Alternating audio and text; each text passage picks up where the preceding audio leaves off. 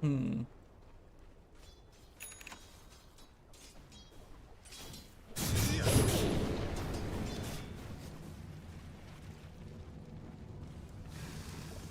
Radiant's middle tower is under attack.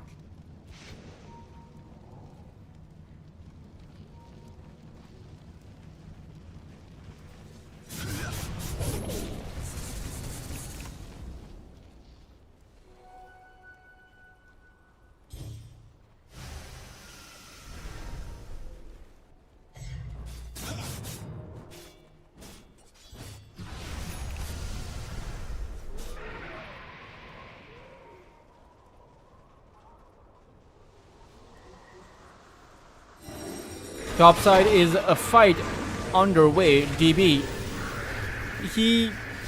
okay, I mean, he's taking in quite a bit of hits from the Puck. Activates his BKB. As Deco, he is on the Willow. Hatchet is going to get hit by a few of those punches, but DB, he wants to make his way through the gate. Hatchet has already gone down. DB has made his escape. The Puck also trying to go for the teleport out. Will he be successful? Shackle shot not really coming out from Ronda Boy, as it is just a 1-for-0 exchange. 1-for-0. And again, Velocity Vikings, they are chipping away at the lead quite clearly. They're not giving an easy entry point to anyone, really, from the side of the Radiant. Ember Spirit is not going to get hit by the Shackle. However, the Timber Saw did spot someone out. Maybe.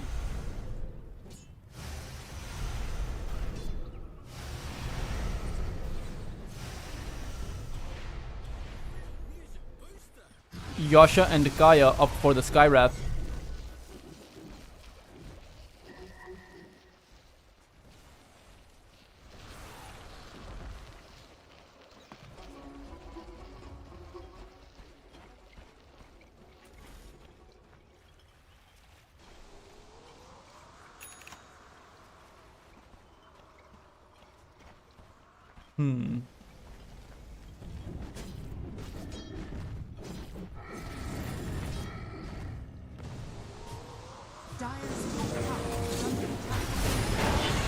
Hook shot in by the Clockwork, or rather it's a hook shot out. DB does have the chemical concoction, throws it out on towards Ronda Boy, goes to work on that Wind Ranger, but he has that BKB as well as the Wind Run. And DB, once his BKB wears away, he has nowhere to go. It's now up to the rest of the Dire side to actually make something happen, but it really doesn't seem like anything is happening. Apart from being able to take out the Wind Ranger, that is good, but can they actually get more out of this? Vomi activates his BKB, goes to work on Hatchet, who has really nowhere to go. Hatchet should be falling here, but it's just up to the 3 now. Aeon Disc to actually proc, as Vomi, he is in a bit of a bind inside of that Chakram Blade. Mute unable to actually close out any of these kills, and now even Mute gets caught by the hook shot. The stun is going to be there as he is rooted to the ground. Use Scepter to dispel everything away. Has that Blink Dagger, but turns out he is going to be able to make his way out, jaunt away towards the other side. They are going to chase in after him. Surely they will. Blink on cooldown, Illusory Orb on cooldown, Phase Shift on cooldown. Everything is not available, but Mute will still have yet another Blink out. And DCMG will be able to take out Deco. Turns out Mute was able to outplay the opposing team, as the Ember Spirit is now going to be in trouble. Mute's Dream Call is there to disable away the Ember Spirit's teleport, and they will be able to take him down. Vomi has gone down too. A very far away chase that results in the Puck surviving, and the 2 cores that were doing the chasing actually falling. The Predators turn into the prey.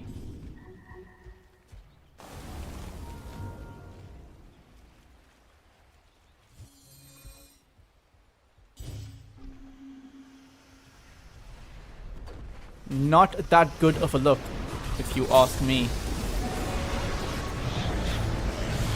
CJ is going to buy back into the game, but quite frankly, taking out DCMG is a task on its own. He is essentially a raid boss, as Mute is...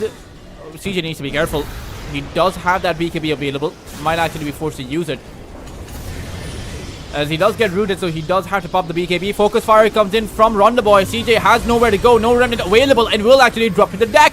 He's down for about 120 seconds. And with everyone on the Radiant side up there, that might just be it. It's going to be up to DB and the rest of Velocity Vikings to actually defend their high ground. As DB looks for yet another Aghanim Scepter, interestingly. But you know that this Radiant side are not going to stop. They see the Ember that's not alive. And who can't come back. It's a big value exchange going their way. So there's no reason for them to stop anytime soon.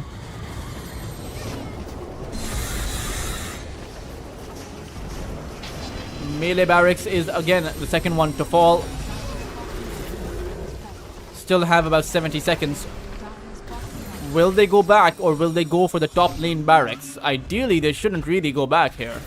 There's nothing stopping them apart from the Alchemist and the Largo, but you can deal with those two. A 6-slotted Timber Saw. As Mute goes in, DCMG applying a bit of damage on Juju. Concoction on an Illusion is not really the ideal look. DCMG, DB does go stack up on the Timber Saw, but does take in a fair bit of damage in return. DCMG now isolated away from the rest of his team. BKB activated, will be able to Timber Chain away, but can't make it towards the other side. He has the chain though, and DB, he might actually fall. Focus fire down by Rondaboy, who doesn't have, and he doesn't have a buyback. Now you don't have two cores. The Ember Spirit might respawn, but now you don't have an Alchemist for about 90 seconds. You're back to square one as far as your defense goes. But your defense is on ground zero. Your defense is going nowhere. Mega creeps on the horizon for Savage Wolves. As Momi, it'll be a miracle if he can make it back to his fountain. And turns out he will receive that miracle. It was a bit easier than it looked. CJ is back in with the Ember Spirit. Deco goes in with a hook shot.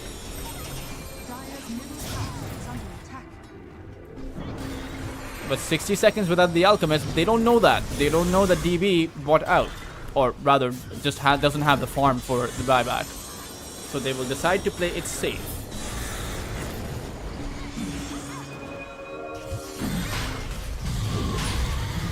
And nothing is safer than taking apart the Aegis, having that second life. It's a third Roshan, so it comes with that refresher shard, that cheese for Mute.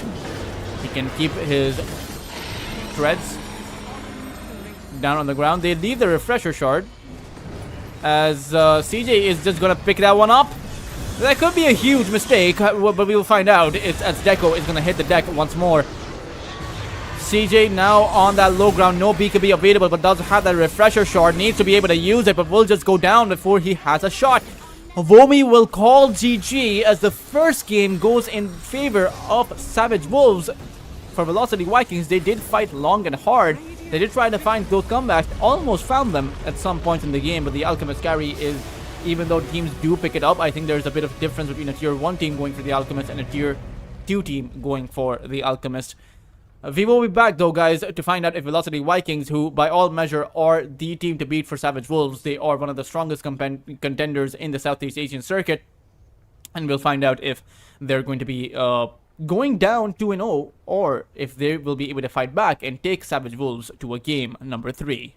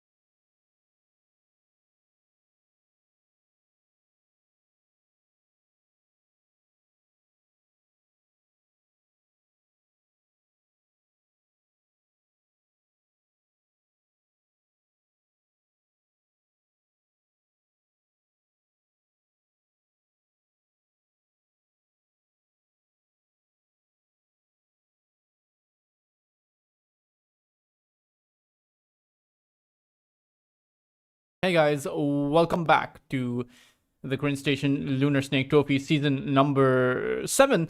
Or rather, it's actually Lunar Horse Trophy, forgive me guys. Savage Wolves though, they seem to not want forgiveness because they have now won the first game in a brutal fashion. Velocity Vikings just got outclassed in that last game by quite the margin, by Mute. Not exactly just Mute, right? It wasn't just the puck. DCMG on the Timbersaw played absolutely fantastic. Even Ronda Boy found such great shackle shots going into it. So I would actually say that each and every single player from their side was playing just overall outstanding, right? Now it is different. Now you have a Phantom Assassin versus a Drow Ranger, which is quite an interesting matchup. I did not actually think that we would actually see this kind of a matchup build up in the, I mean, this early on, or rather just this late into the season. As we're heading into TI, the meta is like very stable, and not a lot of teams are actually picking up the PPA. We have seen some Drow Rangers come out here and there, but apart from that, there really isn't any reason to go for the Phantom Assassin. You get silenced, the marksmanship will just take you out, right? But at the same time, what I imagine is that they're looking for shock and awe. Beastmaster Roar coupled up with the Phantom Assassin who'll jump in. You have the Fatal Bonds. The Fatal Bonds plus Critical Strike heroes have always been a classical combo, whether it's the Warlock plus Swen, whether it's the Warlock plus Magnus, or the Phantom Assassin. Magnus doesn't have inbuilt crit, but he does build up the Daedalus. Savage Wolves also have the Spirit Breaker, which is, again, an interesting pick to actually come out with. Meanwhile, Velocity Vikings, they have the Queen of Pain, the Drow Ranger, Treant, and the Batrider. And again, Queen of Pain, Mute, playing the cop is a bit deadly. Especially if Savage Wolves are thinking they can shift this Beastmaster towards the mid side. Even if not, even if this is an offlane Beastmaster, you still have the Batrider. Now, the Treant Protector is there, which is ideally a position 5 hero. So the Batrider being on that bot lane is very unlikely. But I would imagine that Velocity Vikings draft is just simply much better. They have enough protection for the Drow. They have enough damage for the Phantom Assassin. They have the lockdowns, both of which go through BKB, the Treant's Overgrowth, as well as the Batrider's Lasso. So how exactly are you going to take this Drow out? Now, for Velocity Vikings, what I would actually say is best for them is that they send this Batrider as a core towards the offlane and pick themselves up a Ringmaster, which will completely disable the Phantom Assassin and the Beastmaster. The Ringmaster is great in the lane, even though you're not going to be in the lane against the Beast, but that escape act, right, for the Drow against the Roar as well as the PA, just simply too good. Not to mention, Ringmaster is great against the Spirit Breaker, but because of that escape act, you can't target the box with any of your spells. Every single target ability, you have to kind of wait it out. There's no other choice. So you can't use the Nether Strike after you charge in if the escape act gets planted down. So they have a very good way to actually protect their Drow Ranger and their Cop and whoever else they want to protect with that one hero. But Savage Wolves seem to think that this is going to be a support Batrider. I wouldn't blame them, nor that is the, I would say, the more safe position. But playing the offlane Bat against the PA, that would be amazing. 10 seconds remaining. 5 seconds remaining.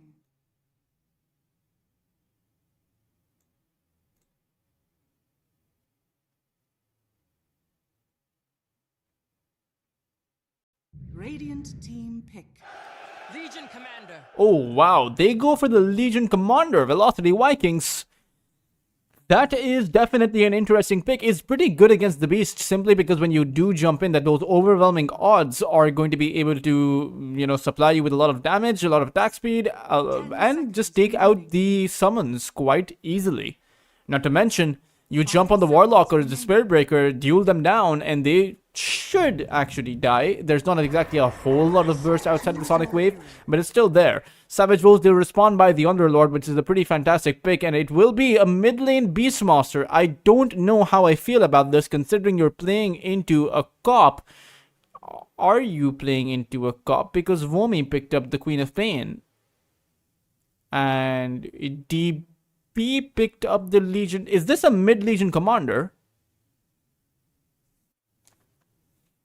I know the DB is their carry, but CJ, he is their ideal carry, right? CJ has always played on the carry position as far as his run with the, Vomi, Juju, and DB, the rest of their squad goes. So maybe this time around, they are now going to switch it around. This has been done before. I do recall a previous series where, a few seasons ago, where CJ started off on that mid lane position, then decided to shift back into the carry position for that second game after they lost the first one. So maybe that's kind of what they're doing this time around too.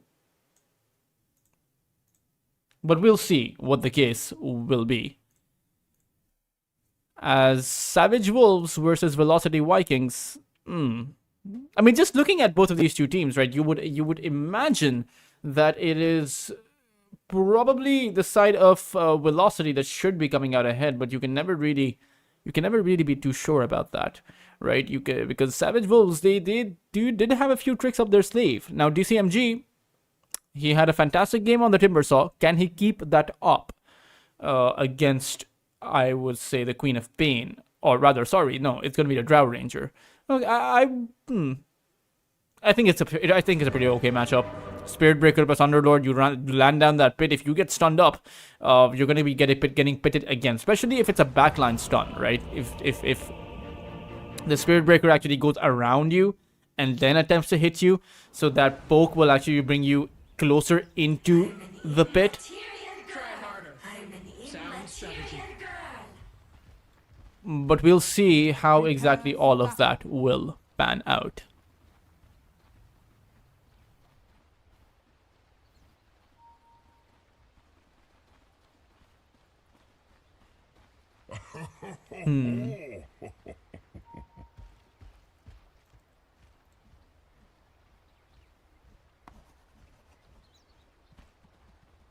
DB coming in.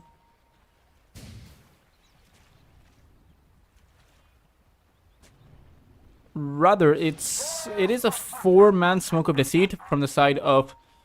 well, actually, I'll turn up the logos for all of you so that you know which team is on which.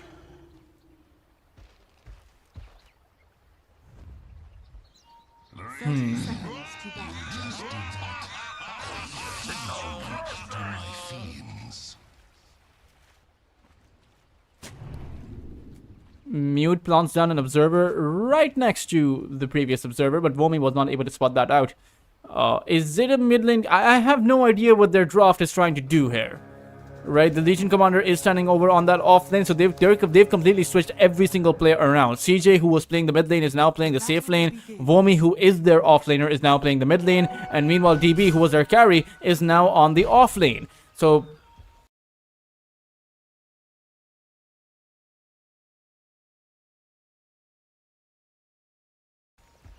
this is very confusing. Very confusing, guys. What is not so confusing is Rundaboy needs help. And, I mean, the Warlock, Emre, will be there to support him in that regard. I will slightly turn down my volume. I hope that it's fine now. I'm trying to find the right sweet spot because I think the last game's volume was a bit low. So I imagine it should be a lot better now.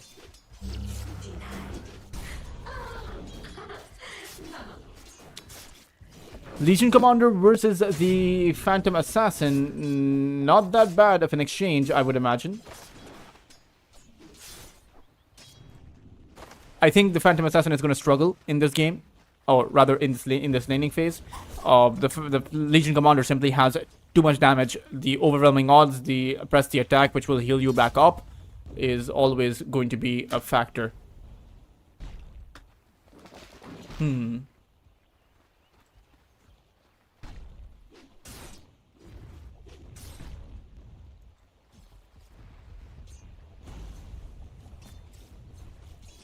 CJ will be able to... okay. I mean, it's going pretty well so far, I would say.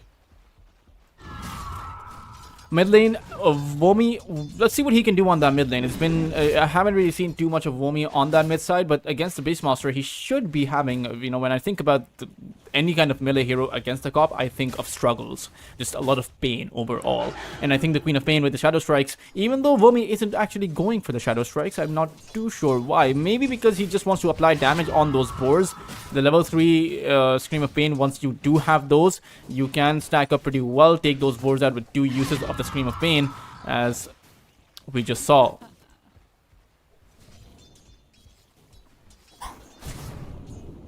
Bot lane, overwhelming odds is going to be used, lands on both the core as well as the warlock. Runner Boy will be able to blink away and make it out to safety.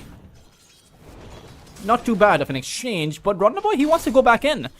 Has that stifling dagger, but does he really want to stick around in a position where he can't exactly help out his team all that much?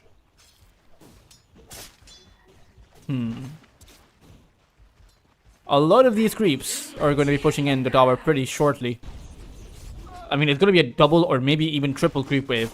So that's not too good for Ronda Boy. He is going to struggle clearing out all of those creeps. Who exactly is going to tank that? As the next creep wave does come in, and it's actually going to be pulled by Emre. I wonder if that is the right idea here. You don't want the Phantom Assassin to stack up against so many of those creeps, because it's just very hard. It gives the opening for DB to actually go in. So we'll see what the result will be at the back of that.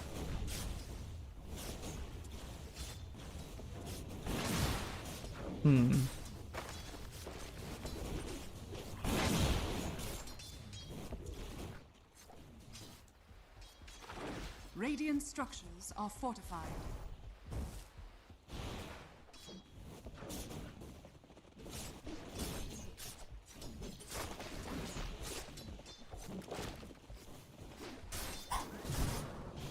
Ronda Boy is gonna get stunned. Overwhelming odds are there, and look at the damage that's applied on Ronda Boy as soon as that comes out.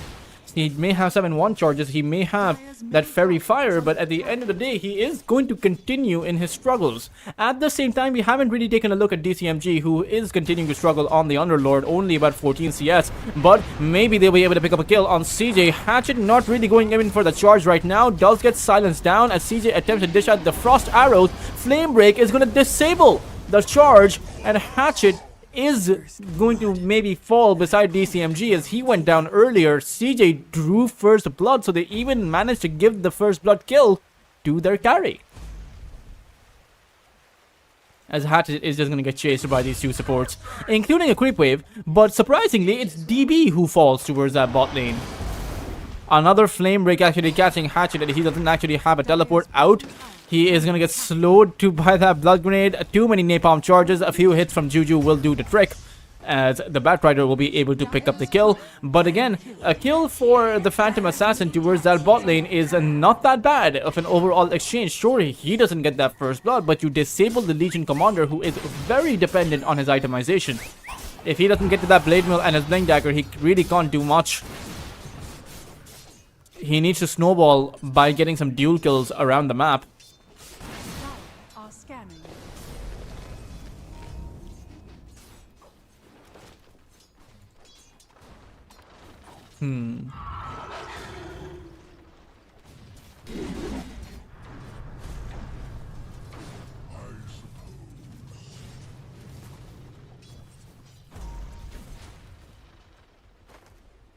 DCMG. Dire's structures are fortified. Oh, Hatchet going to go in with a charge. Vomi throws out a Sonic Wave, has no blink available, but does manage to grab up a nice shield rune. So maybe, actually, in fact, he'll be able to take Hatchet down. Instead, one more hit would have been enough. He blinks to the right spot and will be able to find that return kill. Overall, a kill for each mid laner, as Mute no longer has that roar available. The Queen of Pain will just be able to teleport back to safety, back to her fountain. All the meanwhile, Deco will be here to secure the creeps and just get some experience that he really needs. He is at level 3 on the Treant. Level 4 now.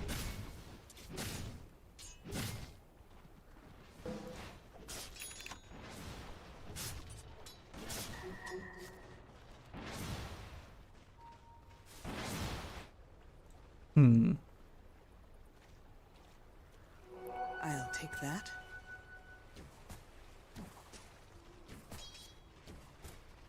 CJ can. Oh no, DB. He went down to Ronda Boy. Radiant are scanning. Not too good of an exchange, if you ask me. The Phantom Assassin, you don't want the PA to snowball. It seems like both of these two lineups have heroes that snowball very well for themselves.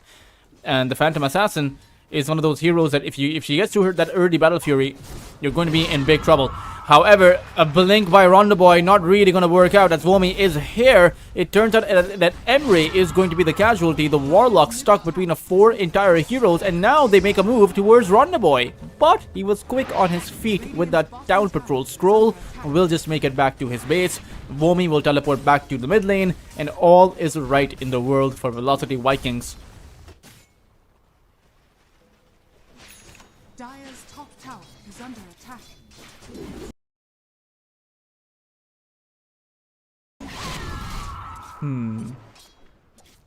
Radiant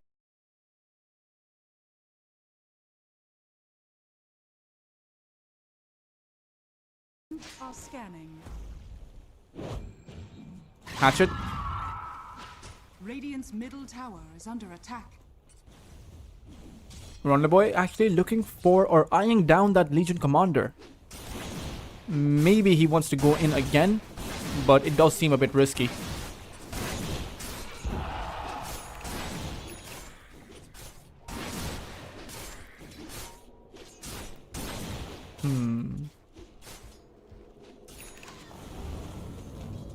Dire's middle tower is under attack.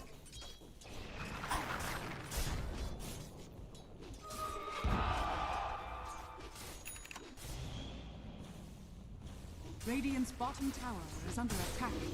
Tier 1 tower also in a bit of trouble. Fortified. Actually going to fall here. I think DB with this range creep should be able to get this one down. Has that duel available as well, so the Phantom Assassin can't actually go to defend. Anytime you show your face on that tower position, you might just get dueled, and you don't know who else might be there to follow up. Maybe it's going to be Vomi with a Sonic Wave. You don't know that. Oh, Roar gets planted down on Deco. A very easy kill, as the Treant Protector surely sticking around for that tower defense is not going to be the right idea. It is, at the end of the day, a tier 1 for a tier 1. Sure, it was full HP, but DCMG, I mean, there are so many heroes around that this tower is guaranteed to actually fall. Tower has fallen. Radiant's bottom tower is under attack.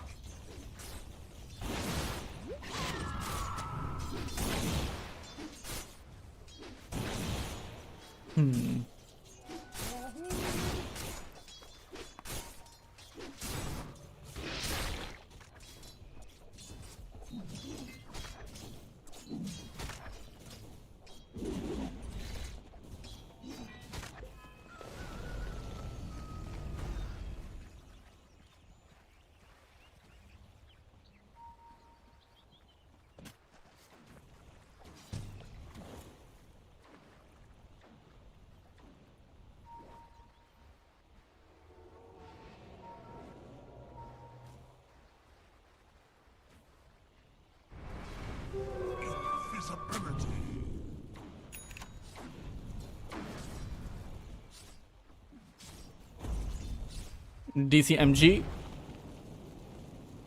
has that bit. Oh no, actually, it's a roar on CJ. You cannot lose your drow. But she has nowhere to really go. Mute will be able to pick up another kill, a killing spree for the Beastmaster. As the drow goes down, all the meanwhile, Ronda Boy continues to farm. He has, I would imagine, a broadsword flying in. A great pickup. And DB has no dual kills available. I mean, has that moment of courage, which has been changed. It's no longer RNG to the patch. It's now it works like the counter helix. It works like the Axe's passive, but slightly weaker. I would imagine that this counter attack with bonus lifesteal is pretty underwhelming compared to the counter helix, which is an AoE damage spell. Deco does go in for the charge. Chaotic Offering also drop down, and Deco, he might have that overgrowth, but he is stuck. in this position. Hawks are just going to slow him down, and Mute will be able to pick up a 4th kill in a row.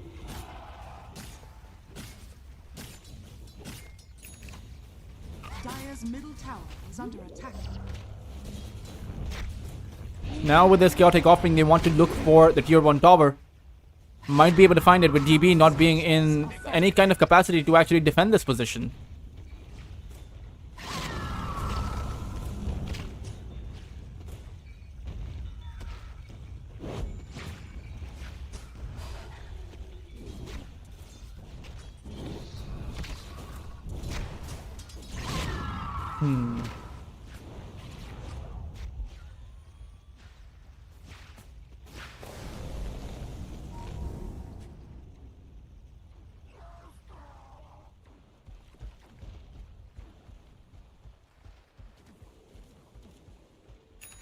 DCMG, he is going to be the first dual target of the game. He's not going to be able to make it very far, as, I mean, it's going to take a while. DB does get rooted, but the lasso is going to be there.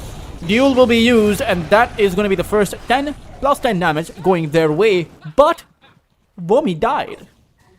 So it's not exactly a clean kill. Sure, it adds in some permanent damage for the LC, but it's still, you lose your Queen of Pain. You want clean exchanges, particularly as you're rotating with 4 heroes. So the 5th hero has to play conservative, has to play safer. As the mid lane tower is getting poked here, CJ thinking about making her exit. Doesn't actually land the multi-shot, but they'll be able to find the kill on the Warlock. Pretty easily done. And the tower is still alive. Meanwhile, there is a charge over on that top side. It is on Juju. He is going to get chased down here and is going to get hit by the bash. Underlord's going to come in with the pit as well as the firestorm, and one simple axe from Mute will be able to pick up another kill. 5th kill in a row this time around. Oh, Ronda Boy. Sonic Wave is going to be there. Scream of Pain is also going to come back in about 1 second, but the Queen of Pain needs to blink in. Does he want to blink in, though? Turns out he doesn't. Could have actually jumped inside of that high ground in that very specific position, but you don't know who else is there. And you know, with everything that's happening, you don't know if Mute isn't on that mid lane. You might not necessarily be taking that close of a look on the minimap. Mute, meanwhile, has that Aghanim Scepter in his inventory. 7,500 net worth in his favor. Only about 7,000 for the Legion Commander. 6,500 for the Drow Ranger.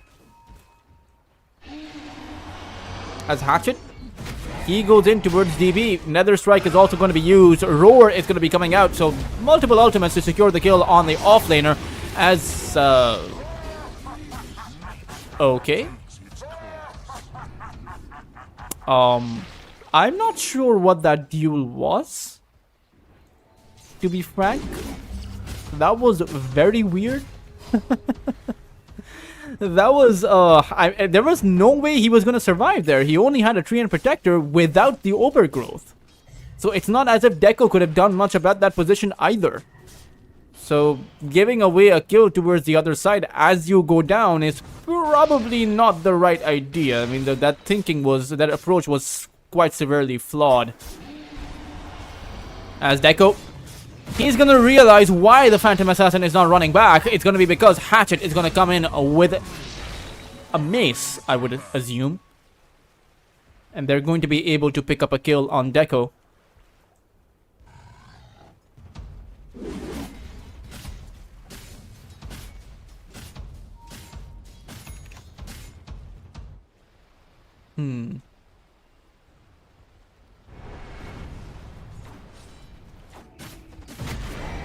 Womi is going to get hit by that Nether Strike. Roar is going to be there as well, and they will burst Womi down.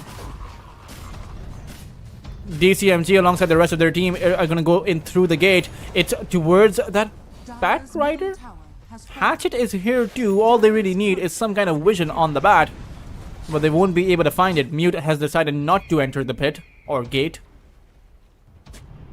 and will stay on that mid lane.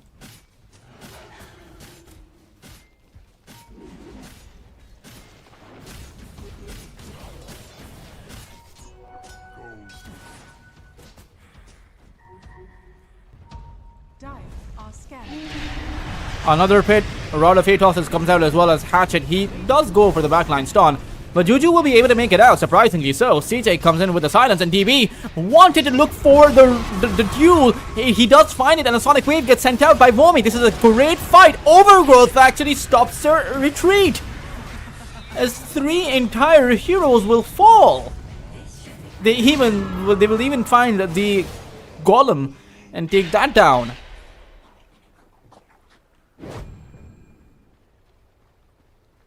A very good play coming out by the side of Velocity Vikings. Finally, they fight back. This was what I was waiting for. The synergy, the cohesion coming in at the back of just initiating all together. That has been what was missing from their lineup earlier. Radiant's Or at least in middle game tower number is 1. under attack.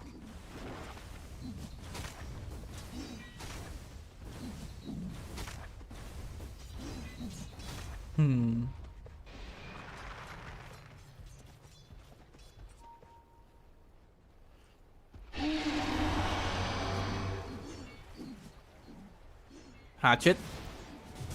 He's coming in with a charge. Mute will unleash a roar. So the side of the Radiant, Savage Wolves will demonstrate a bit of cohesion themselves.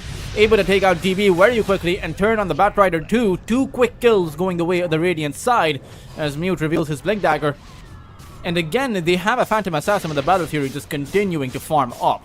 They have, on the other side, you have a Legion Commander who only has about 10 dual damage. Sure, at the 18-minute mark, having a Blade Mill and a Blink Dagger is not that bad, but you do need something more.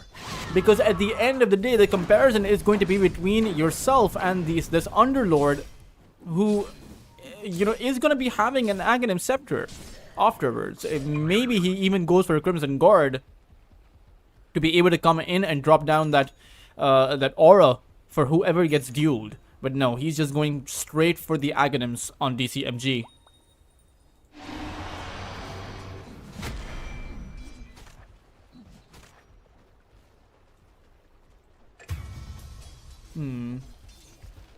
Emre gets taken out on that top lane.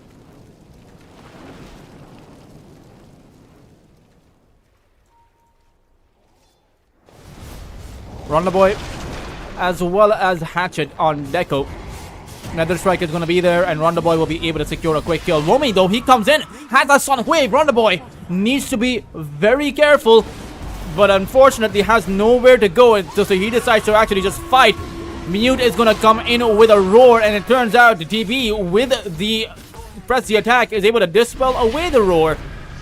Hard dispel at the end of the day, but Mute is able to hold his ground, especially with the pit coming in. Hatchet goes in for a charge on that Queen of Pain. Velocity Vikings, they drop 3 entire heroes and will actually fall on their 4th hero, maybe. Juju has his Blink Dagger on cooldown. A charge coming in about 3 seconds.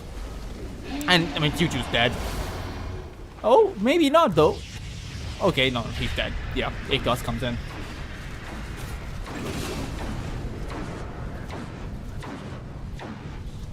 Radiant's bottom tower is under attack.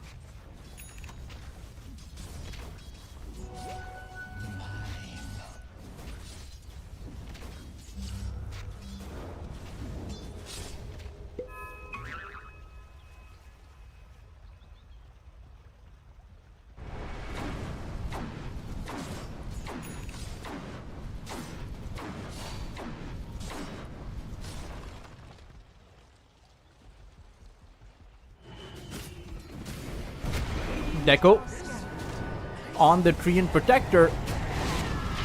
Oh, pit is going to come out by DCMG as the Treant is kind of stuck inside of the pit, but the lasso comes in. However, on the other side is Mute with a roar, but DB comes in with a duel. However, the shield rune on Mute being able to activate itself at the back of the duel running out. Even Hatchet is going to fall. At the end of the day, these fights are so chaotic, it just seems like people are just pressing buttons at the end of the day. They're not really able to find much else.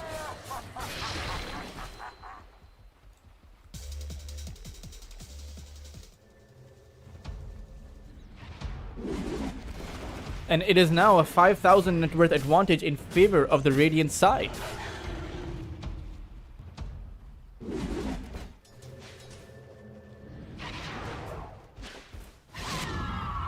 sentiments as well.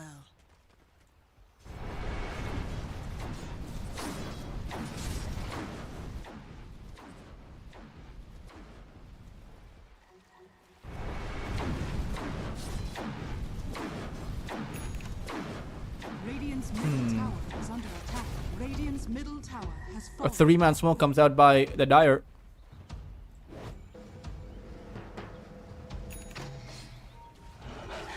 As the Treant as well as Juju Invisibility. goes in. Vomi.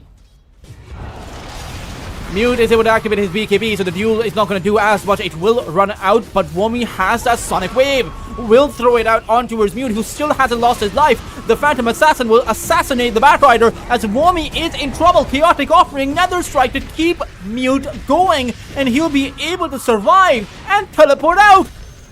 Vomi will not be able to pick up the kill as DB, he goes in to secure at least something in the form of the Warlock. Underlord is also going to suffer, but at the end of the day, they have CJ's number. But CJ going in with the Hurricane Pike, able to build up some kind of a gap, at least against the Phantom Assassin. It's not really going to work out, though. DB has no kind of chase potential, even though he goes in and is able to find Ronda Boy at the end of it. CJ is able to pick up a kill after his death on Hatchet, so an overall 4 for 3. Not that bad of a fight for Velocity Vikings. I would actually imagine that's a pretty good trade for them at the end of the day. And quite frankly, you still need a long way to go on your Phantom Assassin before she's able to, you know, get to that BKB, get to those big items that actually start to turn things around.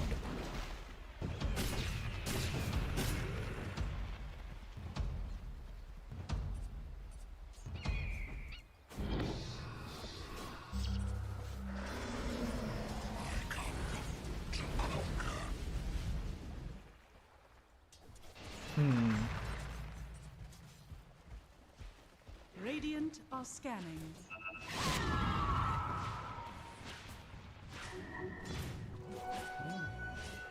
What sort of prize is this? Charge coming in by Hatchet. It's a 4,000 net worth advantage, but nothing to write home about. Dire are scanning.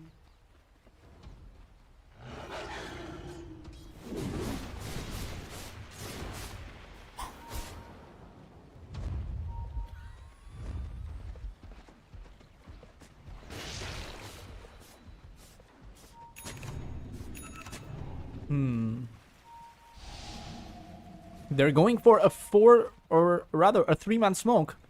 Radiant are scanning.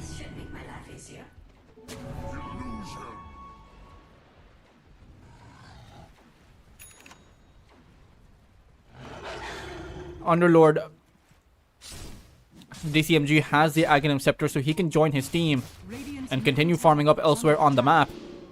The Dawnbreaker, Underlord are very good heroes in this very specific regard. You can farm away as much as you want and then join your team when you want.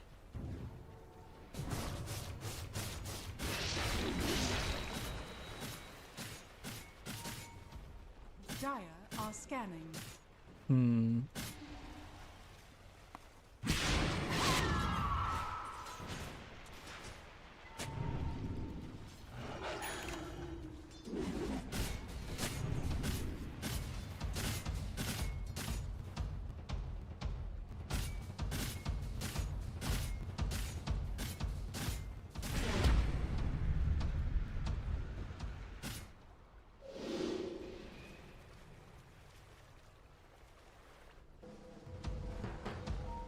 Mute.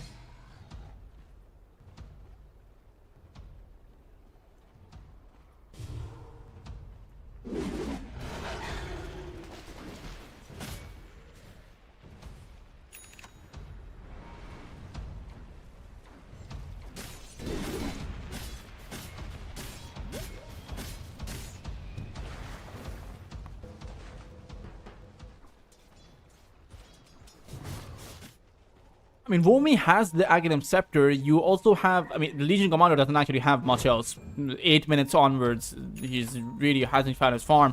But Mute is on the mid lane. They do see him, and the real damage dealer is CJ at the end of the day. All you really do need is to provide the Drow Ranger some space to actually dish out the damage. And she will deliver. Radiant's bottom tower is under attack. Charge. Coming in on towards CJ. Will they go in? It's very difficult in this position. Not against a Treant Protector. You don't know who else is nearby, is the thing. And Rondaboy does need to get to his BKB before he's able to get anything else done. It's going to be Roshan. Mute is not inside of that smoke of deceit. Does need to enter. Warlock needs to give him that smoke, and they will have it in. Underlord Pit, slightly preemptive, very early actually. I would imagine that he should have waited at least for Mute to jump in. Bomi, he blinked into an awkward spot. Roar is not going to be used because they need a vision on that Legion Commander. Finally, the Roar comes out. DB needs to provide that heal, that assistance. Queen of Pain will be able to blink back. BKBs have been activated as the buyback comes out. Deco, though, in the meanwhile, has lost his life. DB goes in, might be able to take out the Phantom Assassin, and will be able to do so at the back of that Blade Mail. However, CJ has already gone down, and that means that there's nothing left to fight for.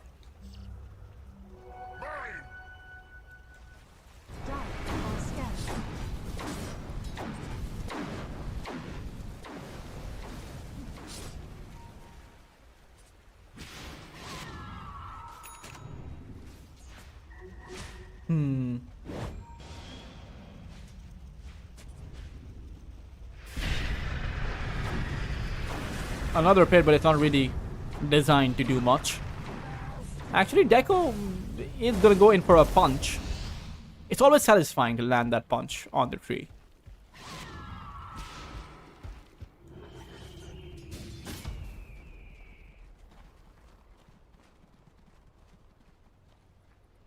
Dire's middle tower is under attack.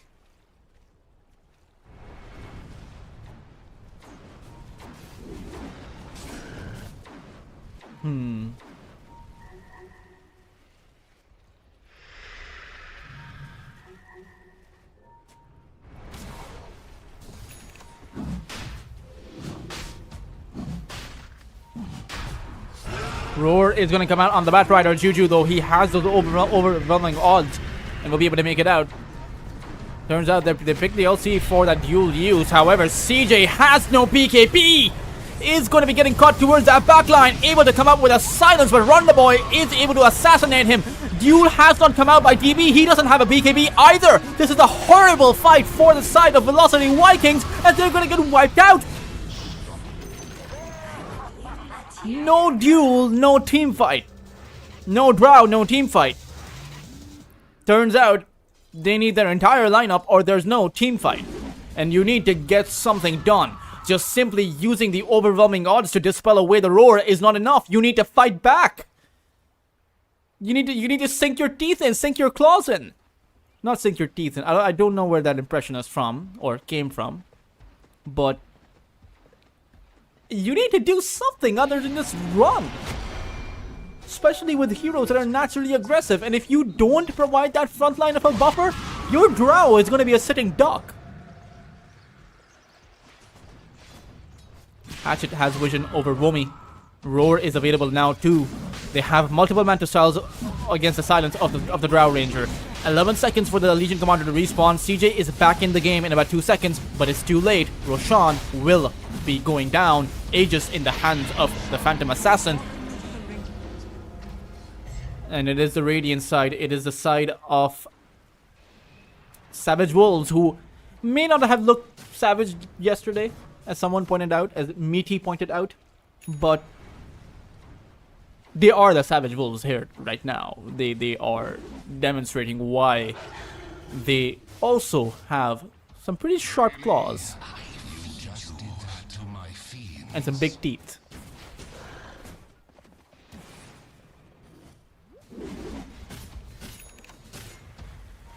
Dire's top tower is under attack. Dire are scanning.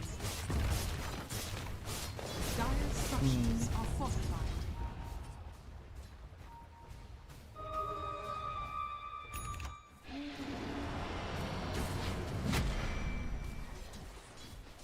Dire's top tower is under attack. DB, he's gonna jump in for a duel. Hit is gonna come out. Vomi drops down a Sonic Wave, and the Aegis is gonna be lost. But at the end of the day, DB, he's gonna be the lower target and has nowhere to go. How do you deal with the second life of the Phantom Assassin now? As you've lost your Legion Commander, he does appear to have a buyback, so it's not that bad at the end of the day if you're able to take a meaningful fight with this buyback. Vomi needs to be careful. Is going to be sent up into the air, and CJ is going to come in. Lasso is there from Juju, but the protection on for Mute is available. Phantom Assassin to go in on towards CJ. A 1-to-1 matchup that the Drow Ranger cannot fight back with. Deco to hit the deck as 4 entire heroes fall, and turns out there was no buyback coming. The Legion Commander chose not to come back in. And they might actually lose their lane of barracks. Maybe even more as Vomi blinked in. He has that Ghost Scepter as well as the Bloodstone available, so can lifesteal, but not against that PA. CJ is the one who will buy back. And for Velocity Vikings, this is a lineup that is very lost in their communication. Where is the synergy? Where is the backup? DB is Goodness. And you do have to consider that DB has over in this tournament he's been playing the carry position. He's used to the spotlight. He's used to be the one that everyone plays around, that everyone gives space to. But the offlane is the complete opposite of that role. It's a role where you need to give space to your carry. And in the end, if CJ, your carry, is buying back and your offlaner is saving his buyback, you're losing. Because quite frankly, it doesn't matter if you have 100 buybacks on your... It doesn't matter if you have infinite buybacks on your offlane if you don't have a carry alive. You're not going to be able to do anything. 60 dual damage is way too low. Radiant are scanning.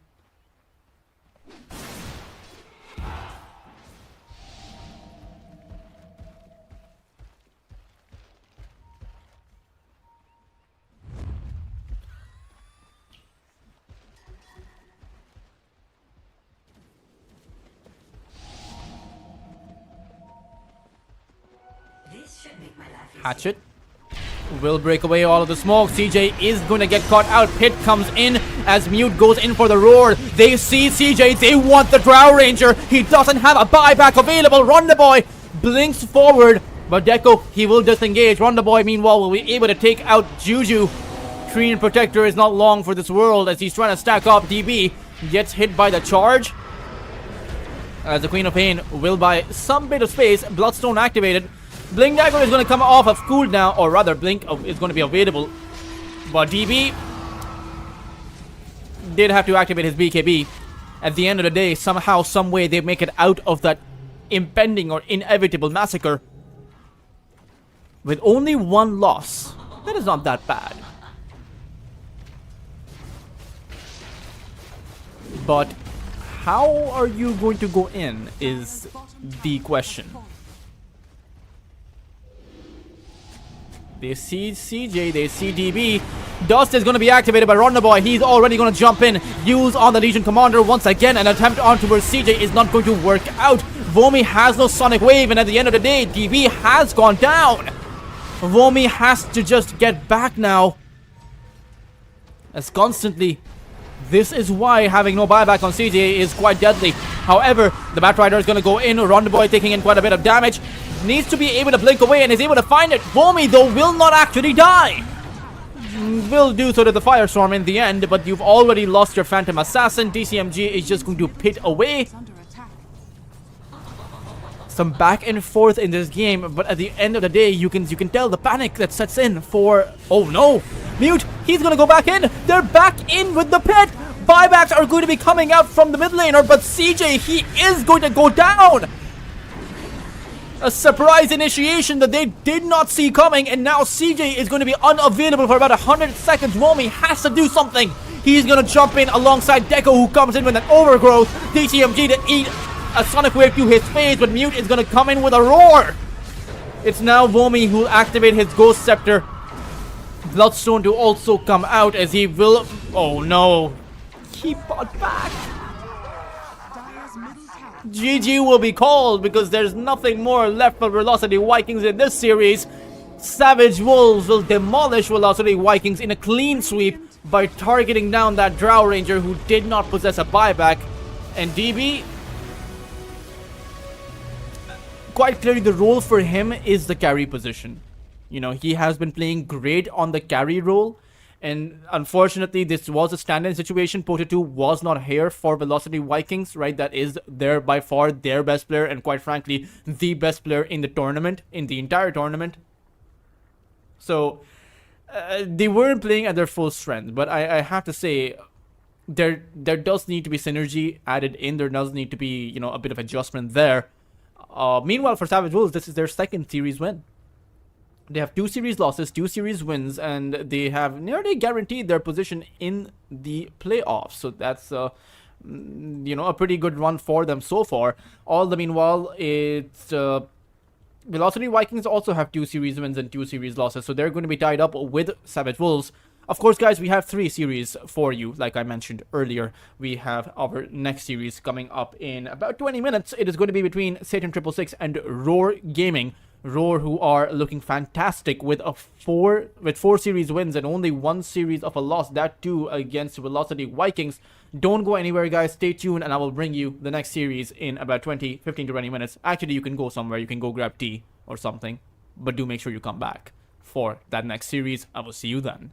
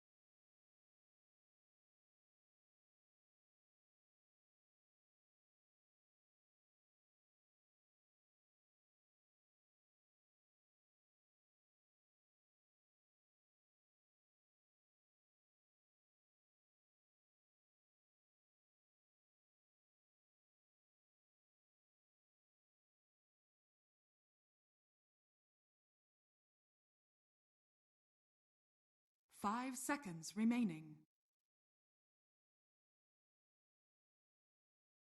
Hey guys, welcome back to the Lunar Horse Trophy Season 7. Roar Gaming versus Satan 666. As Roar Gaming, they are currently up 4 series, only 1 series loss, which was surprising considering how they've been playing so far. I mean, they look absolutely fantastic. Roar Gaming, the Axe Hoodwink they had yesterday, absolutely demolishing Savage Wolves, who destroyed Velocity Vikings just earlier in the previous series, right before this one. So it really does seem, Dire team pick. you know, like there's a clear hierarchy developing over at Quinn Station. Of course, there's a sign of Velocity Vikings were playing with a stand-in, so that is something to actually consider. But Roar Gaming, they have a Doom and an Axe, so either one of these two heroes has to be a carry.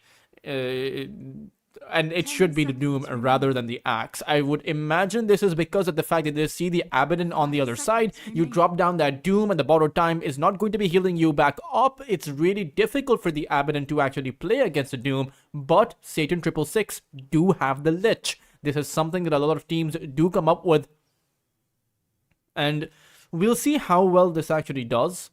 It's interesting to see the Lich being a first pick hero. Satan 666 are going to double down on the healing. They'll pick up a Dawnbreaker even though they see the Doom on the other side. And it's probably because you have that Axe, right? You want to be able to come up with the Solar Guardian if the Axe gets a call on any of important hero or maybe even your support, because the toss can survive for a little while.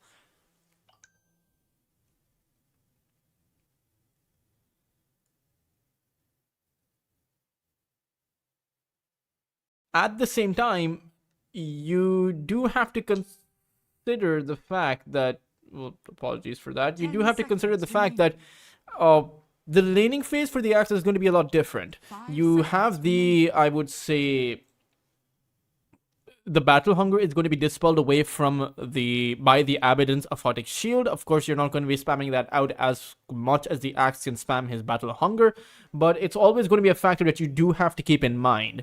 I think it's a big one to actually keep note of, but we'll see what the case is actually going to be. As they have to pick up a mid lane hero here, and I wonder who they're actually going to be going for. 10 seconds remaining. Apologies again for I will just disable the sounds from my end. I thought I just did, but there we go. Now they are disabled.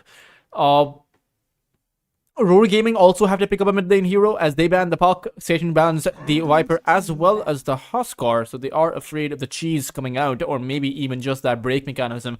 I wonder though, because Satan 666 are banning out these two heroes, if they're going to be going for a melee hero on that mid lane. Slaughter is also available in the pool. Roar Gaming meanwhile ban out the Storm Spirit and the Puck earlier. So is that Slaughter coming out? Beastmaster is not available, neither is the Pangolier, so really only very few melee heroes in the pool. Of course, you can always fall back to the Ember or the Void. That could always be a factor. As Satan 666 do go for the Ember Spirit in the end. BB on that mid lane Ember. One to be reckoned with. As KNP does not have his Lycan, it wasn't actually bad. They could have actually picked up that Lycanthrope. Maybe they're saving that strategy for game number 2. As I mean, the Lycan is very strong in that regard. Roar Gaming 5 seconds remaining. Have to pick up a 5th hero here. Have to pick up a mid lane hero. Void Spirit is there. Apart from that, the Queen of Pain is banned out. Tiny is banned out. Viper, Huskar, Batrider, Beastmaster, Pangolier, Monkey King, all of those mid lane heroes, or well, some of those are flex heroes, but can be played on the mid lane. Slaughter is open in the pool, and I will point that out. Again, you have that Axe, so when you go in with the Berserker Skull, Slaughter coming in with the physical damage crush is going to be devastating. Are they going to be going for that? No, they are just going to go for the Death Prophet. And not that bad of an idea, I would say. Again, it dominates the Ember Spirit. Dawnbreaker and the Abaddon can't really do much to the Death Prophet as long as you are able to get your Spirit Siphons off. And as long as there's not going to be an orchid shenanigan happening, or even just that lockdown on that Death Prophet, coupled up with the Axe and a Doom running at Satan 666, that does seem to be, it does seem like Roar will be leading the tempo in that specific regard. As I just remembered, I have to also adjust in the title for you guys. Just give me 1 second. And also the logos. There's quite a lot of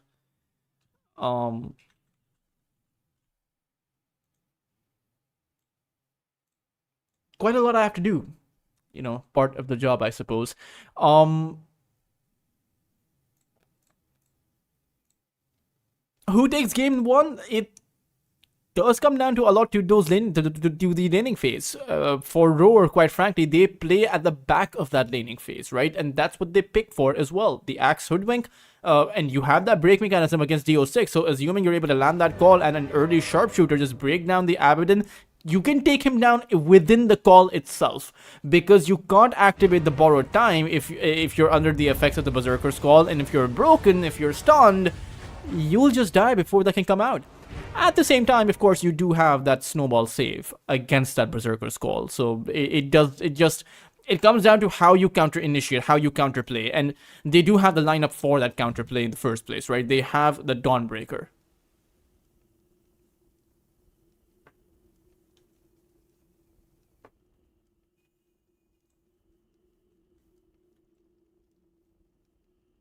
As the game will be paused, I believe it is Clove, or rather no, Lloyd, who has disconnected. They will be reconnecting into the game shortly, hopefully. This gives me an opportunity to actually turn up the logos. That is good.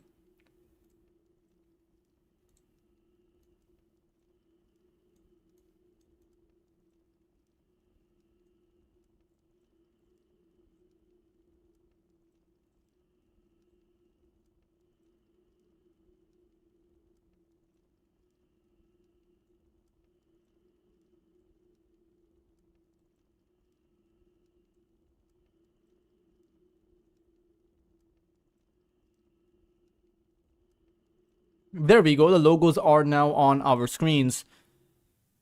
And we should be resuming into this game as soon as 6 cats. Is that Satan 666 or 6 cats? Because their names are 6 cats, interestingly.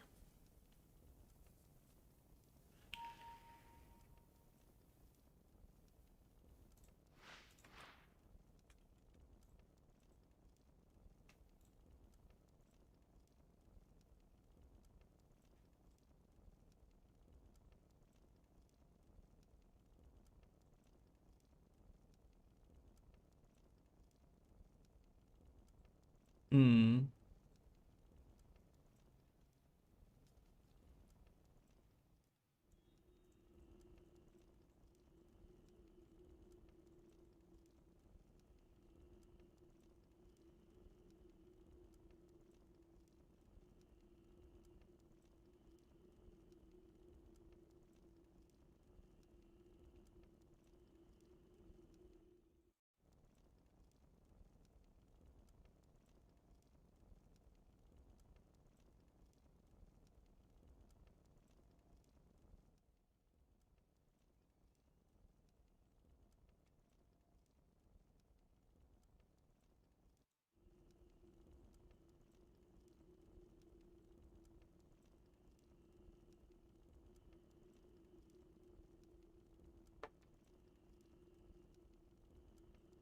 Oh boy.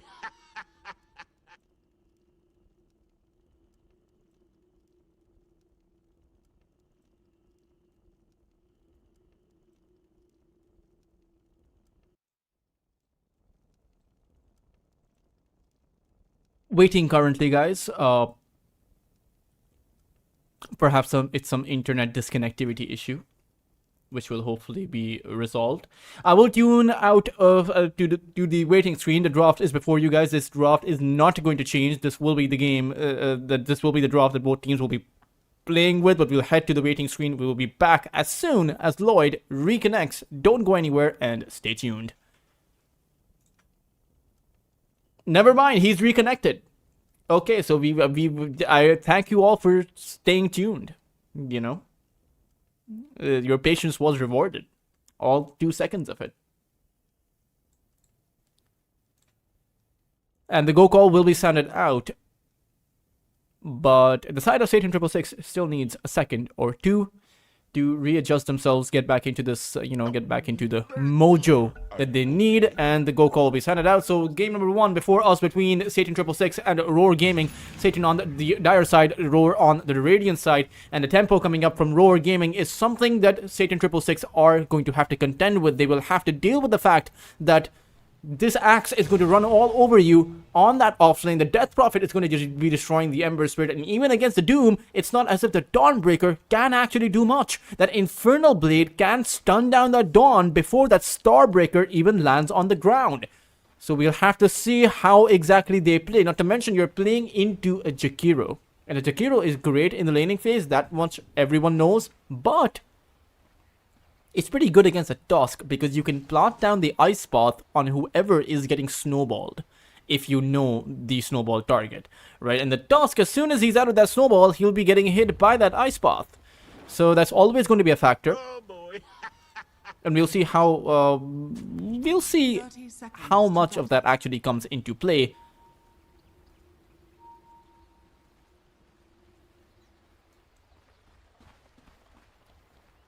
As KNP on the Dawnbreaker.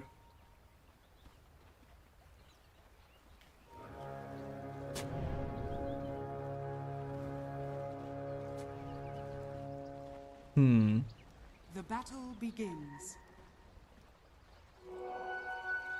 Picking up the bounty runes, 3 bounty runes to go the way of the Dire side. Lloyd will end up with the bounty rune on the Radiant side. 3 bounty runes is a decent enough advantage. It's not overwhelming. That's something you can always play around. It's just 200 extra gold, so you get an additional clarity or a tango or something like that for any of your supports. But BB has taken in quite a bit of damage as the game has started. So already this is supposed to be a mid lane that doesn't really work that well for BB, and he is going to struggle against Butterfly Effect, down to about 60 HP, and can't actually secure any creep in this laning or in the first wave. Can't deny any creep either. So Butterfly Effect will be able to secure all 4 of those creeps against BB, and might actually be able to secure quite a few denies as well. This is not really working out all that well for BB, as he has 0 CS and 0 denies. Spirit Siphon also comes out from Butterfly Effect. He'll just push him completely back, and this is a mid lane that is for the moment, a complete disaster. Devastating, really. I mean, look at the amount of denies. 5 and 4 for Butterfly Effect in the first 2 creep waves. But now with BB having that healing salve, maybe he'll be able to get something more done.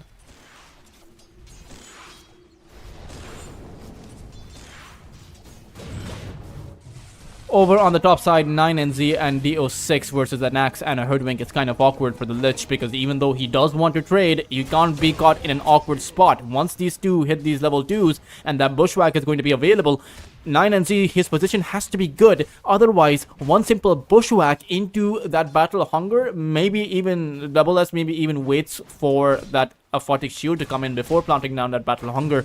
But in the end, you want to burn away DO6's mana, which isn't that hard. Sure, he has a Null Talisman and has that stick, has 400 total mana to play with, so 4 Aphotic Shield charges. But BB, I mean, he's 100 gold away from his bottle. He'll be able to pick up the Water Rune, but that's all he'll be able to do. The Water Rune isn't going to help him come back into this lane, as Double S is going to draw first blood. 9NZ, he was in a decent-ish position, but Butterfly Effect is going to end BB's misery. He's just going to send him back to the fountain packing, and again, when BB comes back, he doesn't have a bottle. He's just playing with 2 Ironwood branches as well as a Quelling Blade. He may as well sell the branch to pick up a Boots of Speed, but no. He picks up a healing salve that he had before he went down. And again, the Spirit Siphon is just very awkward for BB to play around. Is BB gonna get dove here? Butterfly effect. He actually wants to go for him. And BB, he's gonna fall. He has to make a walk of shame back into the lane. Dire's middle tower is under attack. That does not look too good for this mid lane, as BB is level 3 against a level 6 of the Death Prophet. Well, he's level 5 right now, but he will close to the level 6 once he's done with all of these creep waves. And potentially the next creep wave as well. I mean, BB, he's not going to be hitting level 4. This is, now we can call it. This is a disaster. 6 CS on the Ember versus the 21 of Butterfly effect. Is the bot lane faring any better, KNP? He does seem to have plenty CS to his name, but quite frankly, an Ember without farm, a Spirit without farm is not a Spirit. A Spirit without farm is more like a ghost. Right, he kind of floats around the space. Spirits can, you know, deal out physical effects. Ghosts don't. I'm making that up, guys. Don't quote me on that. For those of you who believe in the spirits.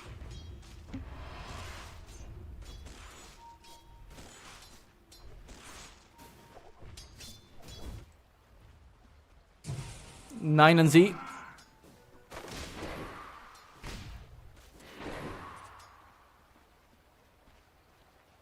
Is going to be walking back.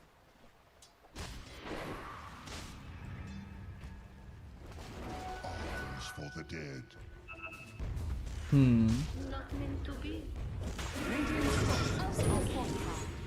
BB again has recovered on his CS a little bit, just ever so slightly, but that's just about it. It's just a little bit, right? It's not as if it's a whole lot. Are scanning.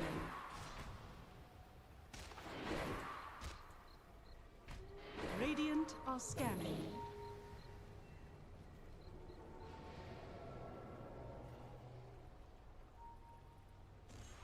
Dire's middle tower is under attack.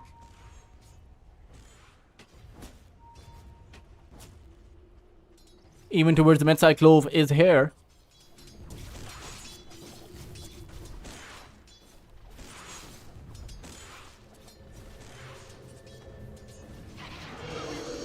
Exorcism comes out as BB is level 4. At the same time, Lloyd is in a bit of a bind, but does manage to throw out his dual breath. So 9 and Z will at least fall. NVD has nowhere to actually go. In fact, it'll be BB who'll get run down. Butterfly effect will end this with a triple kill, as the Tusk will be the last casualty.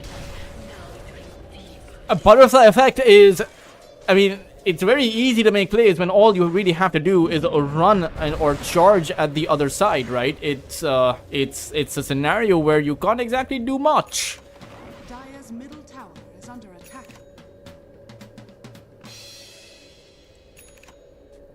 Oh man, this is not looking too good. Meanwhile, Yukio continues to free farm on that Doom. 15 CS to that Ember, already a 2000 net worth advantage, but they want to go for the Doom. Blood Grenade gets thrown out alongside that Frostblood, but the Bushwhack actually catches both the Dawnbreaker as well as the Tusk. It might not matter though, as Yukio is stuck inside of the shards and will actually go down. Lloyd is going to come in. Dual Breath thrown out. Butterfly effect wants to secure the Shrine of Wisdom for his team, as the Spirit Siphon on towards 9 and Z gets dropped, but it'll be the Crypt Swarm that actually takes out the Lich. They'll now lose, or rather, no, they won't lose both shrines. The DO6 is there on the other side, but it does mean that your supports are going to be starved, and so will your Ember Spirit. Meanwhile, Clove hits his level 4.5 at the back of that Shrine of Wisdom. Lloyd is also 4.5, and they will take apart this tier 1 tower towards this bot lane Is under attack. Dire with the liquid fire.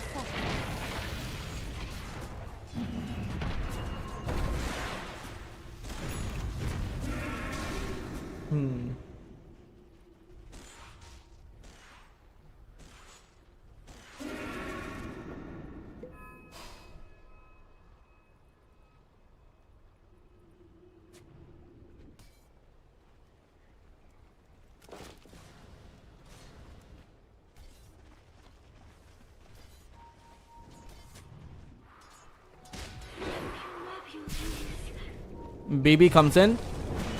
Solar Guardian drop down on top of the axe as it will land in a stun, and Double S has nowhere to go. So another good kill being picked up for the side of Satan 666, but is it going to be enough is the question. Dire's middle tower is under attack. As the mid lane tower falls, so it is essentially a trade for an offlaner for your tier 1. It's not the best of trades, but quite frankly, at this stage of the game, you're going to take anything you can get. As Dio6, he's going for the Radiance. And the timing for his Radiance is going to be crucial. You do need a bit more farm on the Abaddon compared to the opposing cores. But quite frankly, that win condition is not going to be achieved. Maybe you can get that win condition achieved against the Axe, but even the Axe, you know, at the top of the CS chart, he has that shawl. That Vanguard is doing very well for himself.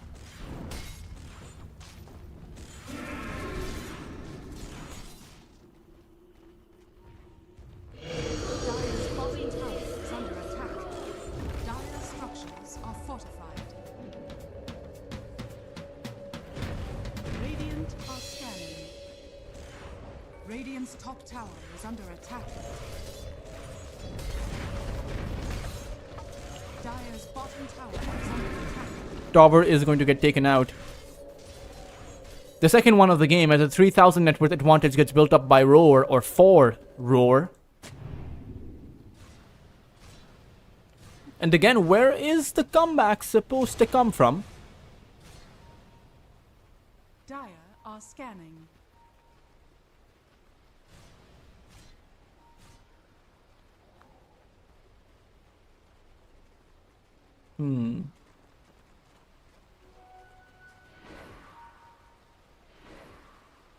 Radiant are scanning.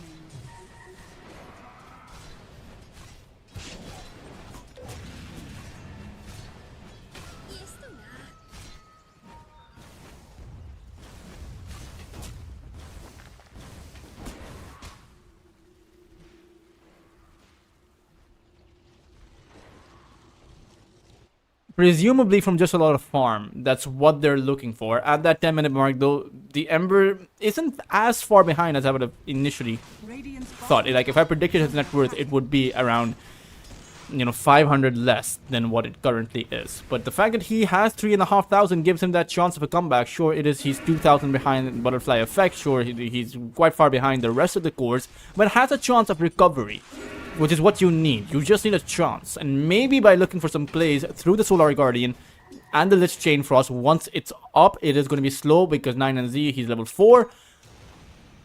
They weren't able to find the Shrines of Wisdom on their supports, right? So that is a bit of difference. Clove, Kachu has that Sharpshooter up. It's going to be slightly difficult.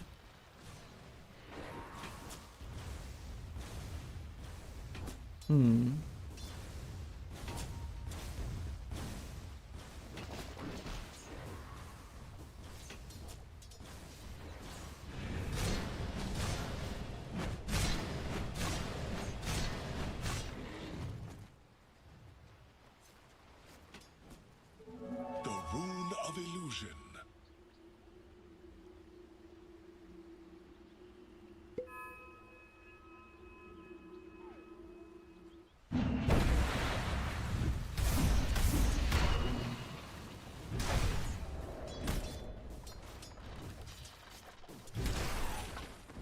Dire's top tower is under Multiple heroes grouping up to take that top lane tower, and defending the safe lane tower is kind of difficult. Dire's top tower is under They might actually have to abandon it, and they do. A smoke does come out from the Ember Spirit, though. Do they really want to make that journey towards that top lane? By the time that they actually reach here, the tower will have already gone down, so it does seem like it might be a futile attempt. However, there's an amplified damage rune up for BB, and maybe with that, they can look for a play. As I say that, though, Butterfly Effect has already gone back, but that might actually work out as Double S and Lloyd are both alone here. Call is going to come out, but the Solar Guardian is going to mitigate that Call's effect. 5 entire heroes available in this position. Lloyd, though, is going to actually teleport out of that position, and the Axe is the only real casualty. But again, not that bad, as sure, I mean, the Axe has plenty farm, so the fact that you do get that kill gives you about 605 gold. You also found the Observer, so that's 750 net worth swinging the other way. Tower is under attack. As Butterfly Effect has the Yules up for himself alongside that Windlace. 431 movement speed without the Spirit Siphon kicking in. Dire's What doesn't actually slow down anyone, so there's no effect from that. But it's difficult to run away from the Spirit Siphon if, you know, he has it on you. With this kind of a movement speed, no one on the other side actually can overcome that. Ember Spray with the Phase Boots, well, as soon as he uses the Phase Boots, we'll see. 438, so with the Phase Boots, he's able to have the same kind of movement speed as the Death Prophet. Still can't outrun it, but he has the Remnant, so you'll be able to, one Spirit Siphon means that you might force out the Remnant. Bushwhack doesn't land though, but the silence is gonna be there. Sharpshooter kicks in and Baby is dead to rights, but no, he gets the Remnant out. But still, doesn't really change his fate in any meaningful way. He still goes down. Dire's Now, Yukio hasn't actually made a play here with this Doom. He is farming up for that Radiance. I imagine DO6, I mean, DO6 has more farm than Yukio does. Not by a whole lot. Where is the Radiance for the Doom? I can't seem to find his courier. There we go. So he still needs a bit of farm. I suppose it's the Soul Ring that is the difference there. As Lloyd, he has a friendly Bushwhack coming in. The silence also comes in, but no real follow-up available. In the end, he goes down.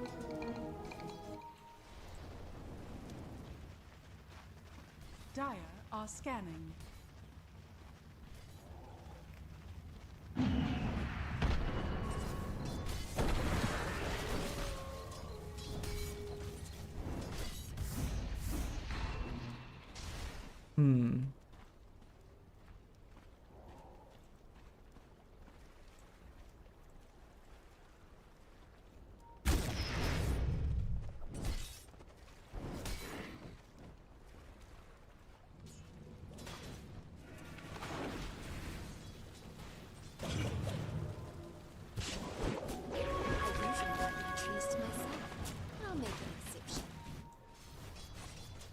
Double S. Radiant are scanning. Or rather 9 and Z. He is gonna get caught inside of that battle or Berserker's Call. He is just gonna get dunked. Response does come in, but Double S is a hard target to actually take down. DO6 though, maybe with the Solar Guardian, will be able to get it done. But a 3-man Bushwhack comes in from the Hoodwink, and in the end, the Doom is going to be planted down on DO6. He is going to fall. 4 heroes will drop in this position for just the Axe and the Jakiro. And in the end, Baby, he didn't even have the time to actually show up to support them. That 3-man Bushwhack coming in by the Hoodwink. A setup provided to them, handed to them on a silver platter simply because of that Solar Guardian. You know, it came in as the closure factor to close out the kill on the Axe, but in the end, was it really worth it? Now the Solar Guardian is going to be on cooldown. The Chain Frost is on cooldown. Well, for about a minute or so. It's not the most Arms for the dead. devastating of things, but the Solar Guardian being down for about 100 seconds, or rather, actually, it's also going to be back up in about 50. Same kind of cooldown for both abilities. I actually thought the Chain Frost was less of a cooldown, but I suppose at that 100-second duration, it is a bit more.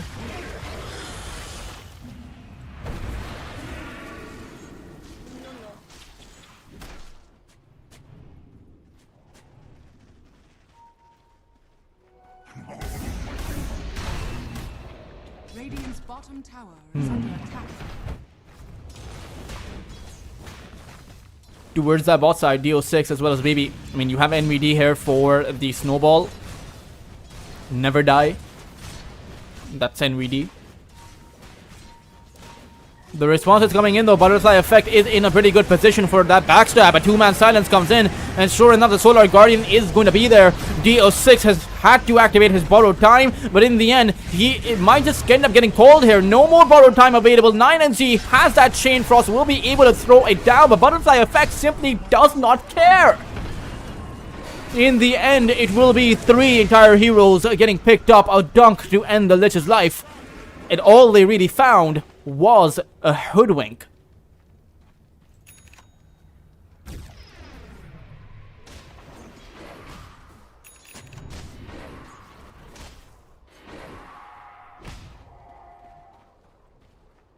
And I'm afraid that is not going to be good enough.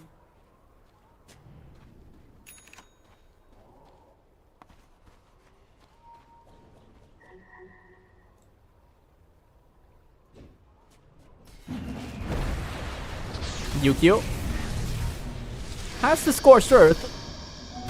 Can he actually make it out of this position? The axe is coming in, has no blink dagger though, and they are chasing in after him. Another frost blast comes in, but the doom gets applied by Yukio. Will he be able to get out? Snowball is on his tail, but it's a reverse snowball. The Lotus Orb coming in from Double S, and Yukio, he's still alive.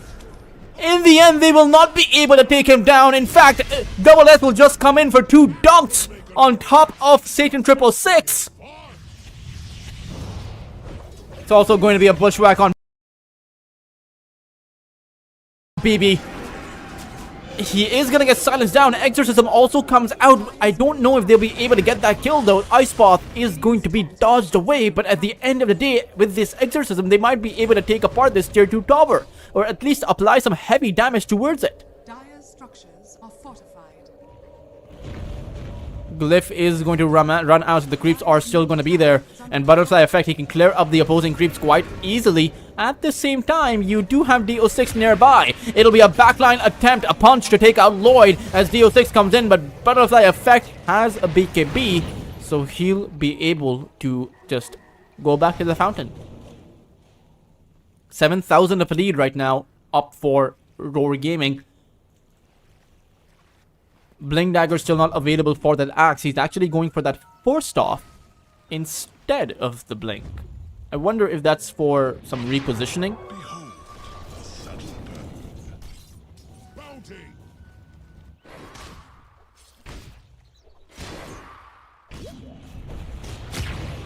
Axe. Another Solar Guardian is going to come down on top. It is a difficult kill, but the Chain Frost bouncing twice is going to help them. And again, Double S has been one of those heroes that they have been able to consistently punish, or rather consistently pick off. This wasn't a punishment, he was farming away safely, but an Observer Ward is also going to be planted down for another attempt when they see it. And if they're able to take this Tormentor, as they should, they're in a pretty good position for it. This 6,000 or 7,000 lead that was there is going to drop down to a 3,000 or 4,000 net worth disadvantage, which is very playable. As the Lich also goes down. But Yukio has been free farming and has a BKB flying out towards him. You have now 2 BKBs on your side. Bushwhack doesn't land as DO6. His borrow time is forced out. But Yukio, in a kind of awkward spot, he'll be able to activate his BKB. Drops the Doom on top of the Abaddon. Sharpshooter, though, did not land. If that hit the Abaddon, he would have actually died to the Doom. So nicely done by the Dawnbreaker, and in the end, Yukio will get picked up by BB. It's a great kill for BB to get. Going to go a long way in his recovery. But can't be. He is going to get taunted down by the Berserker's Call. There's also the Exorcism up. No Chain Frost available means that this Dawnbreaker is going to eat that culling. And in fact, they got the Battle Hunger on 9 and Z2, so the Lich is also going to fall.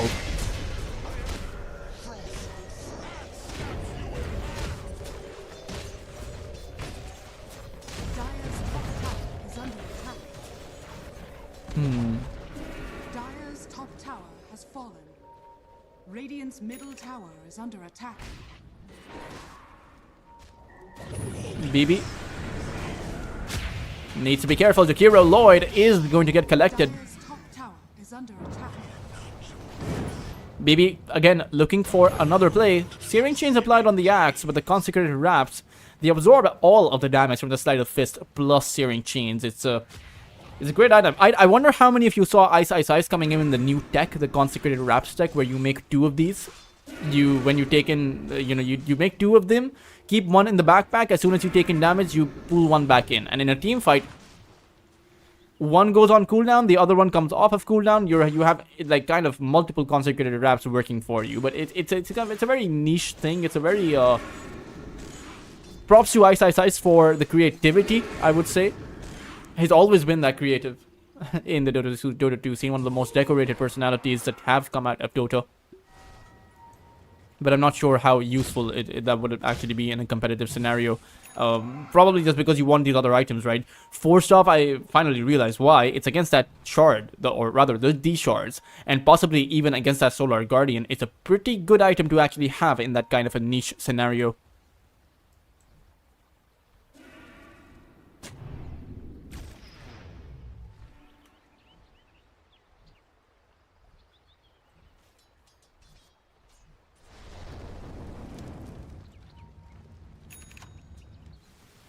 Radiant are scanning.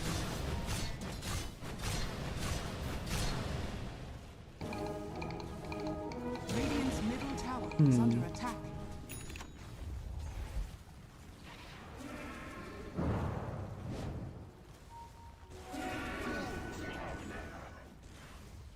Dire are scanning. Radiant are scanning.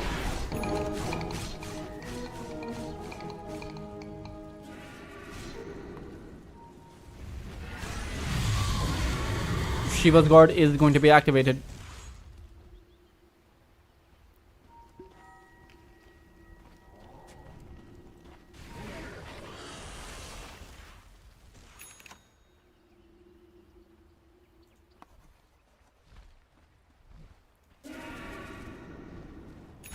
Radiant's top tower is under attack.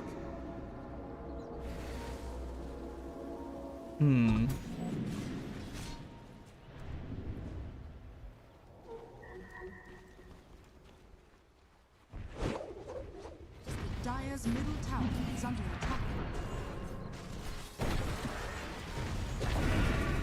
Dire's middle tower has fallen.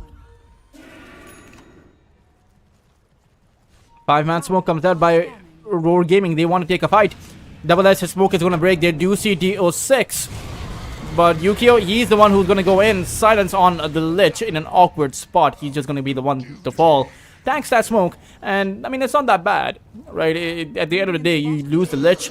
But the big problem is how are you going to contest Roshan now? Lich is going to respawn in about 20 seconds. But I do think that the side of Satan 666, with the way that they are positioned, they are not even going to attempt to defend this position. So, I mean, they're not even going to be able to reach her in time. So this is just going to be a free Roshan for the side of Roar.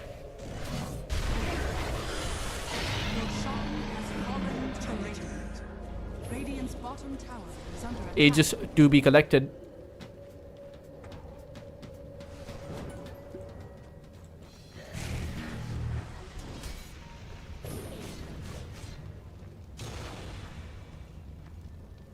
Radiant's top tower is under attack.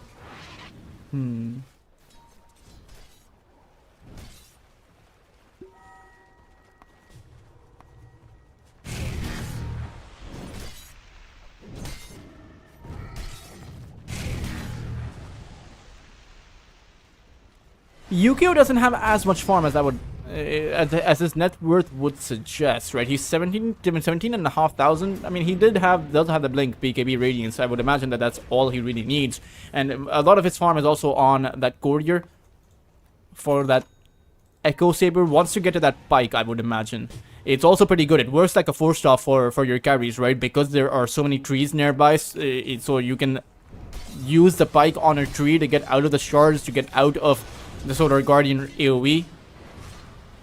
As they are looking for the Doom, they have 4 heroes around him and will be able to make a play. BKB is going to be available for Yukio, but he's choosing not to use it. Chain Frost is not going to be bouncing down on top of him, but he will lose his first life, and the rest of Satan 666, they will just disengage. No one gets caught. So a great pick off. Even though they don't pick up any gold at the back of that, you do still find the first life and take it out. So no more Aegis for the remainder of this first game. Or not the remainder, actually, for the remainder of the next 7 to 8 minutes.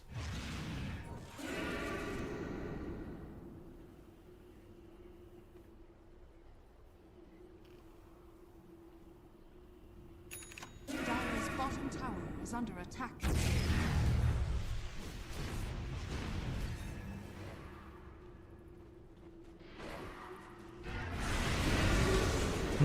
Radiant's top tower is under attack. Radiant's top tower has fallen. Dire's bottom Tier 2 tower is also falling down top tower is under and will actually go down. So the question is, do Roar actually approach this high ground position? The only thing that the Dire side used was that Chain Frost. Solar Guardian is still up, but an amplified damage rune available for Butterfly effect, as he's going to be the one tanking towards that front line. He has that Shiva's Guard. So it's actually difficult to approach this position, to approach this Death Prophet, particularly when Yukio is ready with the BKB and the Blink, when this Axe is there with the Lotus Orb. Even if Butterfly effect is very low on his HP, or not very low, but it's at a half HP. At the end of the day, they'll be able to break through the first tier 3 tower. Can they actually take away this barracks before the backdoor protection kicks in? Because there are no more creeps available. Meanwhile, oh, Chain Frost, it does get sent out and never die. It does go in, but the melee barracks has already fallen. No more Exorcism is up though. A Doom gets planted down on the Ember Spirit, is providing him with a lot of sustain. No wall response to stop that teleport out. As a Doom will make it out. So will the rest of their lineup, having only lost double S. But BB does go down to the Doom. So at the end of the day, it's not even a successful defense, because you lost your melee barracks. You weren't able to punish the Radiant side. Sure, they lost their Axe, but you lost your Ember.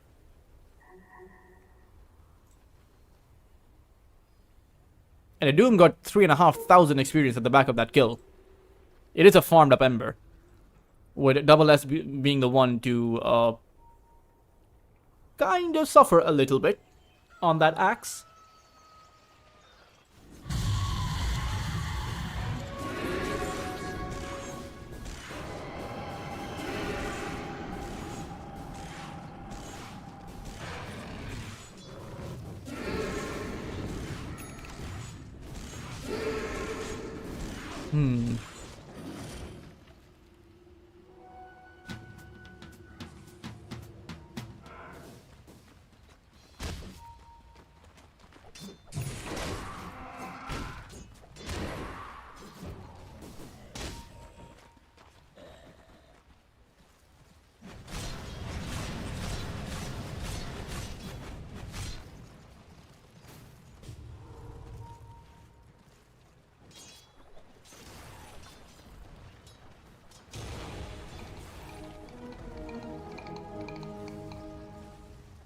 Radiant's bottom tower is under attack.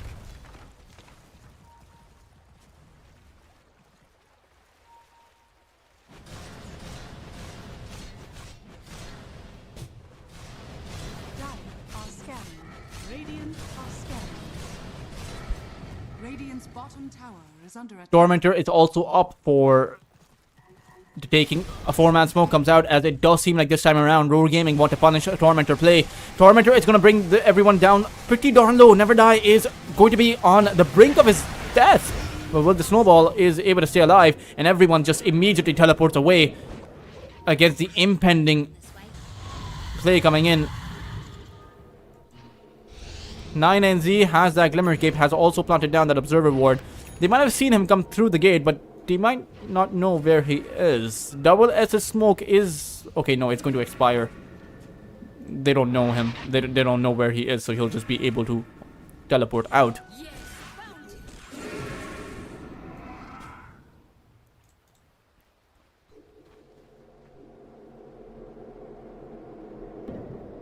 I'm not opposed to taking the occasional party.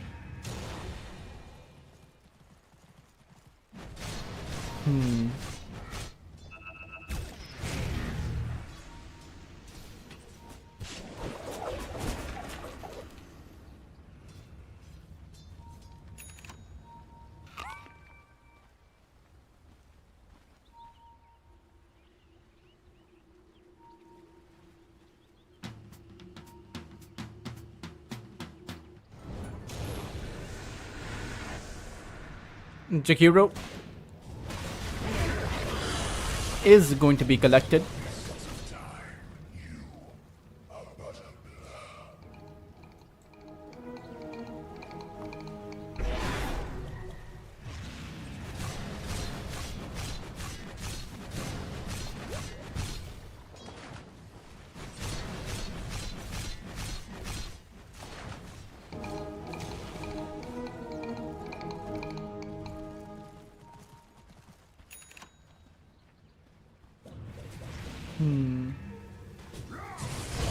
Double S goes in with the Shiva's Guard. He is in trouble, but the Chain Frost as well as the Solar Guard even comes back. And they are able to fight back. Doom now applied on Yukio himself to try and turn it around. But it's not happening for Roar. They are only able to take a Lich down, and at the end of the day, even Yukio is in a world of trouble. He'll be able to pike towards that tree, but in the end, he is going to fall. Have Roar Gaming lost their timing? Because quite frankly, these team fights are not working out for them. And now they are definitely in trouble. This itemization from the Butterfly Effect, he does not have a Bloodstone available. He has a Conda. Radiant structures Spirit Siphon slow and a break, I suppose, against that Abaddon, but Double S has not been coming in with much impact. He does not have the kind of farm that he needs to survive with. And the Doom as a carry is not working out for them because he can't exactly stand his ground and dish out any kind of damage. There's not even a Lincoln Sphere on the other side. It's just a miserable state to be in. And for Roar to be that far ahead, to be the first ones to actually poke that opposing high ground, take down the melee barracks, it did seem like they should have been much further ahead right now. But now it's a 6,000 lead in favor of DO6 and crew, Satan 666, coming up with the reverse momentum, which is very difficult to now break if you're Roar.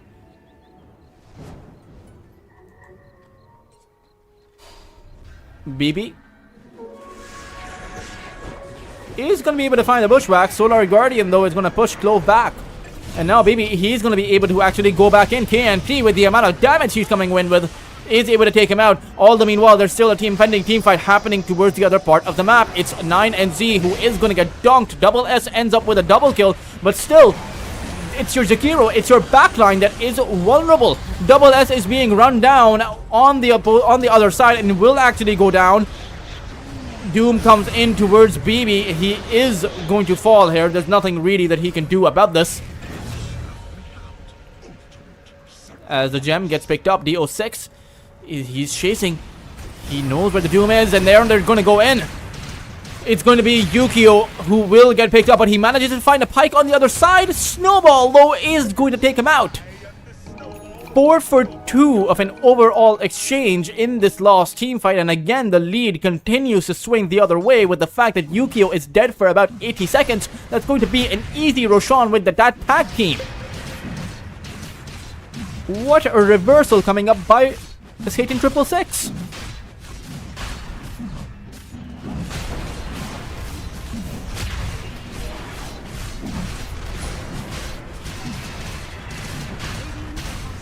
And Roshan will fall just like that. The barracks advantage is completely even. In fact, it's in favor of the Dire side because they have the ranged barracks still alive. And there's no way for the Radiant to actually push. Butterfly Effect, quite frankly, does not have the kind of itemization that I would have expected. I spoke about this earlier, that this Conda, it doesn't really do much.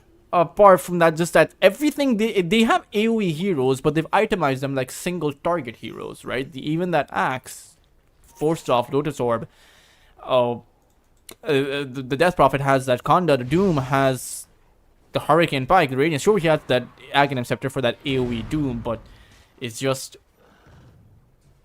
where's your AC? Where's the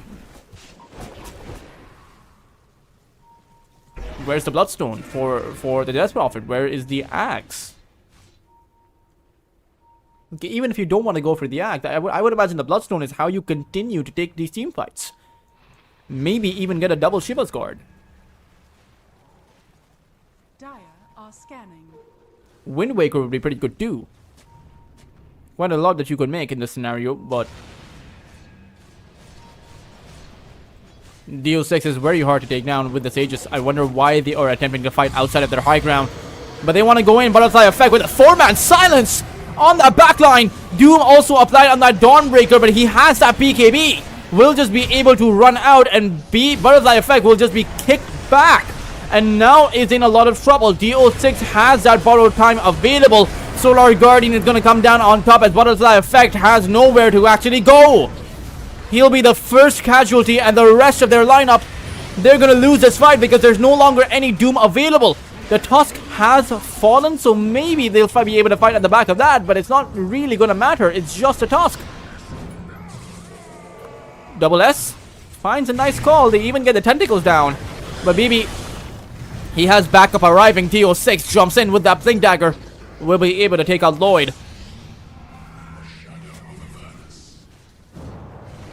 And I have to say, Roar Gaming don't have too much of a fight left in their lineup.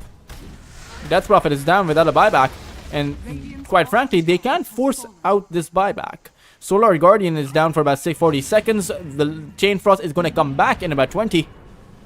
And if you force a fight without your Doom, even Yukio not having a BKB means that you have to give up this lane of barracks, even with a buyback from the DP. She doesn't have her Exorcism. Finally buys that Shiva's Guard. Radiant's bottom tower is under attack.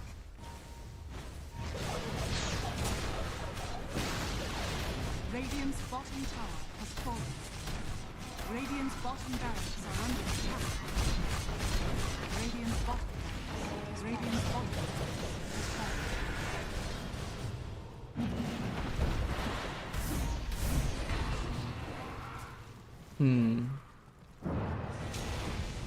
And now with the 2 barracks advantage, Satan 666, they might be able to actually go further.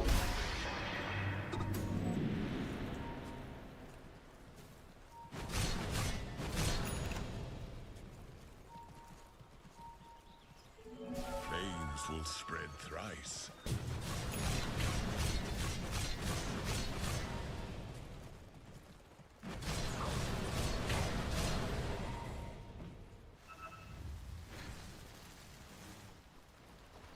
Dire are scared.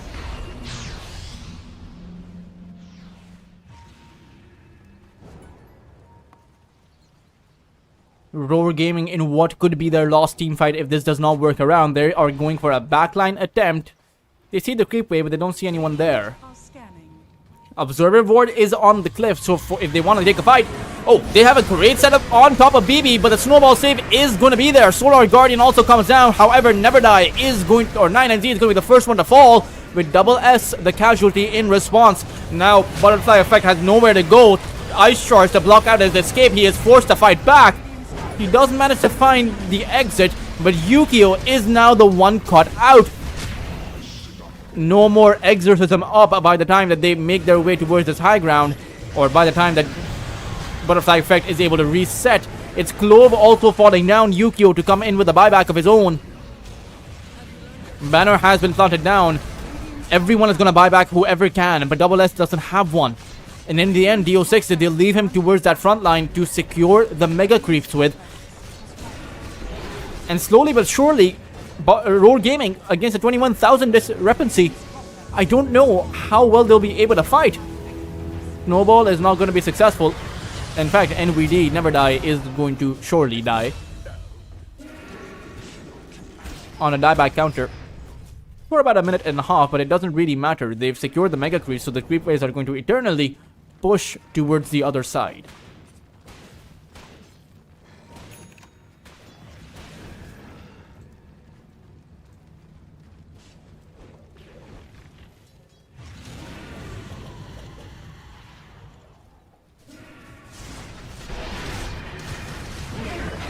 If Yukio falls here, it's going to be pretty much game over. He pikes himself, manages to make it on the other side of the gate.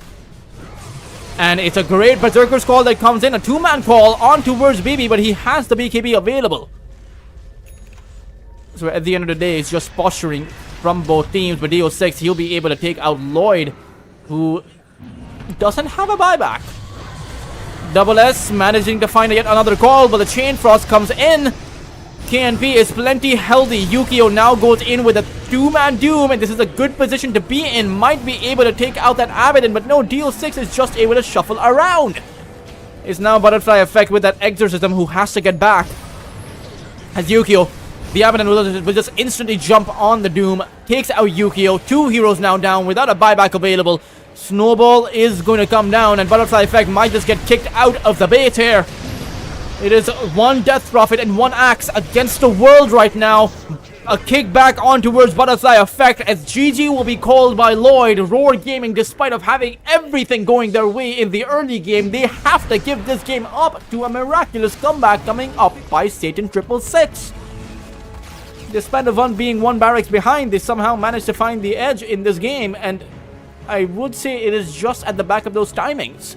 And the lack of proper itemization coming up by Roar. Maybe it was just overconfidence going to their heads, but the Conda in that scenario did not work out. If you had a Shivas and an overwhelming blink for the Death Prophet, heck, maybe even a Bloodstone to keep the team fight going and not just die within the duration of your own exorcism, you could have done much better.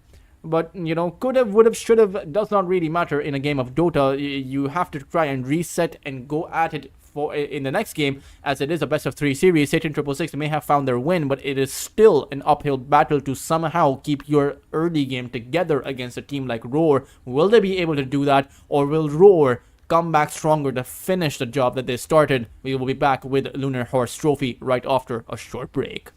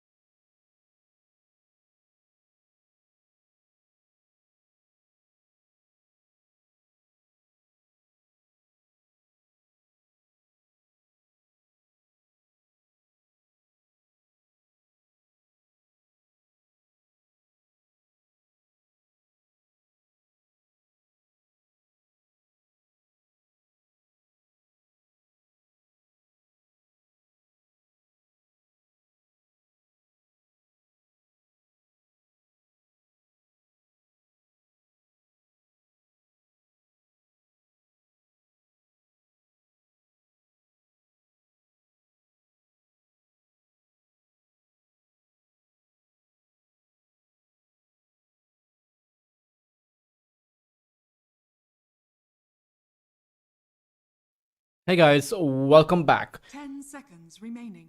to the Crane Station Lunar Horse Trophy Season 7, Satan 666 versus Roar Gaming in a best of 3, as Roar Gaming have, well, I mean, they've been able to come up with something in the early game that was quite well, but Satan 666 found the comeback, and again, they're going to go for the exact same first, well, some of the same heroes.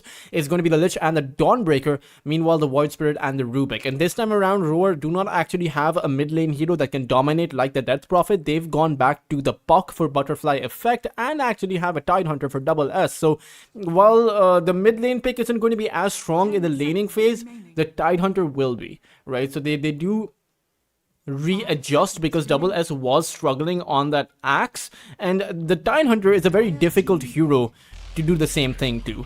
It's one of those heroes that is kind of very difficult to actually take down with this Dawnbreaker Lich combo. And you also bring in a Terror Blade as far as your carry is concerned. Meanwhile, Satan 666, they'll go for the Drow Ranger in response. It's a pretty good hero, especially once you get to that Aghanim Scepter. You're going to be able to take this TB down. We'll see how exactly the Drow versus TB matchup will work, but theoretically it does work out really well for the Drow.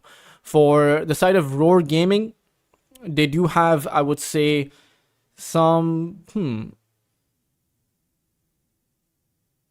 pretty good heroes as far as their lineup is concerned. I mean, I actually think these two lineups are completely dead even as far as what they can do, the power spikes and just the win conditions overall for both sides, right? It is a 4P1 draft for the TB, for the Drow Ranger. You want to be able to protect your Drow, you want to be able to protect your Terror Blade. Just make sure that they can dish out the hits and dish out the damage. And for that, you need to be able to get to a point where you can actually have that kind of damage come in. You can actually have that kind of sustain, that kind of reliability added in. But we'll see what the case will be, as the logos do need to be adjusted here. So I will do that.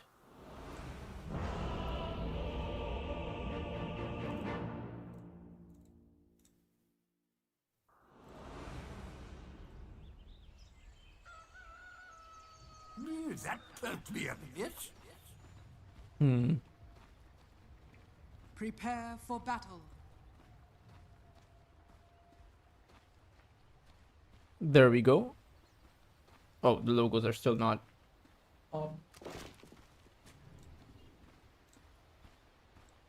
There we go. Roar. Oh, actually, no. The logos were fine the first time around. So, I'm back to the original logos. 1 second, guys.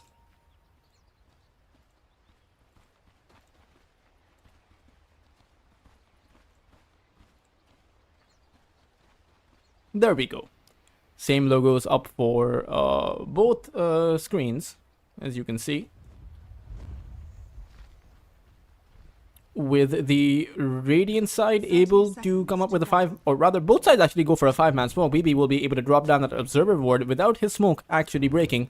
But Clove did spot him out there. And BB is underneath that Observer Ward. So the Terror Blade will likely play it safe. Yukio's Terror Blade is devastating, so I do wonder if they will have that kind of a setup to be able to stop the TB. Because going in is very difficult into the Winter Wyvern, Tidehunter, and the Terror Blade. And at the same time, going in for the Tidehunter is not that hard against a Drow Ranger, or rather against, the Dawnbreaker or the Void Spirit. But I'm actually wondering...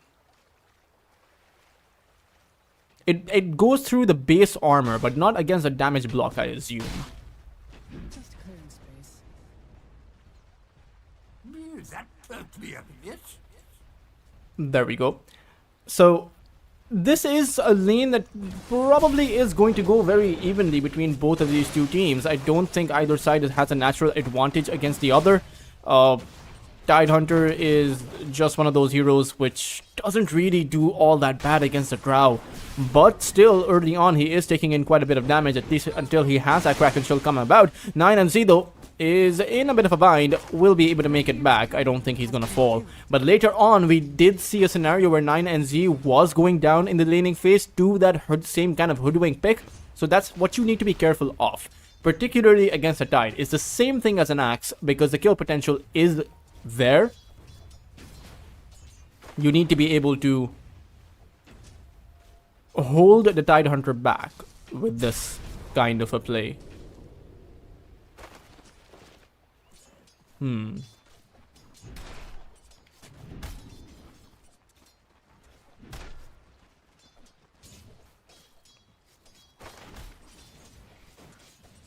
At the same time, Terrorblade plus the Winter Wyvern against a Dawnbreaker is not that bad.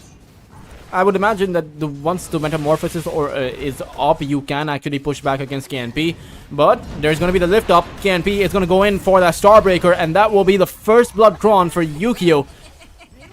Unable to actually find or close the gap. No Cold Embrace available for Lloyd to actually protect his carry, as he will go down. A pretty good overall result for Satan 666, and again, they are this time around deciding to lead with tempo. Yukio is back into the lane, and I don't think it's possible to take him down twice in quick succession. At the same time, towards that top side, DO6 was almost able to take out Clove, but he survives that Frost Blast at the back of that Fairy Fire. Will just heal up thanks to the Tango and the healing salve. And again, DO6 was taking in quite a bit of damage, so...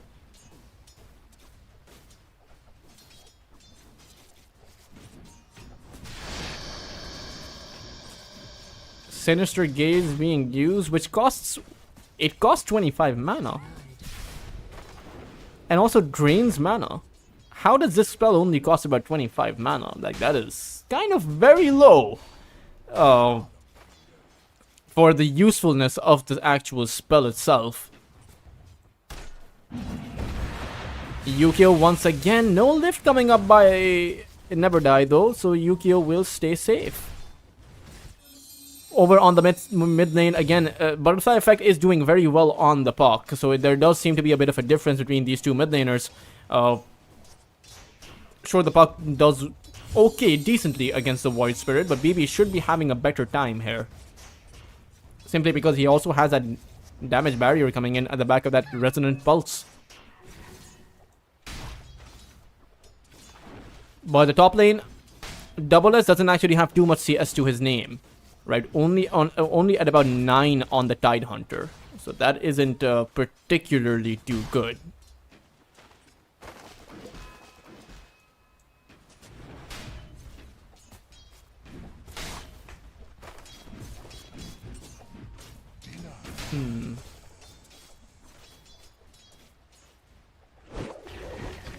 Bushwhack comes in on towards DO6. There's the Anchor Smash as well as the Acorn Shot, and that will be a kill confirmed on the Drow Ranger. Very easy kill to acquire in the early lane, in the early game, because while the TB has the Metamorphosis to be able to punish the other side with, the Drow Ranger doesn't really have anything like that. The Drow Ranger is a sitting duck most of the time, as long as you can close the gap on her. Well, I mean, towards the early game, it doesn't even matter if you close the gap or not. She has no marksmanship, right? You need your level 6 for that. So the punishment coming in isn't even there in that sense. Ping is coming up by DO6. Double S is a very difficult target to go for, as he will realize.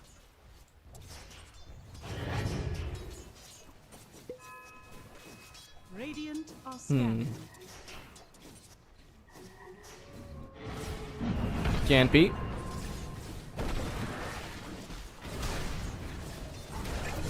Oh no, 9 and Z actually fell towards that top side. Clove is able to pick up the kill there. And again, Roar Gaming, sure, first blood was given to the other side, but they are coming up with tempo towards that off lane, which they like to do again and again. That is the way that they play.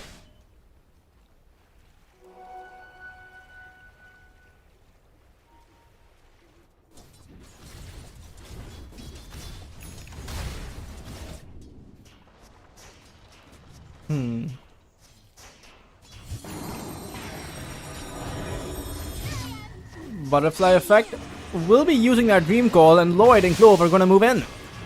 No Disseminate available for BB. He is guaranteed to actually fall, but the Telekinesis lift did buy him a little bit of time.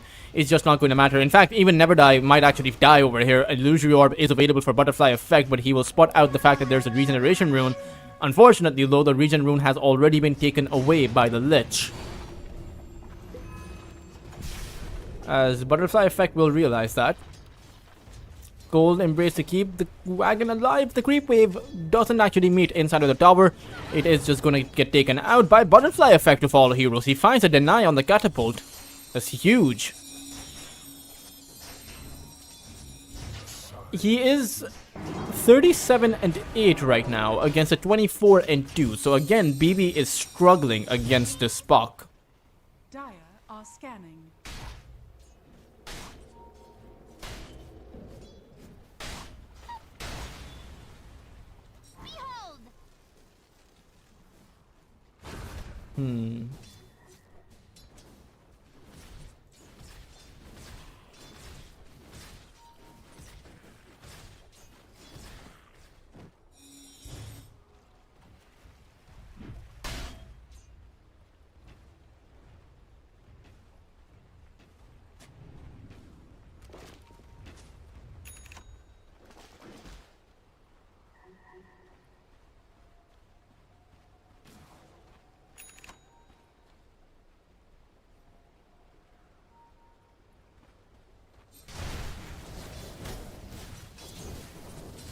Dire's middle tower is under attack.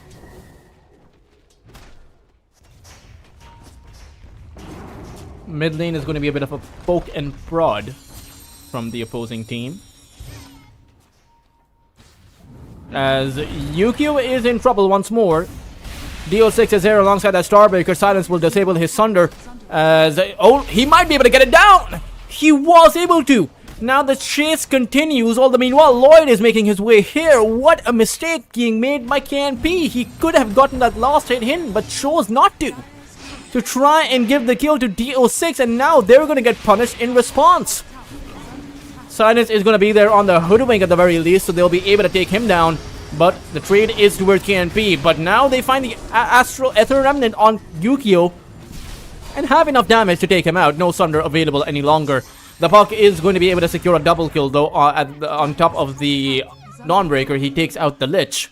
So an overall 2 for 2. But BB gets hit by the Silence and might actually go down here. Great response coming in by BB, mitigating that earlier mistake, and DO6 ends up with a double kill.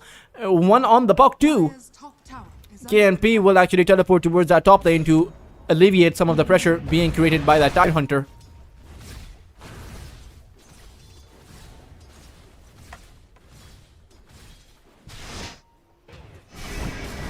Solar Guardian's gonna come down on top, but the Winter's Curse is there from Lloyd. It'll actually mean that 9 and Z is the one to fall. But the Dawnbreaker wants to go on forward. With the multi-shot coming in from DO6, Lloyd is going to take a bow, but a sacrifice well worth it to save your carry. Radiant's bottom tower. You would make that sacrifice every day of the week if you could. As BB is going to make a sacrifice as well, but not for any one of his... oh, maybe not! BB almost able to take out Clove! At the end of the day, he'll be able to make it out regardless. I would have thought that he was going to die inside of that Dream Call, but they didn't have enough damage? That Resonant Pulse Barrier kicking in for him. As KNP, he's going to get slowed down by the Gosh. Ravage is going to be sent out too, and a few hits from the Metamorphosis will be enough. Double S will secure the kill. And the side of Roar Gaming, they have these towers down very low. The top lane tower is guaranteed to fall. Mid lane tower is barely 100 HP. Even the bot lane tower, well, the bot lane tower hasn't taken a single point of damage, so that is the one objective they've been able to hold on to. As BB is going to come in to secure a kill on the Hoodwink.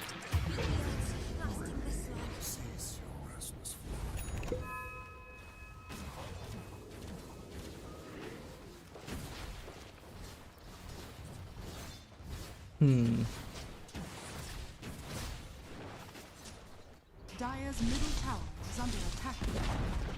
Dire's middle tower has fallen. Tower is going to be collected.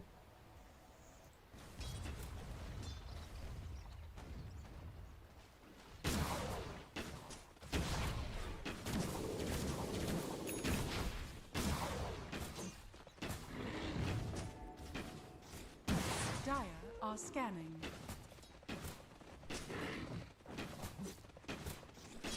I'm not opposed to taking the occasional bounty.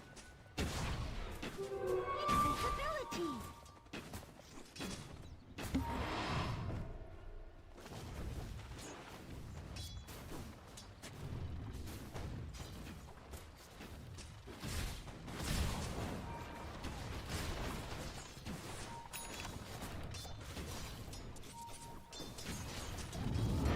Another lift on towards Yukio. Silence is going to be there, but the Winter's Curse applied by Lloyd. He was waiting for that reversal. But the Rubik stole the Winter's Curse, so the Tidehunter is going to come in. Solar Guardian is also going to get dropped down on top, and no Thunder is going to be coming out. But Butterfly Effect is there. What they want DO6 down. They might be able, or rather will be able to find him. 2 heroes have gone down for the side of Satan 666, as Butterfly Effect will just be, well, will not be jaunting away. Turns out he doesn't need to. Rubik is not going to be able to make it out. So 3 heroes for the price of 1 Terrorblade. Sure, that TB is someone you want to shut down, but not at the cost of your own carry.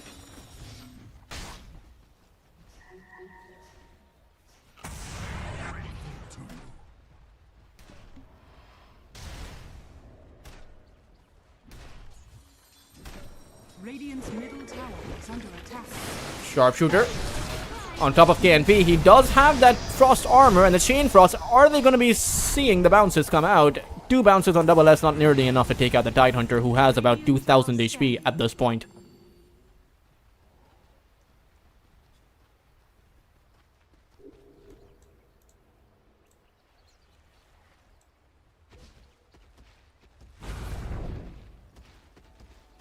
Dire's middle tower is under attack.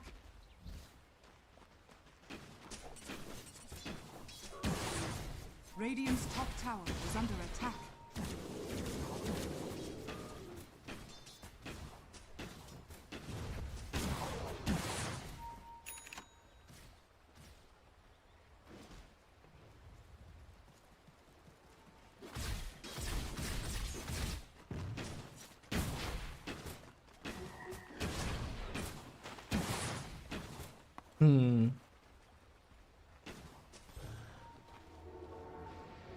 Radiant are scanning.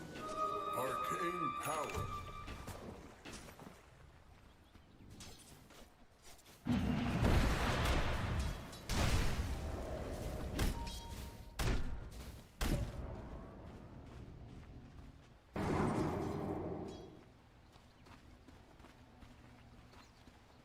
Dire are scanning.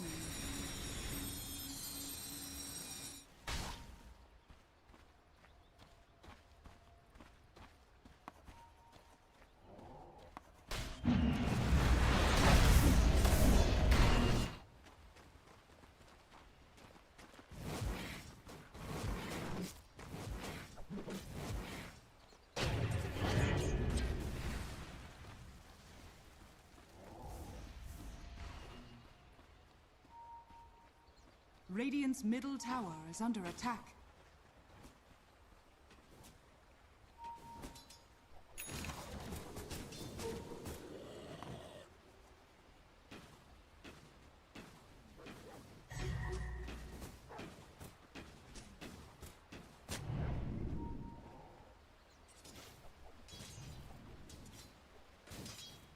DO6 has that Yasha flying in.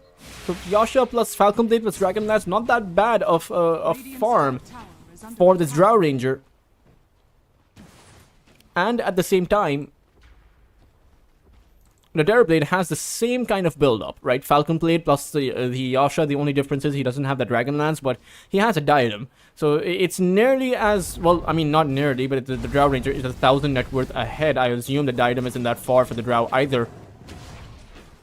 But identical, nearly identical, I would say, power outputs from the amount of farm both sides have. The only thing that Roar have to avoid is that silence.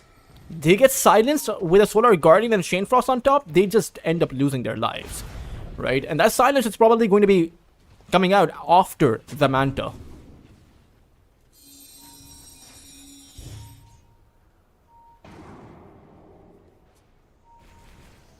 16-minute power rune is not going to spawn, so both of these two sides who were bracing for a potential impact, bracing for a potential team fight, they're not going to be receiving it by the RNG.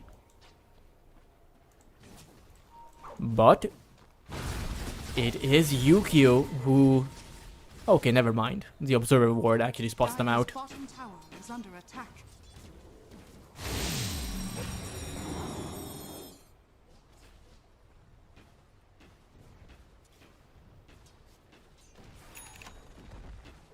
Agents of the void. Close. Dire's bottom tower is under attack. Able to dodge, or rather not able to land that bushwhack. 9 and Z unable to actually spot at the hoodwink. It's a... well, My path leads to scurry little fellow. With the actual scurry. A state of passiveness being achieved in this first game. Clove finally do get picked up. Tower is under attack. Who wants to test me? Dire are scanning. As Lloyd is coming in as well as Double S. He does have that Aghanim Scepter, so the gush is, well, that is something you have to be careful of.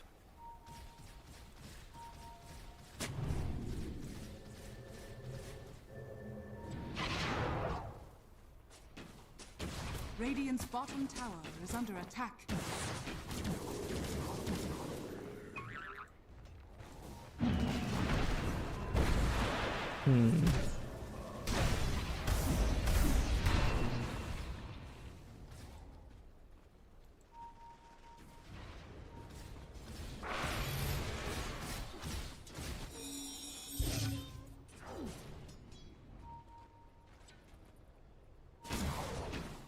Dire's top tower is under attack.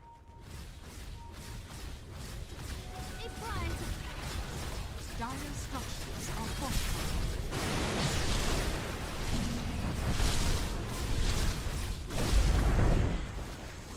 Tier 1 tower towards that bot lane, taking in quite a bit of damage. And should fall here against the Metamorphosis. Again, it's very hard to go in. It's also made harder by the fact that Double S has that Aghanim Scepter, so he has that AoE gush flying out every I would say 4 seconds. Every 7 seconds.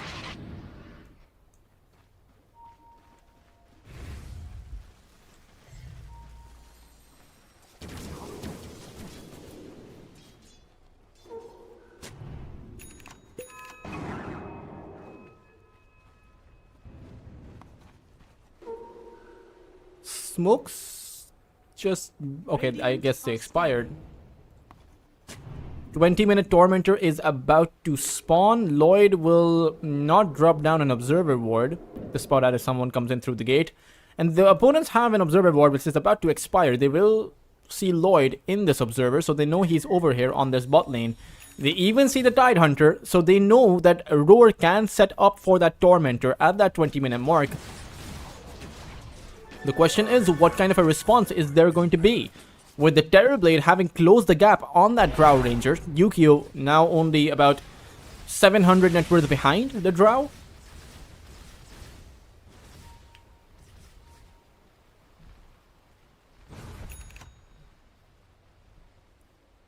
Dire are scanning. Radiant are scanning.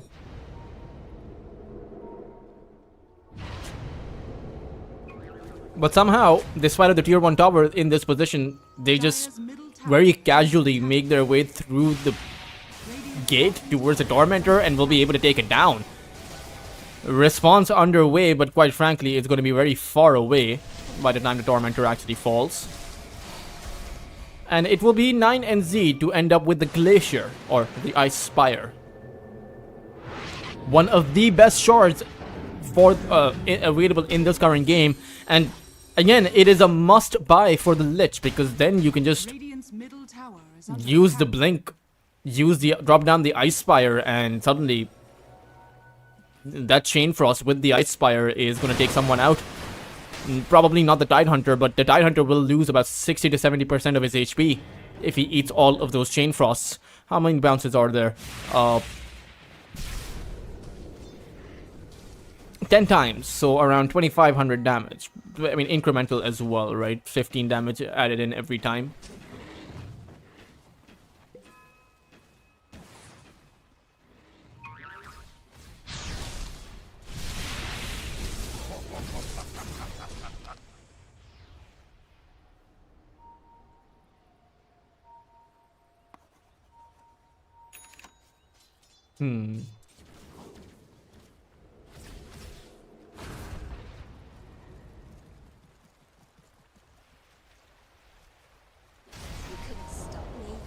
Radiant's They middle see tower KNP. has fallen.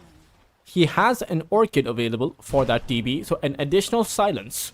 So they'll probably start it off with the Orchid. Once the TB drops down his Manta style, they'll drop down the Gust for the additional silence, and then you won't have anywhere to move or anywhere to go.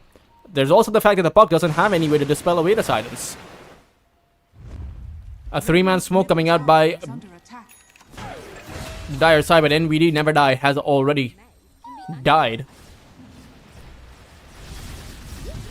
They're pinging out that top lane, so maybe Yukio wants to go for, well, a tier 2 siege. Dire's top Has the Metamorphosis, but I don't think... Do they really need the meta? Radiant's middle tower is under attack. And they're choosing to give their tier 2 tower up in...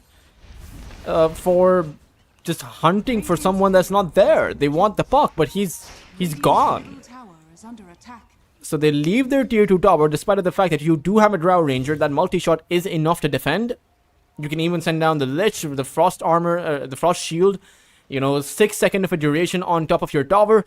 It's really good to defend against these kinds of plays, but they make an aggressive move that does not work out in their favor. I would actually imagine Roar Gaming could get quite a bit at the loss of at gaining that tier 2 position. Is under attack. Additional entry points to go even deeper if they want to. It's the Winter Wyvern Lloyd who will just teleport away. BB though, he goes in with the Astro Step. There is the tier 1 tower, so additional teleports could come in. They're not coming in so far, as Double S will just walk away. And it is hard to go in. I've been pointing that out since the start of the game, and the only problem is it's only going to get harder. But maybe once you get to this Aghanim Scepter for DO6, that is going to be when things change in your favor. Radiant's top tower is under attack.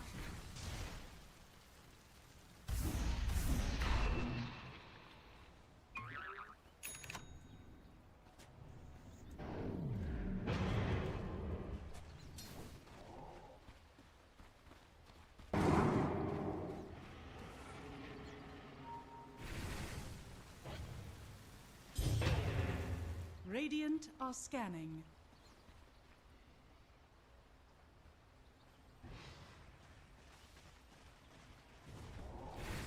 Guess it's my shout.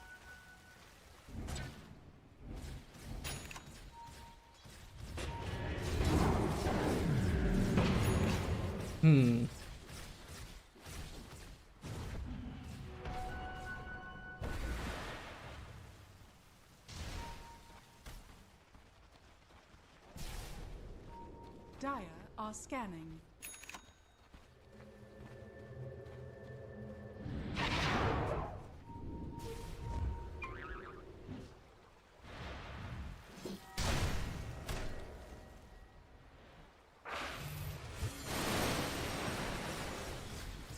Winter Wyvern as well as Yukio.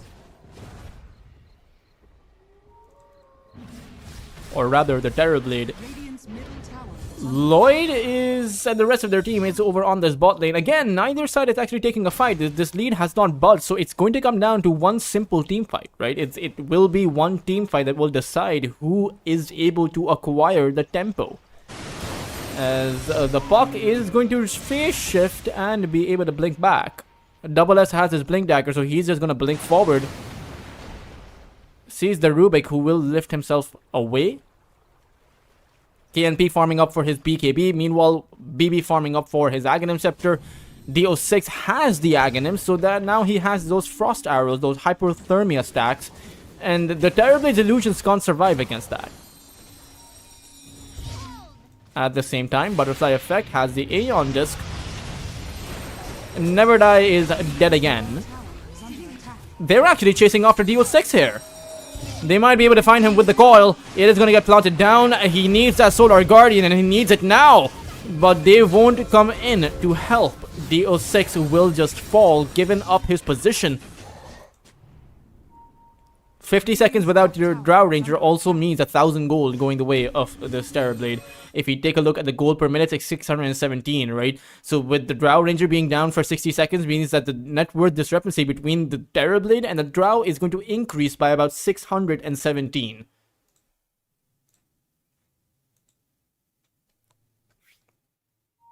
As BB will disconnect, but should be back.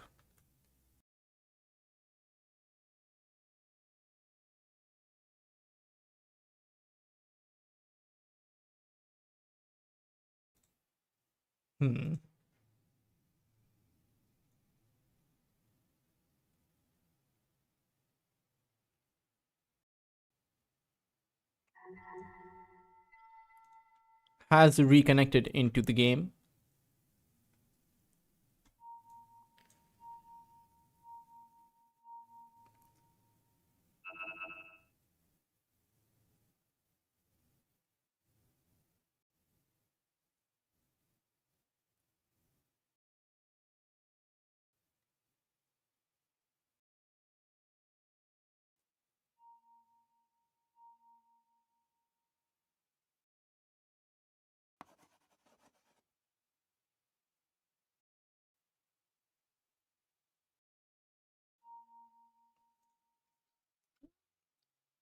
He reconnected and then disconnected again. But he should be back shortly. There we go. He's now back. And it seems like he's ready. Go call will be sounded out by Lloyd. As the Void Spirit will Astral Step away. Can't fight without your Drow. As the Terrorblade will have an Eye of Scotty soon. So he'll have those attack speeds slow. So it really just comes down to the positioning. And the Drow, neither of them actually has a Hurricane Pike. So neither of them are going to be able to reposition themselves. Radiant's top tower is under attack. Dire's middle tower is under attack. Bot lane Clove is going to teleport in. The tier 1 tower still stands for Roar. Both on that top lane as well as on that bot lane. Is going to be BB who does get stuck. But the Solar Guardian comes down on Lloyd. They have the Orchid available to silence him down. Will be able to take him out. As the tier 1 tower falls too, a good set of kills or objectives found. And they'll immediately go towards Roshan with the fact that they know that there's no Winter's Curse. There is no Sharpshooter either for about 20 seconds, but the Ravage is available from S. They're gonna spot out the fact that Roshan is very low on its HP. S. He needs to be able to go in and he needs to do it now, but BB, he is gonna stop that Blink Dagger, and DO6 will be in possession of that Aegis. Dream Call is gonna be set out, so too will that Ravage. It actually catches BB, but the Sharpshooter is gonna be applied on DO6 instead.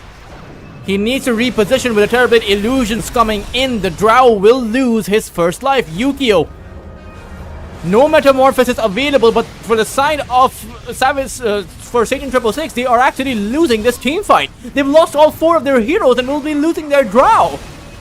In a very disrupted way to actually start the team fight with. The Void Spirit was somewhere else. Everyone was kind of doing their own thing. And the Drow, I'm not even sure how he was losing his HP to just a Terrorblade Illusion. The Rubik and the Lich, they tried to help out their Drow, and they just died in return. Now it's Roar on an 8,000 net worth advantage. No Aegis available, no Drow range, none of your cores available for about 30 whole seconds. None of them have a buyback apart from that Void Spirit. But even if you do buy back, with the fact that your Drow is not available, you might as well have, you will be forced to give up this first lane of barracks.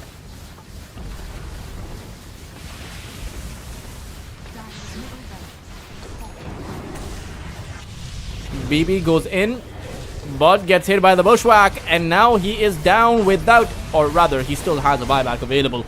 The Lich is going to get collected too, and where they were going to go back, now they can actually stand their ground and go for another barracks. They don't have the metamorphosis though.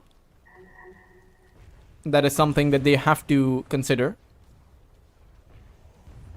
Dire's top tower is under attack. Dire's structures are fortified.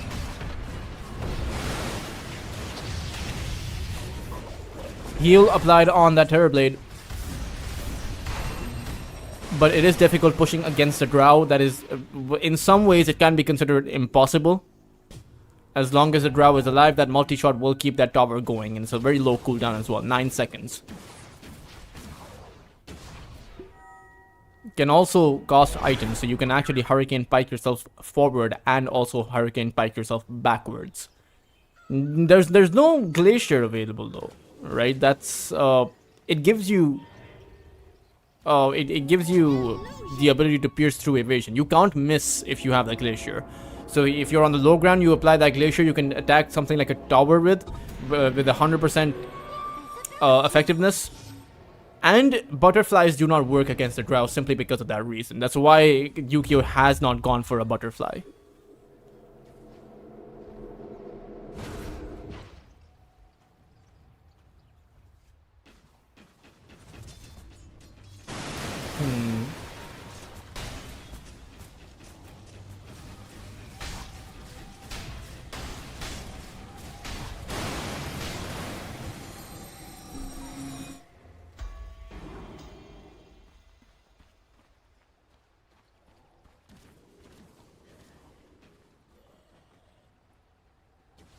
Dire's bottom tower is under attack. Radiant's middle tower is under attack. 12,000 of a lead right now as Roar Gaming 31 minutes in. Radiant's They middle need to tower find a way is to under close attack. out Dire's bottom this tower game and take it to a game number 3 Dire's bottom tower has fallen. against Satan Radiant 666. structures are fortified.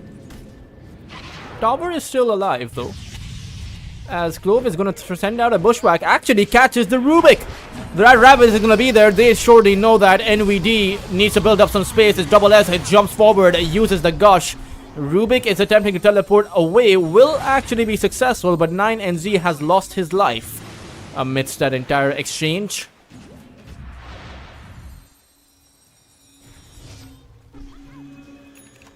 Tormentor is not up. It'll respawn at about 8.5 minutes. Now the Rubik has the Gush.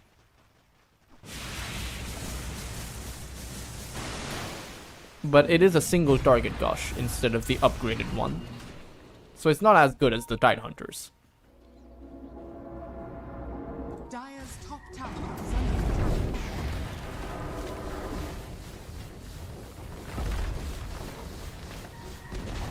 Dire's top barracks are under attack. Ether Remnant will be sent out. Has fallen. But they are losing their barracks. Now the Rabbit Cheat goes in. DO6 is in trouble.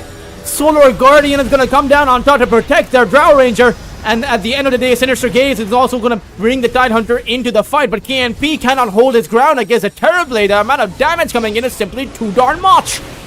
Gush is going to be sent down on DO6. He will lose his life. And GG will be called at the back of an instantaneous initiation by that Tidehunter. Something that they did not see coming. But at the end of the day, they were losing their barracks. And Yukio ends up with an ultra kill. Maybe would have even gotten that rampage had the GG call not came out. Roar Gaming even out the series and will be taking it to a game number 3 against Satan 666. And as always, guys, we will be back with Current Station right after a short break, so don't go anywhere. Stay tuned. We will be back to find out who the winner of the series is going to be, and it'll just take a few minutes, and then, well, however much time the next game is actually going to take. But we will be returning with the next game's draft in about a few minutes.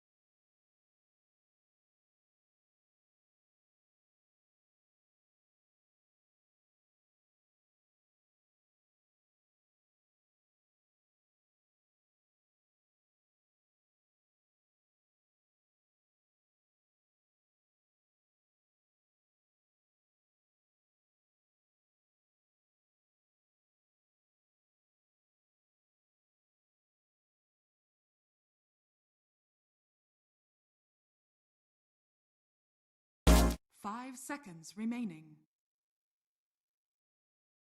Hey guys, welcome back to the current station Lunar Horse Trophy Season number 7, the final game between, but not the final series mind you, but the final game between Roar Gaming and Satan 666. As both of these two teams have tied it up 1-1, Roar this time around, they pick up the Storm Spirit, so it seems like Butterfly Effect has quite the diverse hero pool. At the same time, Satan 666, they immediately picked up the Viper, right? Probably want to send the Viper down towards that mid lane, dominate that Storm with, because that mid lane has been a weak point for Satan 666. Butterfly Effect has been dominating the lane. First one was completely one-sided. The second game was okay, but the puck, quite frankly, made so many great rotations, and I suppose it's a good idea by Satan 666 to just be able to disable the Storm. They also have the Primal Beast, the Techies, and the Silencer. Satan 666, meanwhile, they have the Bristleback, the Tusk, and the Wind Ranger. So let's see what the Wind Ranger, where the Wind Ranger is going to go, because against the Techies, against the Disarm or that Taser, the Wind Ranger focus fire isn't that good. And maybe even the fact that you have a Bristleback, you can flex it towards that safe lane. Kind of how like Roar Gaming picked up the Doom for the Roar Gaming picked up the Doom for Yukio in game number 1. 10 seconds remaining. 5 seconds remaining.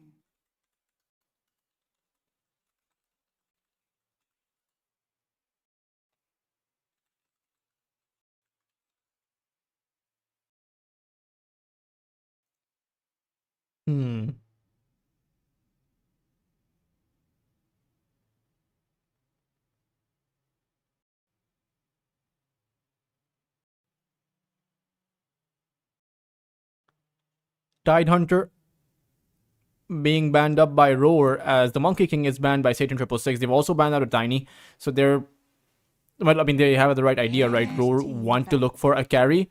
The question is, what carry hero do you pick up in case your Storm doesn't work out against the Viper? Which, by all means, it shouldn't work out against the Viper. So you're going to have an underfarmed Storm, and then what carry do you go for? Is it a mid-game carry?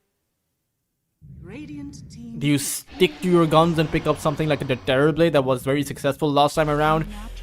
And it looks like that will be the case. So at the very least, Yukio is going to be able to find his farm. It will be a Wind Ranger carry for Satan 666. So this time around, Yukio will most likely go for that Butterfly. And it will be a mid lane Viper. Alright, BB does pick that hero up. Offlane Bristleback against the Terrorblade is not awful, but later on it does struggle, especially once the Terrorblade hits his Silver Edge timing. You also have 2 melee supports, so I'm not sure exactly how that's going to work against the Techies. The Snowball is also not that great into the Techies, because then the Techies just plants down the mines, the Snowball comes out, and you just end up dying, really. But the tag team plus the Wind Ranger is always a great combo, especially once the Focus Fire comes out, but even more so in the lane, since the Wind Ranger has a pretty good attack speed, I would say. So, you know, you'll definitely have that going for you. Spirit Breaker charge onto the Silencer in the laning phase is also going to be a factor, because if the Silencer gets hit by one Greater Bash, I would imagine that he's just dead if he's out of position. The Bristleback Will Sprays are simply too much for a hero like the Silencer, who doesn't have too much movement speed either.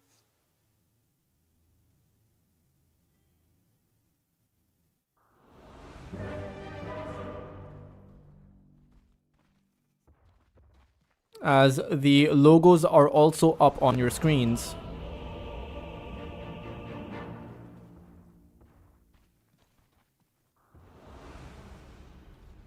My patience is rewarded. My patience. So we'll see what they're going to be able to do at the back of this. Prepare for battle.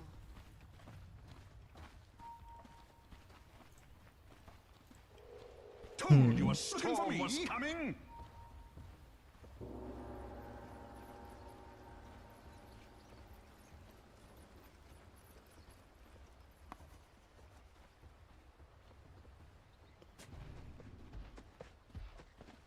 A 5-man smoke actually comes out.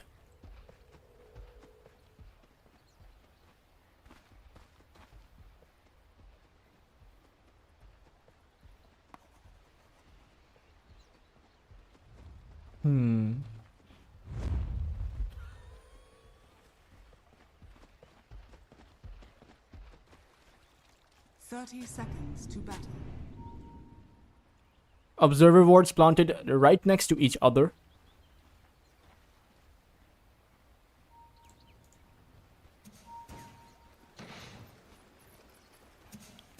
As DO6 is going to be playing it a lot careful.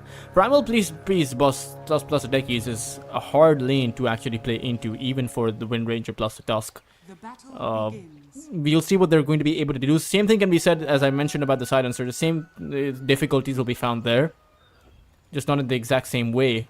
But this initiation by the Blast Off plus the Onslaught in is going to be hard. The good thing is you do have the Snowball, and I would actually imagine that you skill up the Snowball early on. You can also disable the Onslaught out if Double S is going for an escape. As they fail to actually secure the ranged creep.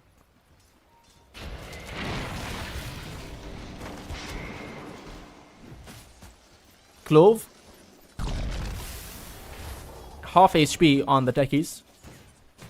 Decent start for the laning phase for the side of Satan 666. We'll see what BB is able to do, because ideally you don't lose to a storm, right? Things do. The storm is kind of good in the sense that you don't have to necessarily play the lane itself. Once you hit your level 3, push comes to shove, you can just go back to the jungle. And sure, it's not going to be as effective as BB farming up the lane. Sure, you're not going to be getting as much gold, but it's going to be a lot better compared to playing against a Viper, because you don't really get to play against a Viper. Lloyd will fall.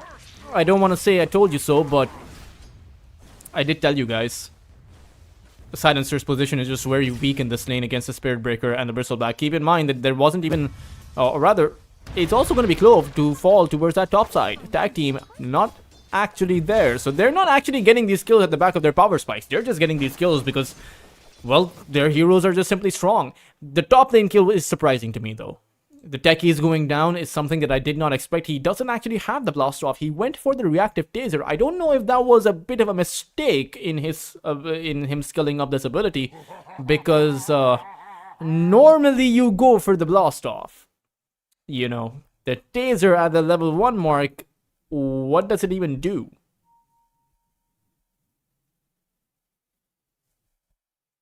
Not that much is the answer.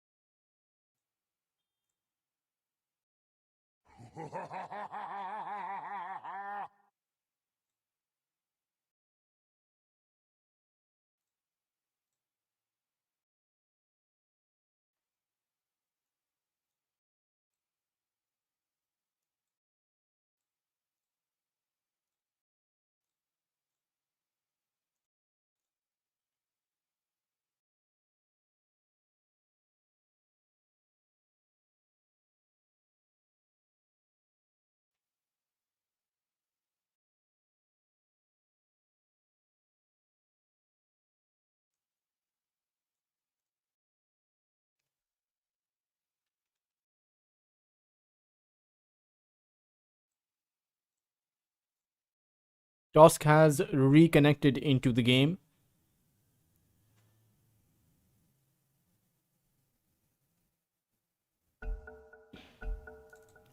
And the go call will be sounded out.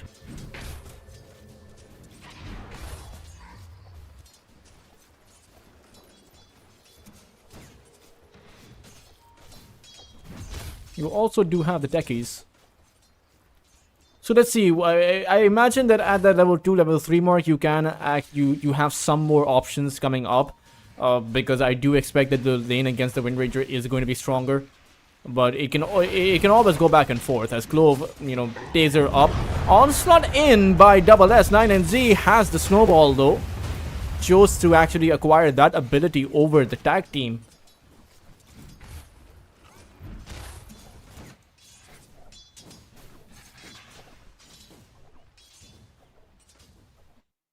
All the meanwhile, Yukio will pause the game. Okay. And the Gokul will be sounded out. Probably Discord sound issues, I would imagine.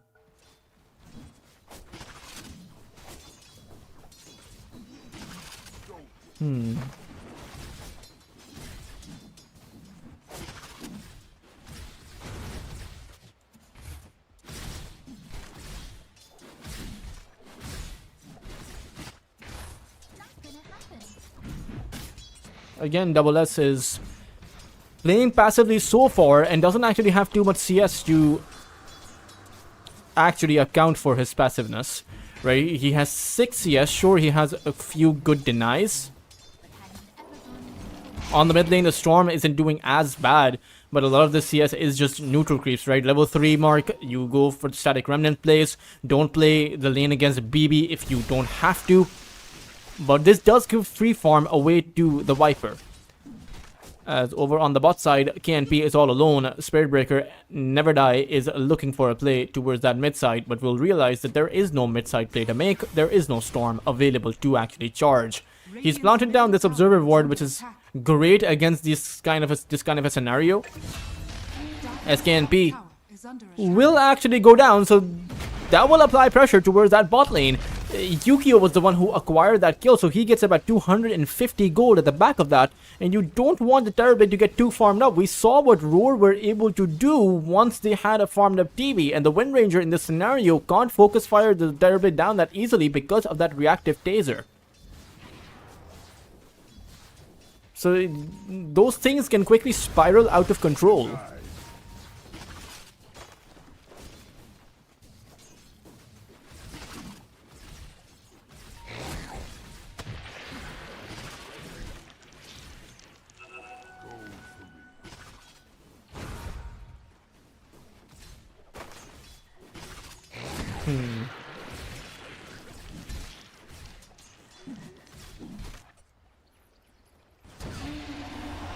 Charge is going to be coming in on towards Clove. Techies, no blast off available. He is a very sad Techies. He's level 3. But the supports from Satan 666, they're much worse off.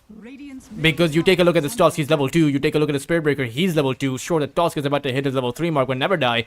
This is a level 2 Spirit Breaker running around the map, not able to actually pick up the kind of kills that they're looking for. And BB, sure, he is the biggest winner of this inning phase, almost hitting his level 6 mark. Shards getting thrown out, but Double S doesn't get caught in them, is going to get hit by the snowball, as well as the power shot coming in from DO6. They're going to be able to take the Primal Beast out.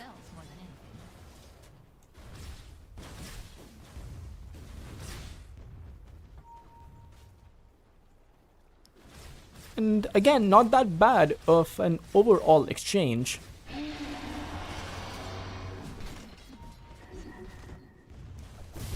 It's another charge. Who is it on? It's on the Techies. Surely Never Die is not going to pursue the case. As the mid lane tower, the catapult is not going to die, so there should be a tower taken down. Sticky Bomb is going to come out, so too will Yukio. He'll come in with the entry of his Metamorphosis, and now BB is in trouble. However, will he throw down his Nether Strike?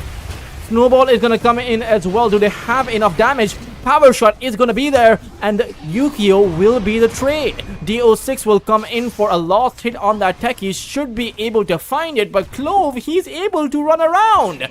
And the Power Shot is not going to land. So what was supposed to be a 2-for-1 exchange turned out to be a 1-for-1. Clove coming out with the jukes inside of those trees. Pretty good, I would say.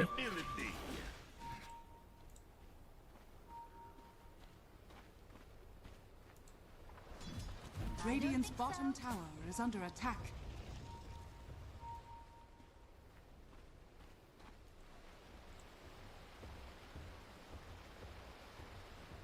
Radiant are scared. At the same time, 7-minute Shrine of Wisdom is going to be secured by Lloyd. Definitely needs that shrine. He is level 3. So too is 9 and Z, and NVD Never Die is still level 2. He'll be level 3 now. That's good. But this is a level 2 Spirit, level 3 Spirit Breaker running around at 7 minutes in. How much experience per minute does he have? He has about 103. He needs 500 more. So what that means is at the 13-minute mark, this Spirit Breaker is going to be level 4 unless he starts to soak in experience at the back of those creep waves or is able to find kills across the map, which they aren't able to. Not as much as they would like to. A 2000 lead at that 8-minute mark with a Viper against a Storm is not good enough. Sure, the Wind Ranger is also free farming away, but it is a losing matchup against a TB.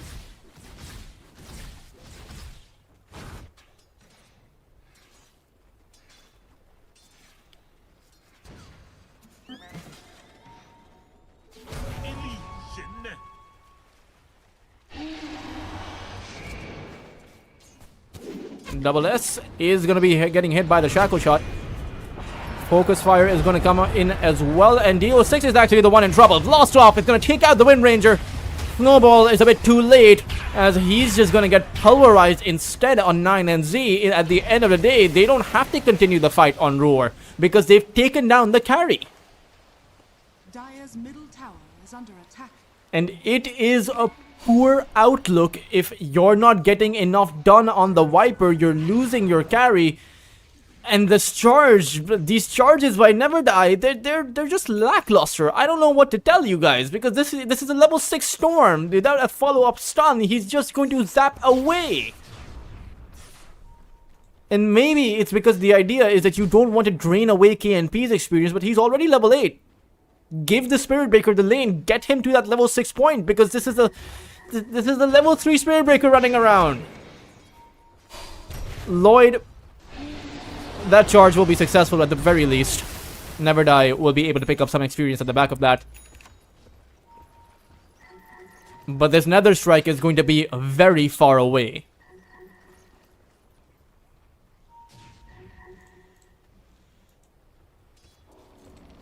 Dire's middle tower. Double S is also going for a Blade Mail, while the Storm continues to farm.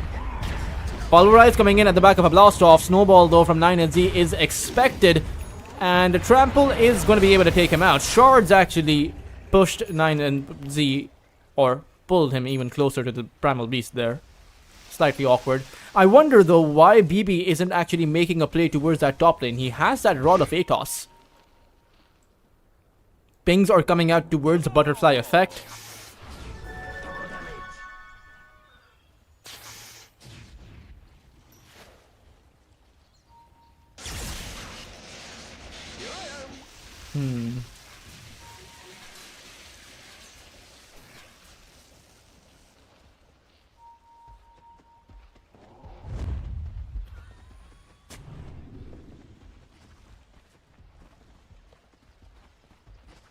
Double S, he'll be able to break the smokes first as the Storm is going to jump in.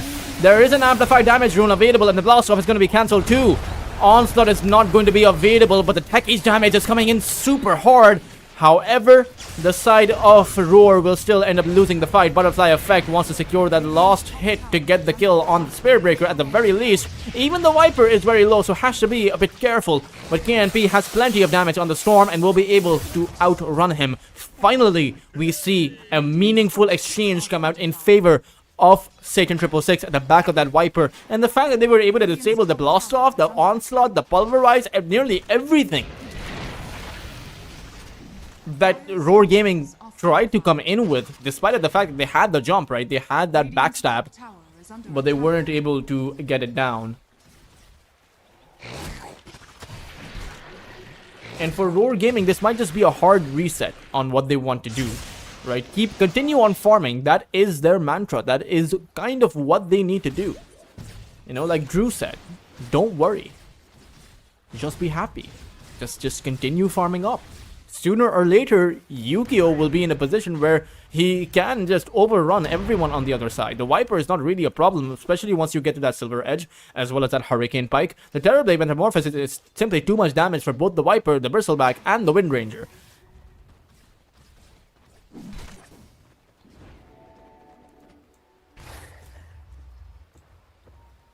And even the Primal Beast, once you get to that Aghanim Scepter, right? That's an AoE break. As the Bristle He might be able to get the quills off, and he'll be able to get a double kill. Oh man, that was...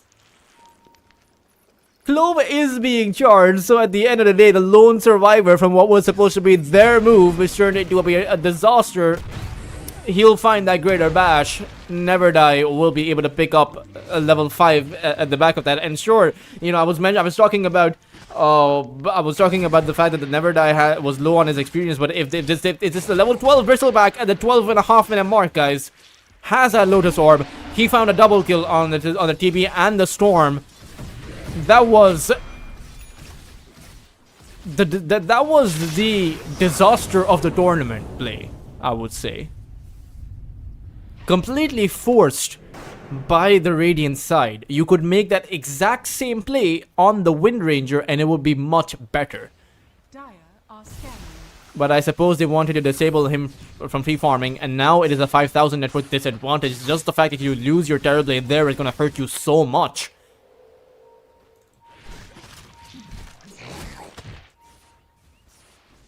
He's going for the Consecrated Wraps on the Bristle.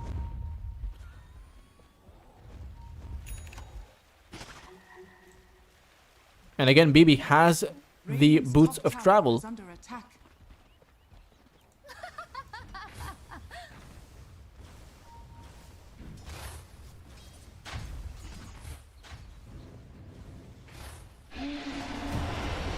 Lloyd is going to get spotted out, but the real target might be the Primal Beast. In fact, the Viper wants to take out Lloyd first. Pulverize is going to be there, and the Onslaught is going to get disabled by the Nether Strike. Very well done by Never Die. Radiant's top tower is Focus fired on the tower as the tier 1 tower falls. 6,000 of a lead right now.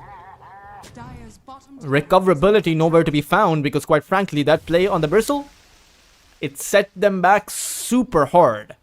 Now it's very difficult to defend your positions, even inside of your jungle, even inside of your triangle where KNP is, because you see KNP, you're gonna have some trauma at the back of your mind, right? You're gonna be thinking several times over if you really want to go defend this triangle against this Bristle, especially a level 13 Bristle.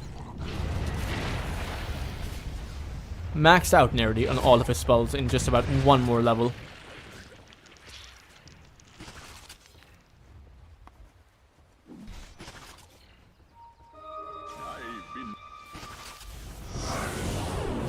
Global Silence comes out, and that is enough for Roar to fight back.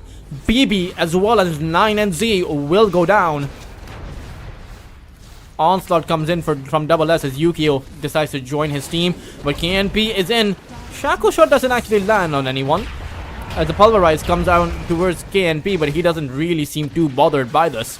Never Die has the charge up now. I wonder if he's going to go for it. They did lose their tower though, even though KNP did come in. He came in a bit too late.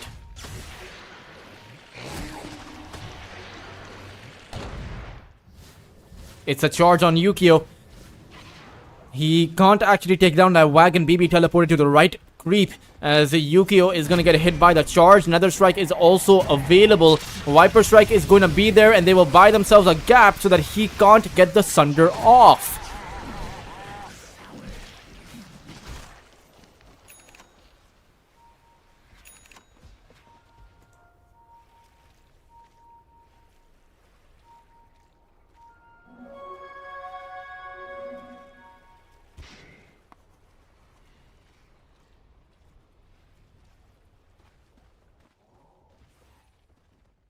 Radiant's top tower is under attack.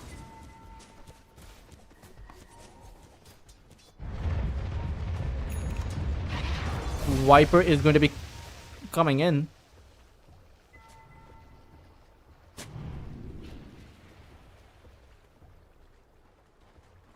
They have mitigated a bit of the lead from Roar. You know, gone the other way. Not exactly too much, but it is... You know, it's something at the end of the day.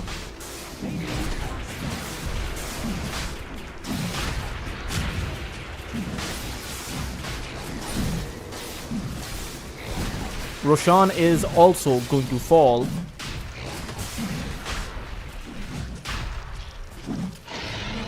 And the Aegis picked up. Yukio, once again, there's a charge on him, but this time around the teleports aren't nearby, and there's quite a few heroes available from Roar. Global Silence is going to be there, and a great blast off coming in. BB is in trouble. He needs to be able to get back, but the illusions will take him out. Snowball saved, couldn't come out in time. Butterfly effect, though, he'll see that there is no snowball. He'll come in alongside Double S. Now KNP, can he really dish out enough damage with his bristleback this time around? KNP will have enough sustain to at least run away in this position as the Wind Ranger comes in. DO6 misses his shackle. Does have that focus fire, will be able to take out the Wind Ranger at the very least, but blast off as well as the onslaught, barely not enough. DO6 trying to wind run in, shackle shot not really landing as DO6 gets picked up. Has that Aegis but will lose it. But Never Die is coming in with a charge on that Primal Beast. Decides not to dive inside of the barracks, and the Storm will just teleport back. So at the very least, it is a very good exchange overall in favor of Roar.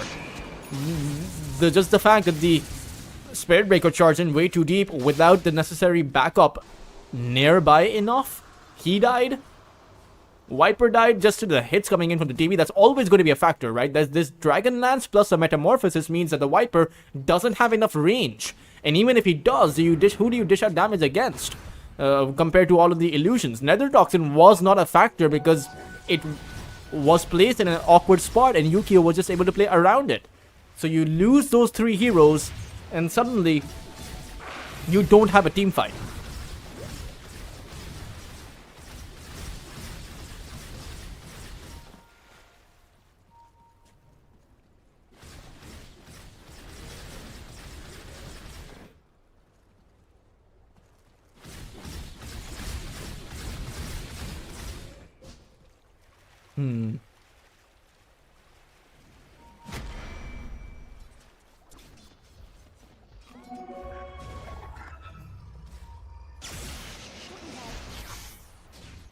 Radiant are scanning.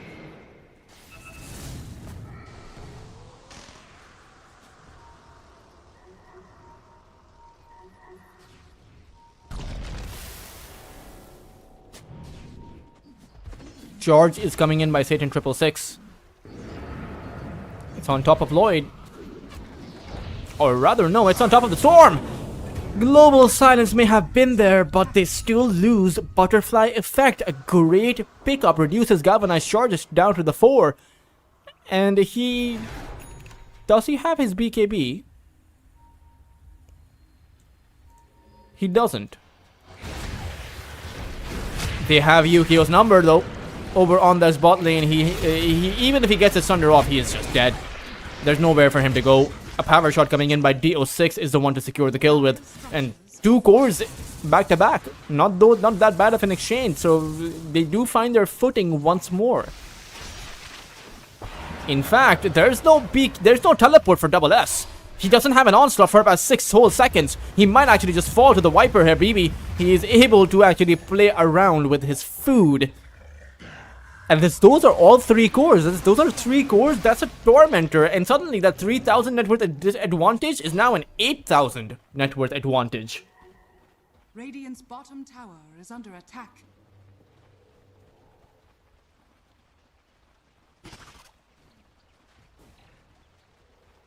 Radiant's bottom tower is under attack.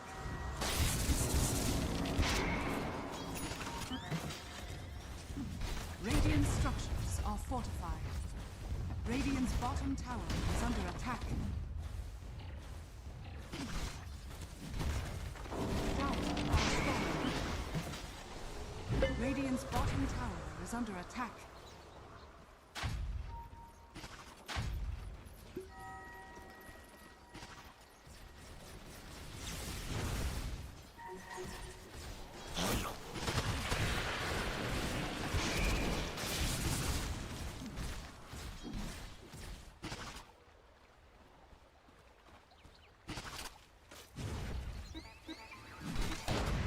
KNP.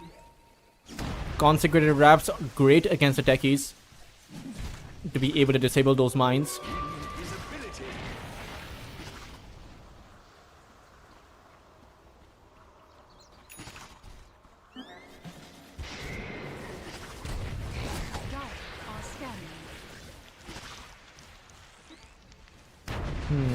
bottom tower is under attack.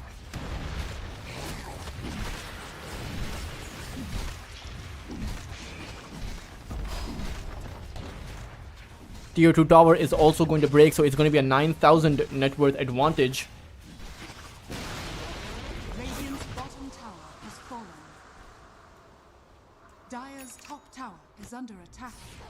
As over on the top lane, Roar Gaming are pushing, but Butterfly Effect, he is being charged.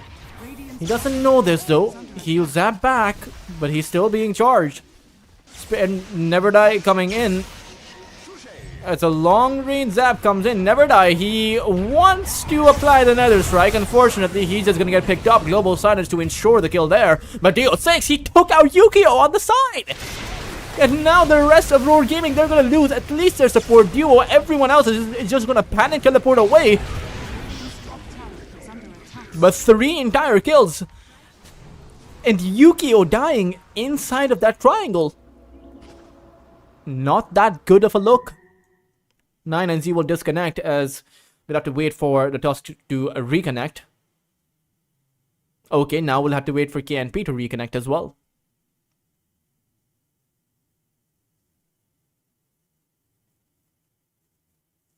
But it does seem that it's it's not that great for the side of Roar if they're dropping heroes like that. At the end of the day, Terrorblade can actually stack up to the Wind Ranger, but not early on. You need your items. You need your MKB, your Eye of Scotty, items like that. Maybe just a Silver Edge as well. Or rather the Hurricane Pike, right? You're playing against a Tusk and a Spirit Breaker and a Viper. Not to mention, you're playing against a Bristle too. You're playing against 4 heroes against which the Hurricane Pike is crucial. So you need to actually go for that item. I get that it's a catch-22 because you also need damage and you need to stack up against the other side's carry. And you need survivability and repositioning. So you kind of need both items, and it's an awkward spot because you can only prioritize one at any given time. Does feel a bit rough.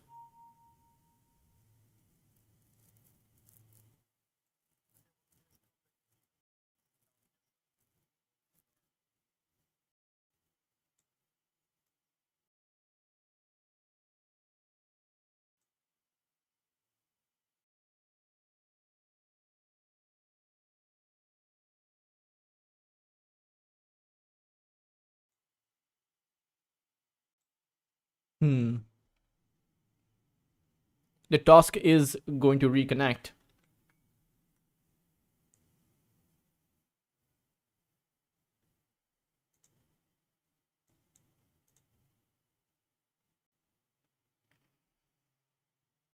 Both of those 2 heroes, or rather players, will reconnect.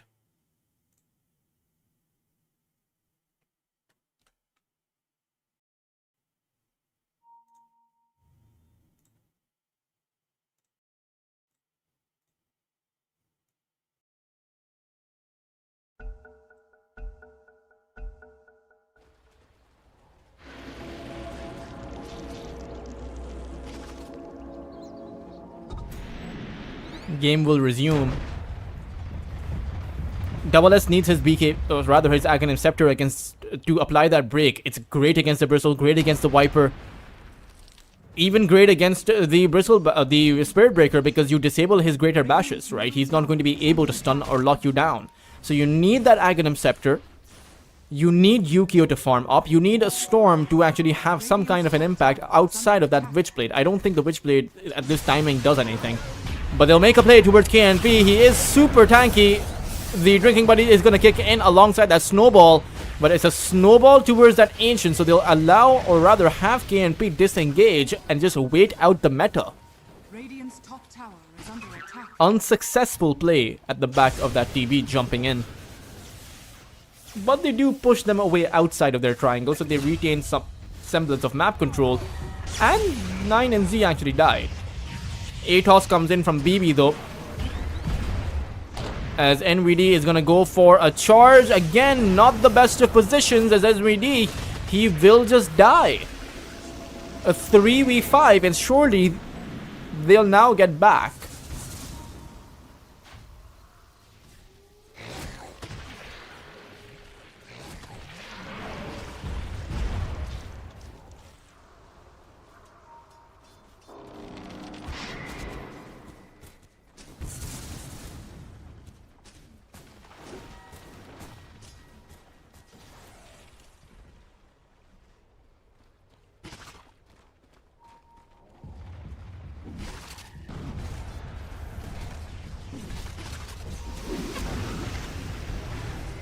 Wind Ranger does find the shackle shot, but really not much else apart from that. Viper also teleporting towards that top lane position. Yukio farming up for that MKB. This game could be turned around. That Terrorblade is very well farmed. The Storm isn't that far behind the Viper.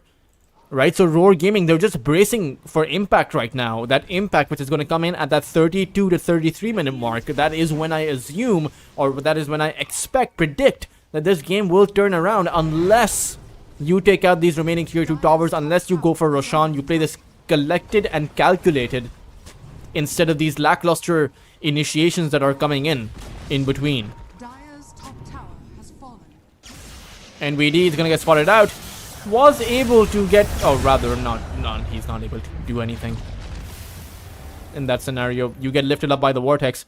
And you also have a techies, right? So mind you, the defense from the Radiant side is great. The Dire have, Satan 666 have constantly been trying to play inside of that triangle.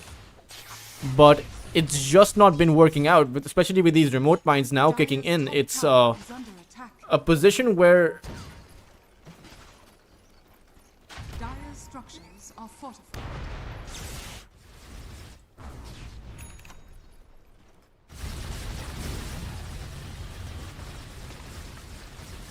Dire's top tower is under at the very least, they will be able to take Roshan down. And maybe with this banner, you can potentially go high ground because there are no mines there. They know this because the creep wave entered the tower radius, so at least the front line in that arc, there are no, you know, proximity mines, and they realize that, probably. Radiant's middle I don't know if they tower is actually under attack. realize that, because my view is of the entire base, right? I can see what they don't see. Radiant's middle And you tower guys can is see under what they attack. can't see either, as well.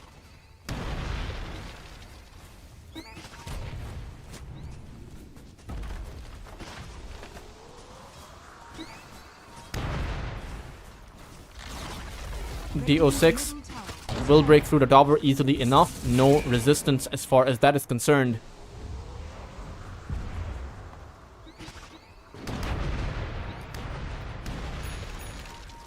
KNP will just break away all of the mines though, inside of the triangle.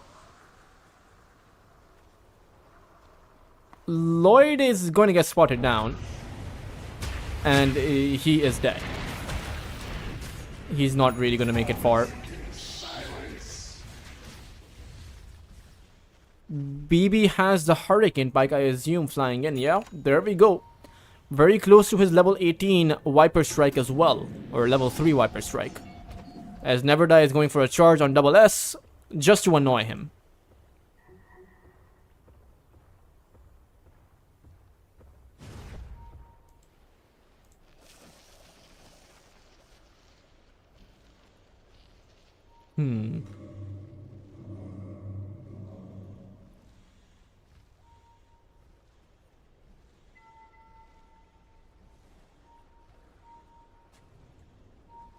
Stupendous!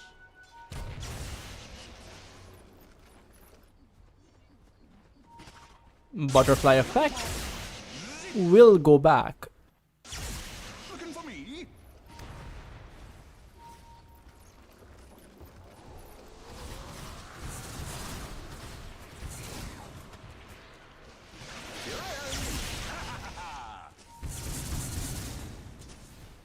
Dire are scanning. Radiant's top tower is under attack.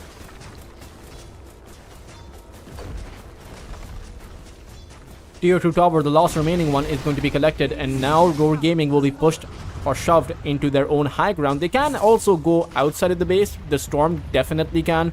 The Primal Beast, once he gets his Aghanims, he can survive for so long. And you also have Yukio with an MKB, so taking him down requires multiple heroes. And then there's the Global Silence and the Techies that can come in to help him. The Storm can also come in to help him. So it's not exactly... It's one of those lineups that can actually create space while not having any outer tier towers.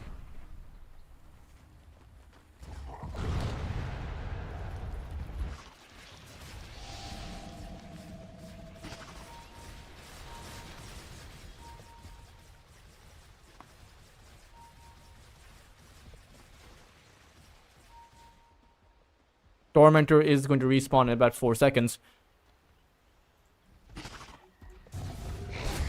Spirit Breaker is probably going to get the Planner Pocket. Any unit targeted spells?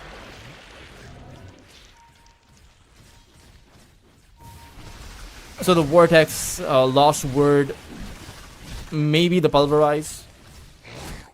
You know, and with the status resistance, the 70% status resistance, if he's able to redirect a Pulverize to himself, actually it doesn't even go towards the Spirit Breaker. It's now on BB. The poison attacks that can now land damage on those towers. This is the way that you break those tier 3 structures with, because you have the focus fire and you have the Viper, the upgraded poison attacks.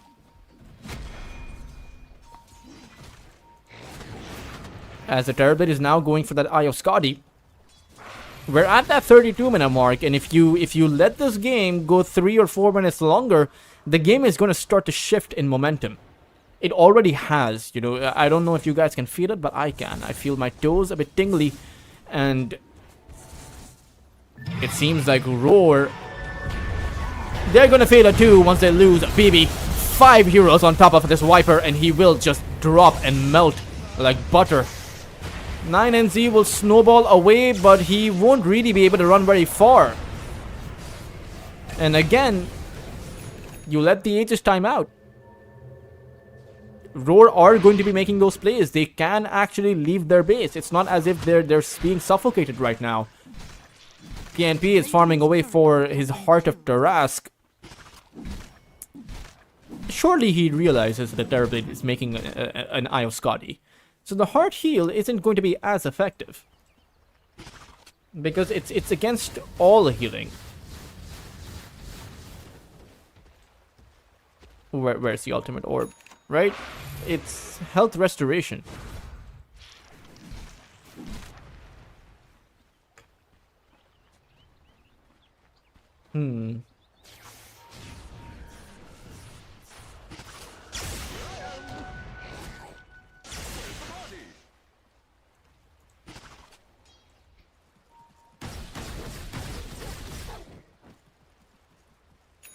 Another ultimate orb on its way, but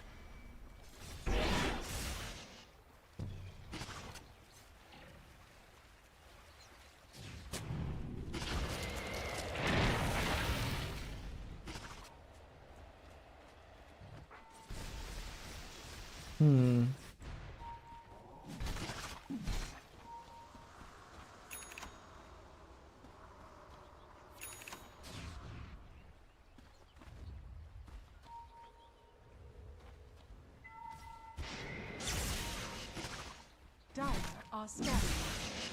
Stormfire zaps in. Global Silence is going to be there to disable KNP's escape. They will be able to melt through this Bristleback. And now again, they make a move towards 9NZ. No response coming in from the Dire side. None whatsoever. And this 11,000 disadvantage is now down to a 5,000 disadvantage against the Eye of Skadi. We saw just how much that heart actually did. Not a lot. So you could have gone for some other item. You could have gone for an Assault Cuirass, a Shiva's Guards, anything really against this Terrorblade. But this, just the mistakes that Roar made in that last game, their itemization errors, Middle tower is under Satan 666 are making the same errors. These items don't help you. This does not help you against a Terrorblade.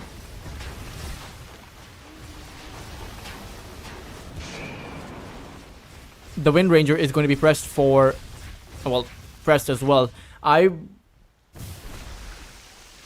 don't exactly know how to recover the momentum on Satan 666, how they'll be able to recover the momentum, because it's exactly at that 32 to 35 minute mark, right? I again predicted this.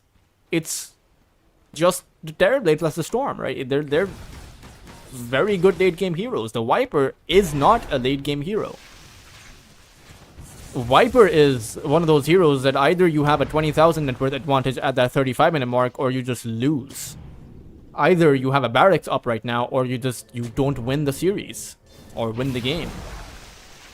He's one of those win lanes, lose game heroes if you can't maintain the momentum in any meaningful way, and they aren't able to do that. This approach of farming on the around the map while the opponents are boxed in is not working, because the Terrorblade is about to be more farmed than the Wind Ranger. The Storm might just be more farmed than the Bristleback, and sure, Double S doesn't have as much farm, but he has the break now, right? It's a break on the Bristle, on the Viper, on the Spirit Breaker, a break on all three heroes which rely on their passives. Butterfly effect misses his zap, so they'll realize that they can't continue the fight. They'll just go back.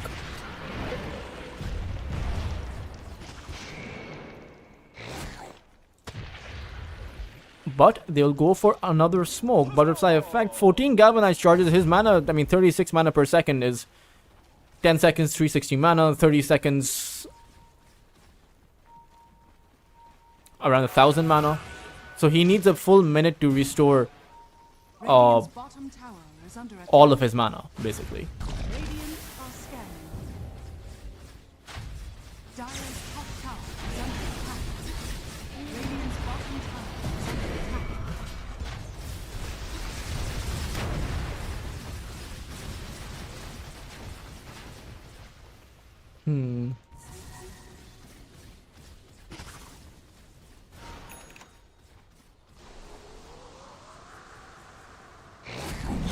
Roshan once again to be attempted by Satan 666. It will roar, but they have a lot of damage coming in. The side of Roar Gaming, they will group up, but can they actually reach her in time? It seems very difficult against that focus fire, which isn't going to run out. Butterfly effect jumps in, but is unable to seal away the Aegis. DO6 activates his BKB, but against the Terrorblade needs to find a way out. Yukio is able to dish out the damage as the Wind Ranger has gone down the first time. KNP now goes in as Roar. They want to reposition themselves, but Lloyd will at least be the casualty as Double S is stuck because of the shards coming in from the Dusk. Now a snowball comes in on that high ground. Walrus Punch as well as Double X should be the casualty as well. Roar Gaming have abandoned their offlaner. 3 heroes have gone down at the back of a Never Die, buying back, and them losing the Aegis on the other side, but it's still a great game fight. And they need to go now. They need to force out this buyback from the Storm, which he doesn't have, to be fair. But they need to come to the realization that he doesn't have a buyback, which only happens if you go and poke the high ground.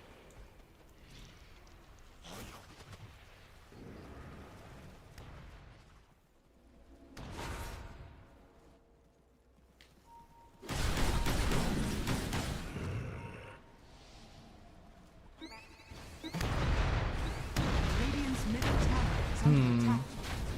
Radiant structures are fortified.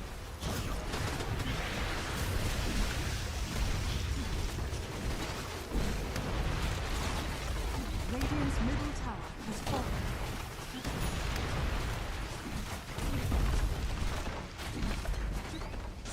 Barracks are going to be collected.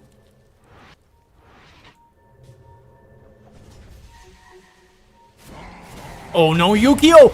He's gonna get hit by the Nether Strike! There is no way he gets a Sunder off. There is no way he can actually turn it around, even if he does! The killing spree of this TB falls as he is now down for 80 seconds. He bought out. I don't know if they spotted out the fact that he bought this Hurricane Pike or not. Or whatever last item he got. It was, I believe, just a Hurricane Pike. But if they realize something is wrong, right? They realize something is going their way massively because the markings on the maps, on the mini-map suggest that they want to rush on that high ground and see for themselves if this TB can turn this fate, or rather, the rest of the 4 can turn the tide of this game back in their favor. It's going to be very difficult. Satan 666 may not get another opportunity like this. They've already taken down 1 lane of barracks. They are going to go for another. There's no tier 2 tower, so they can potentially find the Mega Creeps here. And for the side of Roar, it turns out they will give this barracks up. The sheer fact that they're giving up this barracks is a huge red flag, right? to the side of Satan, because they're now probably thinking that why aren't they defending? Maybe it's because the Terrorblade doesn't have a buyback. Radiant structures are fortified. Glyph is going to be coming out, but no response. Seals the deal for them. 15 seconds for that Terrorblade. Maybe they'll start a fight right now. Hope that he can respawn for it can't be. Very little damage on this Bristleback without your Terrorblade. A break on this Primal Beast as KNP has the cheese. Melee Barracks is gonna go down. Range Barracks not too long for this world. Mega Creeps will be acquired, and the side of Satan 666, they will tuck tails and run. But the Swarm Butterfly effect does not want them to be able to get away. Double S also wants to try and hold them back, but it's already too late. If you dive in too deep, maybe Satan 666 will actually fight back. So you have to kind of let them go.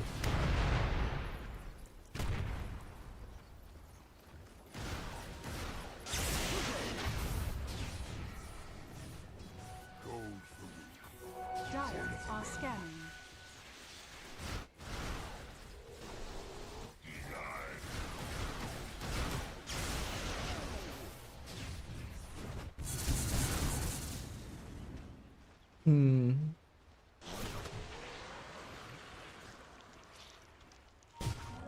Regeneration.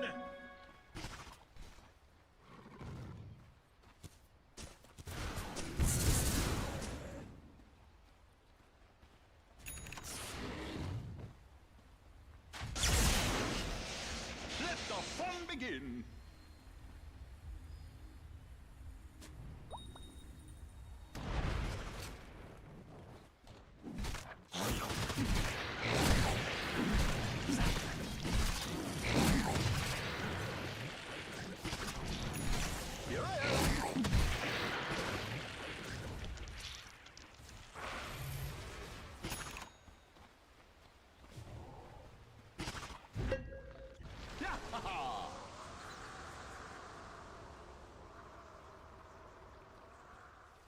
Here I am.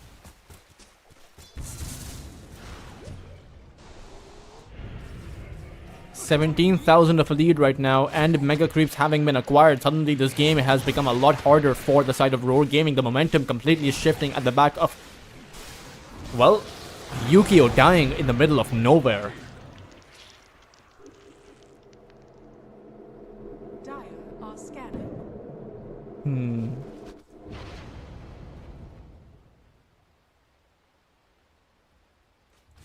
And now this lineup, which was really good at actually exiting the base, against Mega Creeps, no lineup is actually that good.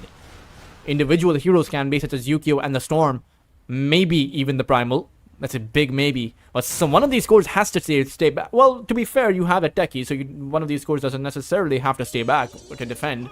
I do believe Clove can actually plant down enough mines. It's just the problem now that the techies, who normally is really good at a high ground defense, suddenly isn't as good, because when all three of your lanes are constantly going to get pushed in, your proximity mines aren't going to be able to protect your base the same way. Invisibility. Yukio, still no buyback available, needs about 70 gold, but he'll be able to get that. No buyback for the Storm. Will actually make it easier for myself and for all of you. There are only 3 heroes that have a buyback. It's that TB and the 2 supports. Meanwhile, for the Dire side, it's even worse because none of them have a buyback apart from the Tusk. But they don't actually need a buyback, I would imagine. At least not on... Well, I mean, they're not going to be that pressed. I don't think dying once is going to matter.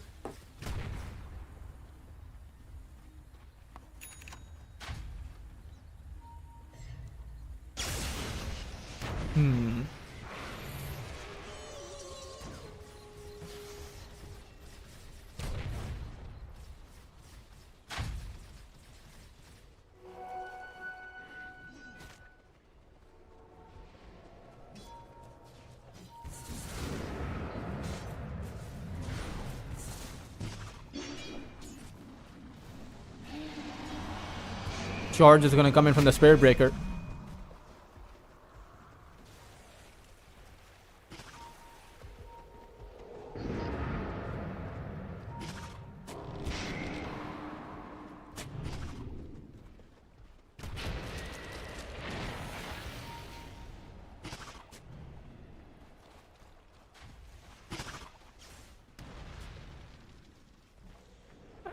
But still, neither side is actually budging from this position.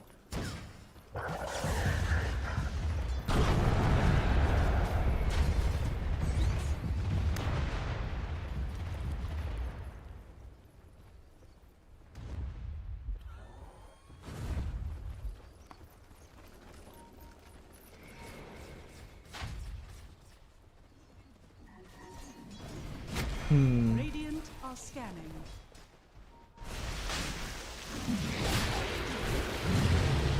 Focus fire on Roshan, as that might be the way that they end Roar's misery.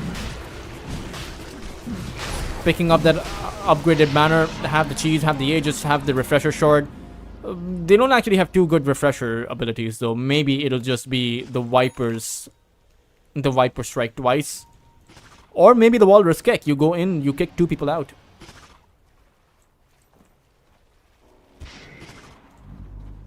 That is what they're actually going for.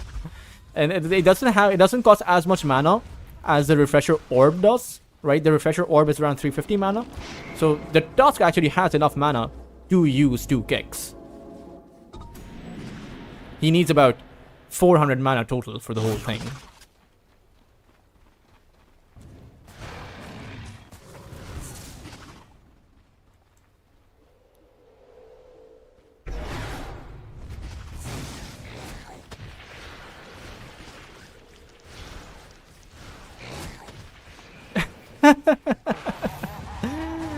Clove daring them to actually approach the base here. With all of these proximity mines placed in, Lloyd is gonna tip his techies. That is quite funny. But the push is coming. They know it. They're huddled up behind their throne.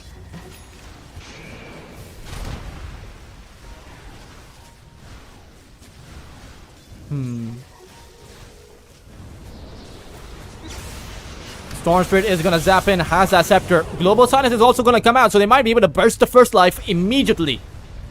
Meanwhile, a charge comes in by Neverdie. Metamorphosis has been activated as Neverdie goes down. KNP stacking up against those illusions is just not possible. As a 3-man Vortex comes out by Butterfly Effect. DO6 now has to activate his BKB. But still, the side of Satan 666 have to get back now. No Spirit Breaker available. And turns out Clove's Dare proved to be too much for Satan 666.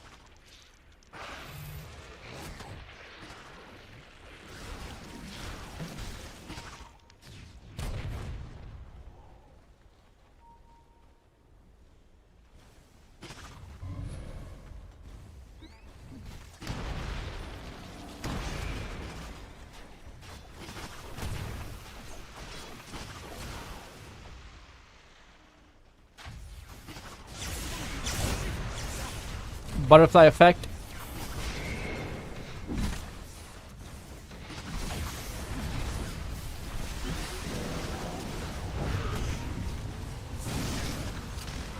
They have lost one tier 4.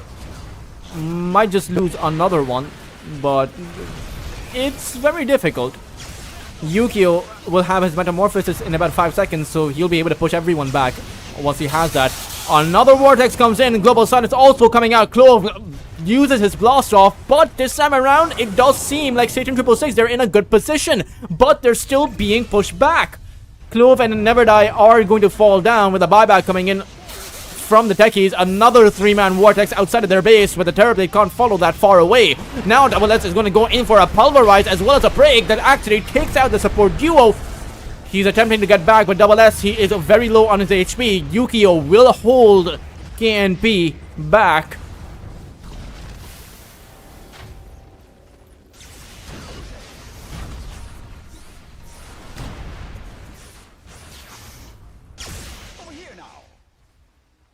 Mine.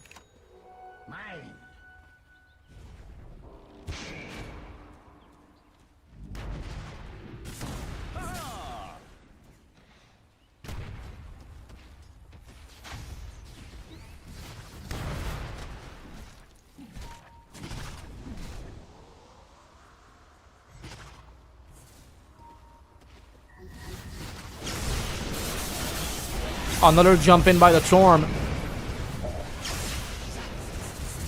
Not really successful in that regard.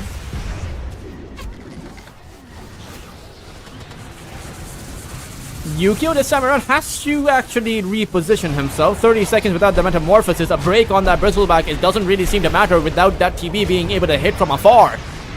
It's now going to be the full 5 to actually approach this Primal Beast, but he's somehow able to blink away.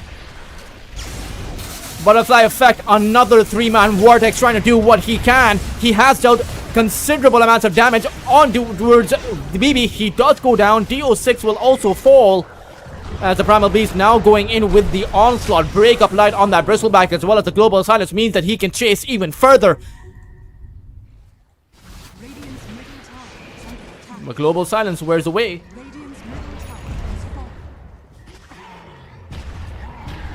falling. Another Pulverize coming in with Butterfly Effect having now joined. Arcane Rune picked up by the Storm.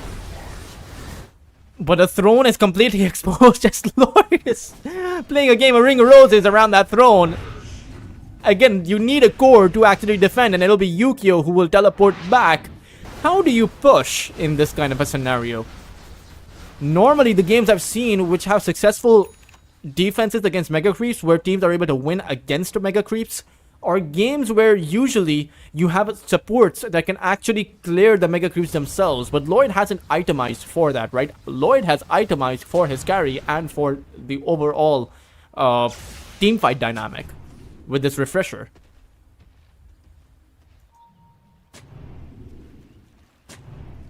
Casual win days on the ground as Roshan. 9 and Z is going to set up for Roshan, but I have a feeling when Roshan is going to spawn towards that top side. Alright, there's a very slim chance that Roshan spawns over here, but it's only going to be up for 30 seconds even if it does.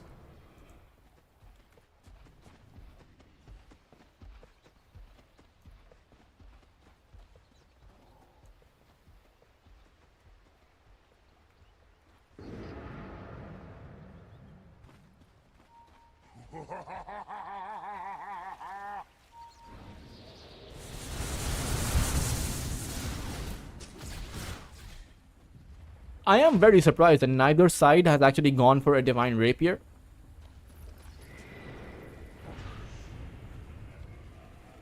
I would actually imagine that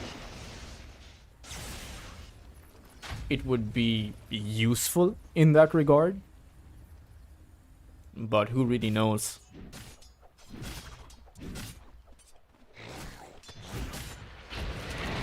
Dire are scanning.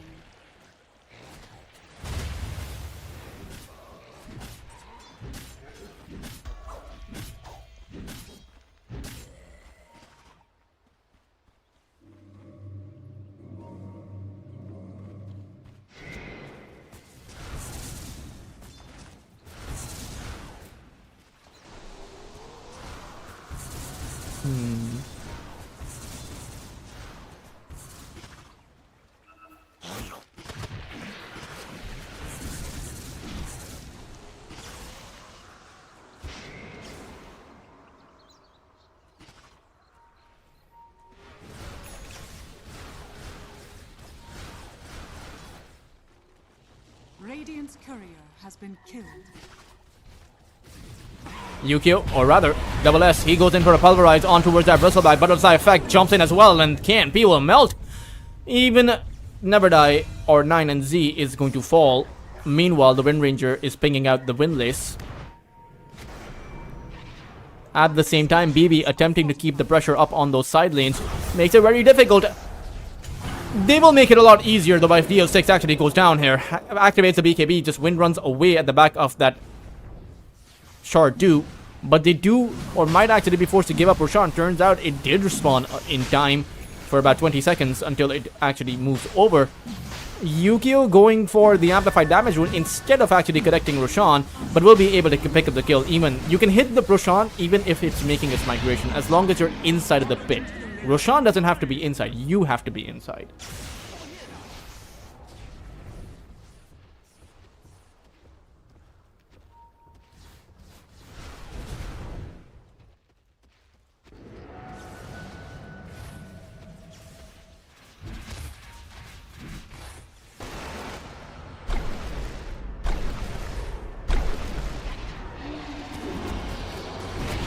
Terrorblade. Another strike is going to be there, but he has that Stormcrafter coming in, or that Windbreaker rather, but in case Yukio is going to fall, he does, of course, have a buyback at this stage. It's now DO6, the one in trouble, but they're able to take down Clove. Double S trying to go in to buy some space, but it's not really happening. And again, we are approaching that 60-minute mark where they might be able to get something done. They might actually be able to, who knows, close out the game. If they're able to take out Yukio, he doesn't have a buyback, they are going to simply lose. You cannot fight without your Terrorblade, even though the Storm does do plenty of damage. He hasn't gone for the Shiva's Guard, but that Maelstrom is going to amp up the damage by quite a bit. It's not just for the Mega Creeps, as you would imagine. It's also because of that Overload, those Overload bounces, right? 3-man Vortex, 4-man Vortex, and then you also, alongside your Overload, are proccing those Chain Lightning chances.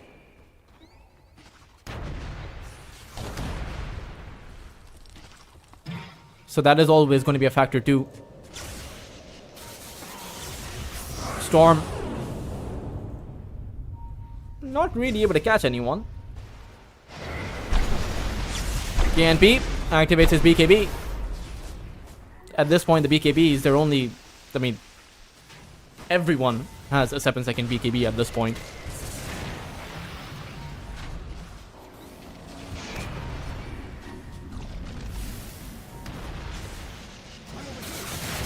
Storm is able to grab up the Wind Ranger, and she is down now. Does have a buyback available to actually come back into this game. Might be forced to use it, but really, unless your base is in trouble, you're not going to be committing those buybacks. As even Observer Wars at this point give about 350 gold. And we will have tier 5 neutrals. That is now going to happen.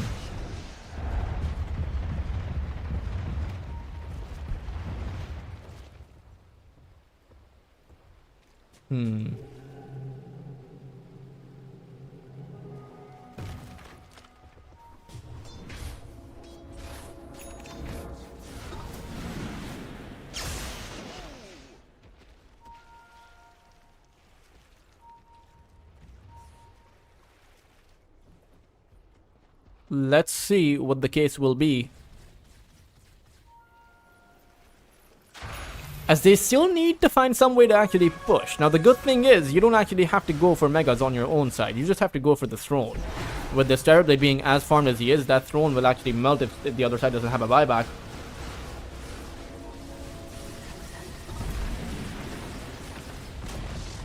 Dire's middle tower has fallen. I have to try and follow the Storm Zaps around. It is hard, of course. Dire's bottom tower is under attack.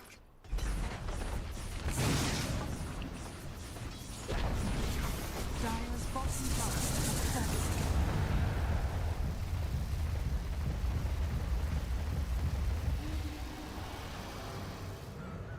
Spirit Breaker charge is going to be there on that bot lane.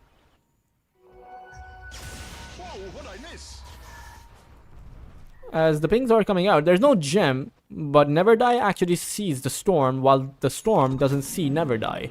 The Storm is inside of the calm. Or Never Die is the calm before the Storm.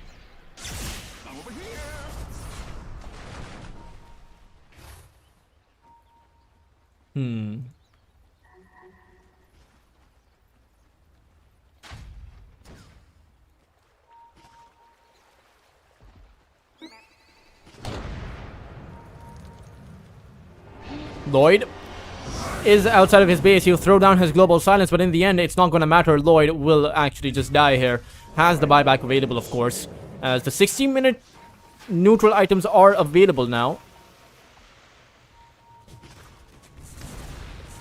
Stygian Desolator, probably for the Wind Ranger, or maybe even the Divine Regalia. Has none of them. Has the Harmonizer. Well, I mean, that's not going to really help. Dispel away all of the enemies and the allies. That is what he is going to go for.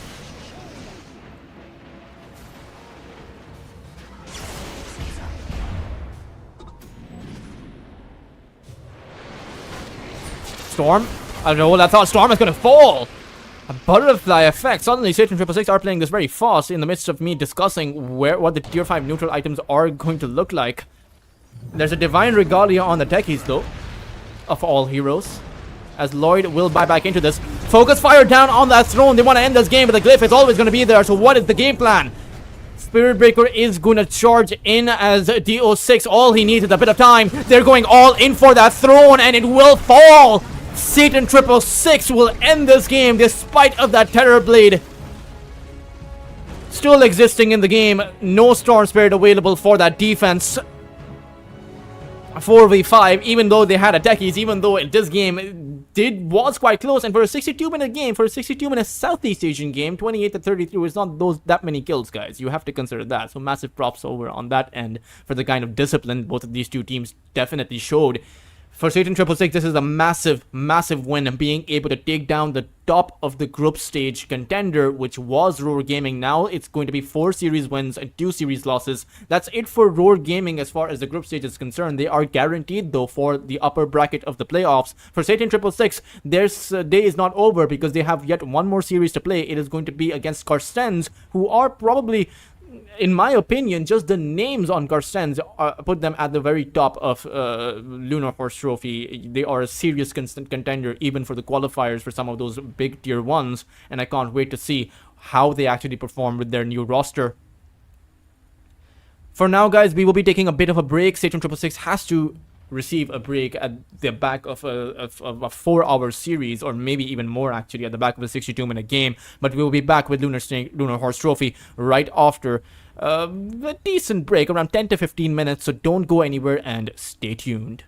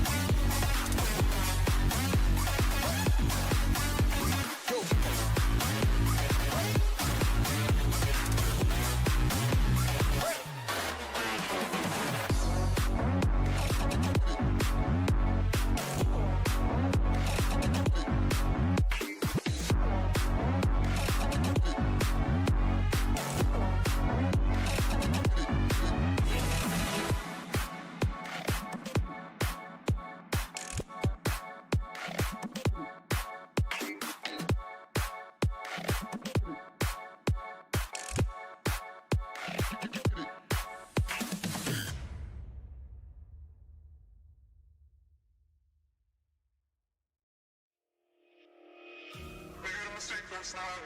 Maybe I can make it right. Said I'm close to baby. We can talk about it. No need to be mad. Hate to see you sad. Yes, I know I'm crazy, crazy about you, crazy about you. I know I'm upset sometimes. I know I get drunk some nights. I know I get way too high. I just wanna live it up with you. I know that it might be tough. I know when you've had enough. It's just how I show my love. Darling, can I live it up with you?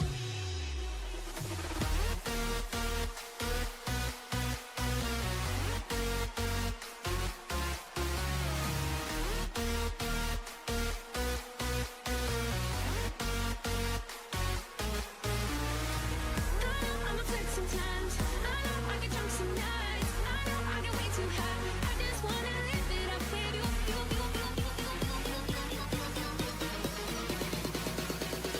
Darling, can I live it up with you?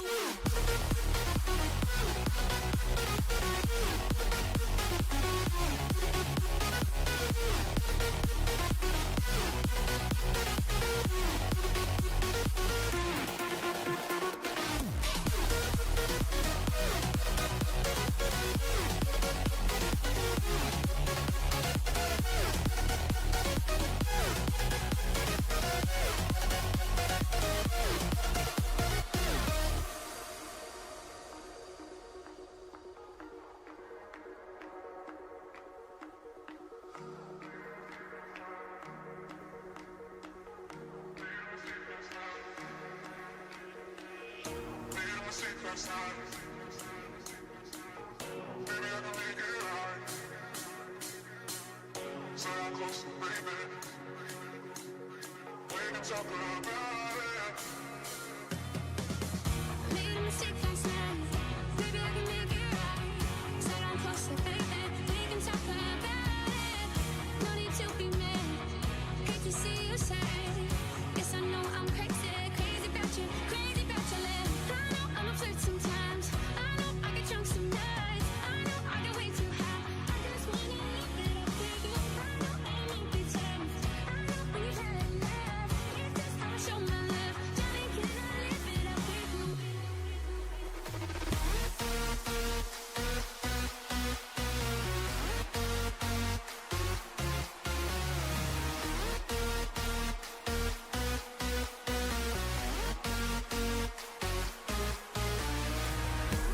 I'm upset sometimes. I know I get drunk some nights. I know I get way too high. I just wanna live it up with you.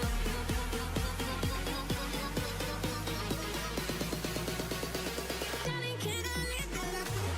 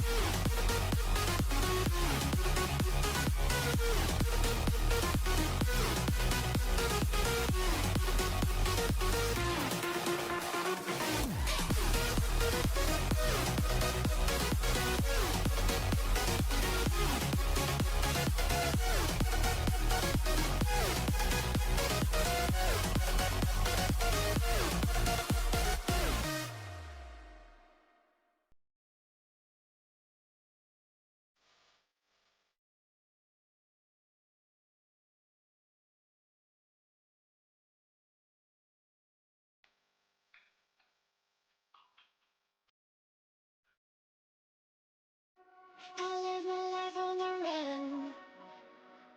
I say I'm not giving up. I may be living alone, but I still believe in love. In a similar way, I feel like losing my conscience. Traveling for days without my knowledge of provenance. Throughout my life, you called me a renegade.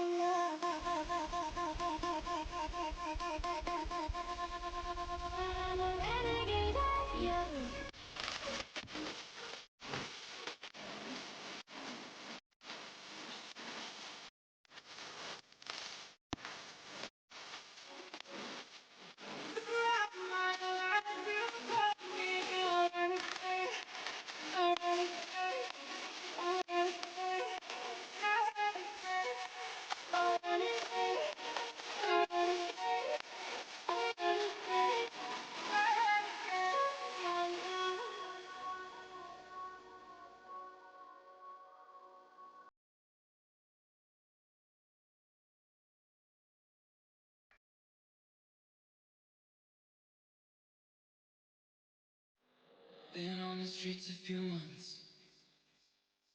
I'm trying to pick myself up. I may be living alone.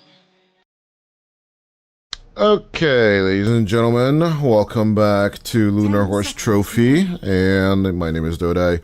Worlds and Mortals and everyone in between. Current Station has brought us another tournament, and it's looking like a pretty fun one.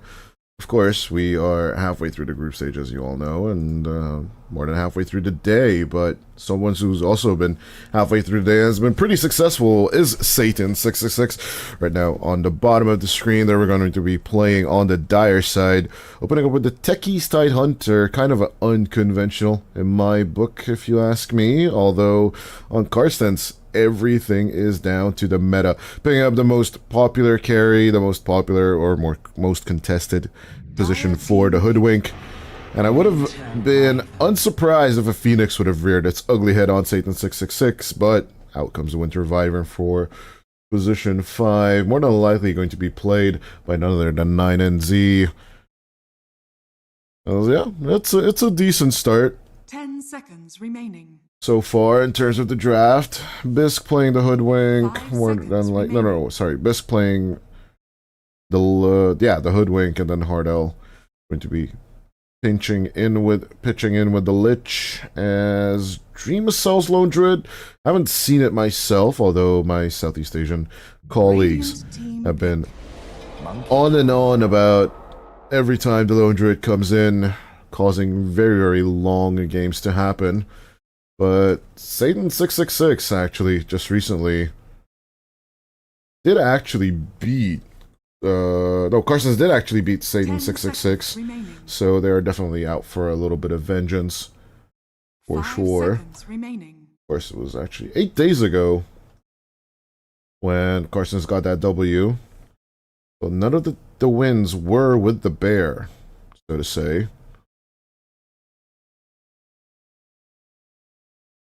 Well, of course, Satan won map 1. They did it with the Tiny. This time they might just as well try with the Monkey King carry. Although, of course, we do know that Wukong can go onto the mid lane as well, if needed. There's just generally a lot of variety being brought out here. And against the Storm, the Monkey ain't so bad. Now, this has been proven by none other than Thompson, of all. So, and it has been a very long time since that matchup was very much skill-based overall.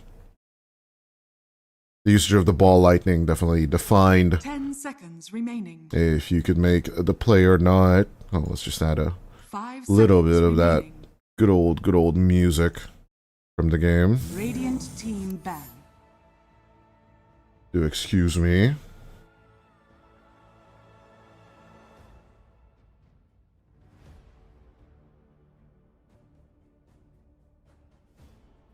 Yeah.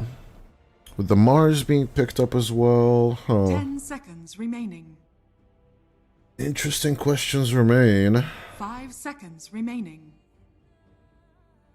Do I still am I still actually scared of the Mars if I'm the Tide Hunter? It's an interesting choice from BB for the ban. Overall, myself, I would not, but I don't understand if that is the case, as we are seeing the same tendency that we're seeing in Europe as well. More and more cores are becoming the drafters of teams. Although if we go back to the old days, the 2010s, of course, the late 2010s, generally the idea of supports with the bigger macro knowledge being the drafters of teams. This in general is just showing that with the more importance hanging on the balance of fights, the very last say always goes to cores at the end of the day.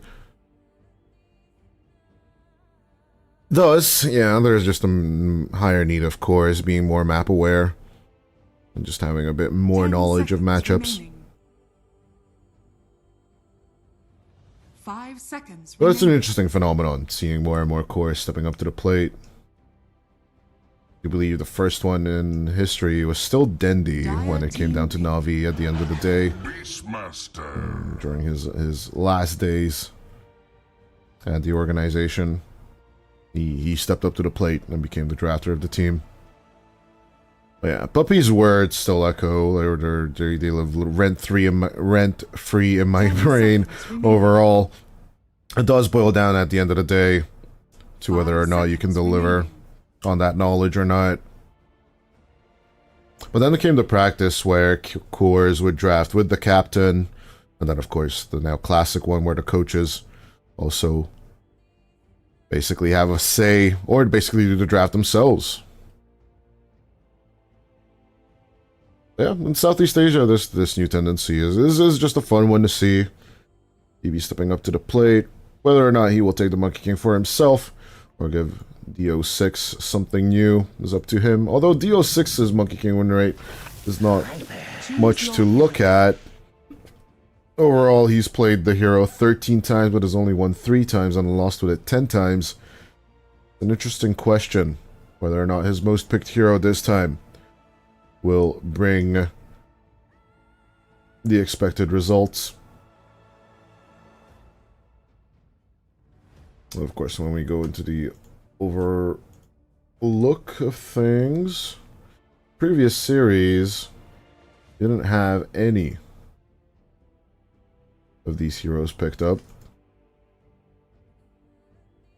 As the O6 played an Abaddon in the first game, and proceeded to play blah blah blah, Drow Ranger in the second one, of course a Wind Ranger in the third, which we just saw.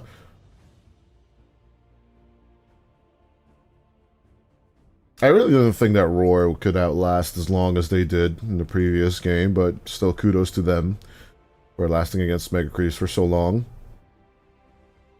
At the end of the day, we just have to admit, with their head-to-head results being Karsten's winning all 3 series against Satan 666, this is going to be a challenge in and of itself. But with seeing the fact that they only got a 15-minute break between this series and the previous one, I don't know how much energy is left in the Satan 666 boys. I'll be curious to see it though. And the best of luck to them. But the mostly Thai lineup will definitely have a massive challenge in the form of Karsten's, which in recent months has basically taken over the position of Reckonix, and I do forget the other teams right now. Reckonix, the now OG lineup. Overall, having to step up against teams such as Glyph and Grind and all those other teams here that have been prevalent at Lunar Horse Cup, of course European Pro League. All these organizations constantly bring us great tournaments. Like the wind. Yeah, I cannot lie. Starting off with a pause is always a drag. What can you do? But with disconnections being prevalent, there isn't much you can do about it.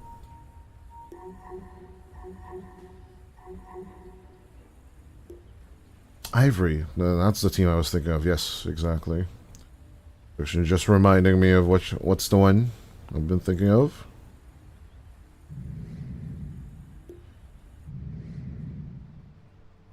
Oh, crap! As you can see, a Black Cat Monkey King walking all over the map. I'll be creeping while you are sleeping. Yeah, same man. The most creepy voice line of the Beastmaster, no matter how you look at it.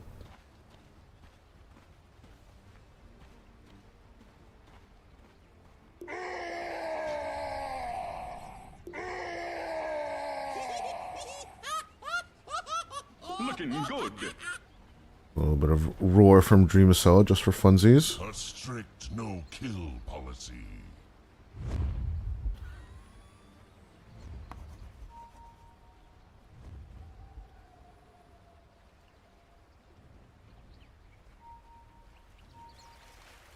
little bit of name changes on the Carson side, although let me just switch over to our game layover.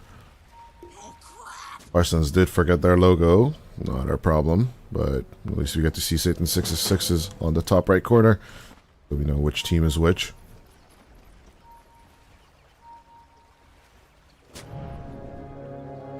Here I come.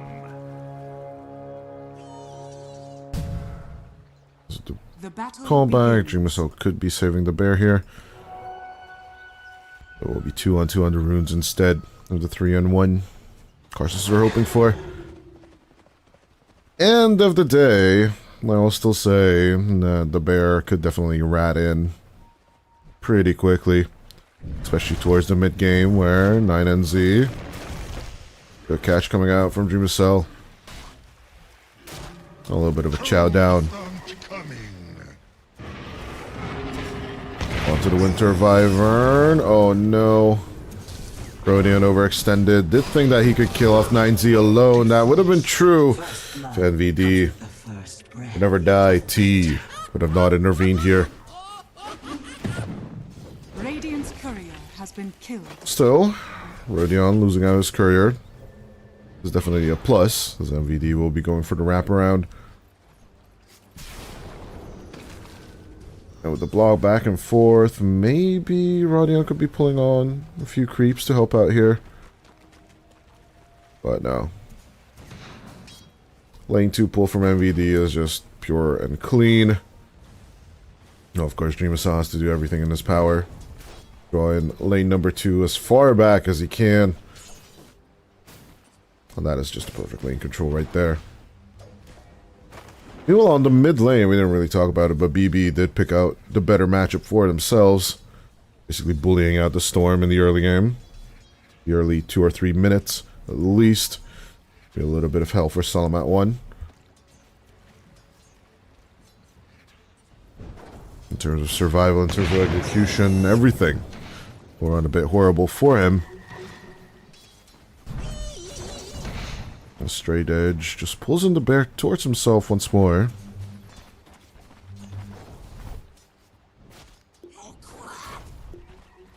Not seeing much of an advantage. And of course, Rodion will be more than happy just offer the lane. All in all, no Kraken Shell picked up just yet against the bear. And straight edge. Could have used that to his advantage, but don't really get good entangles. What can you do? It's just the luck of the draw, isn't it?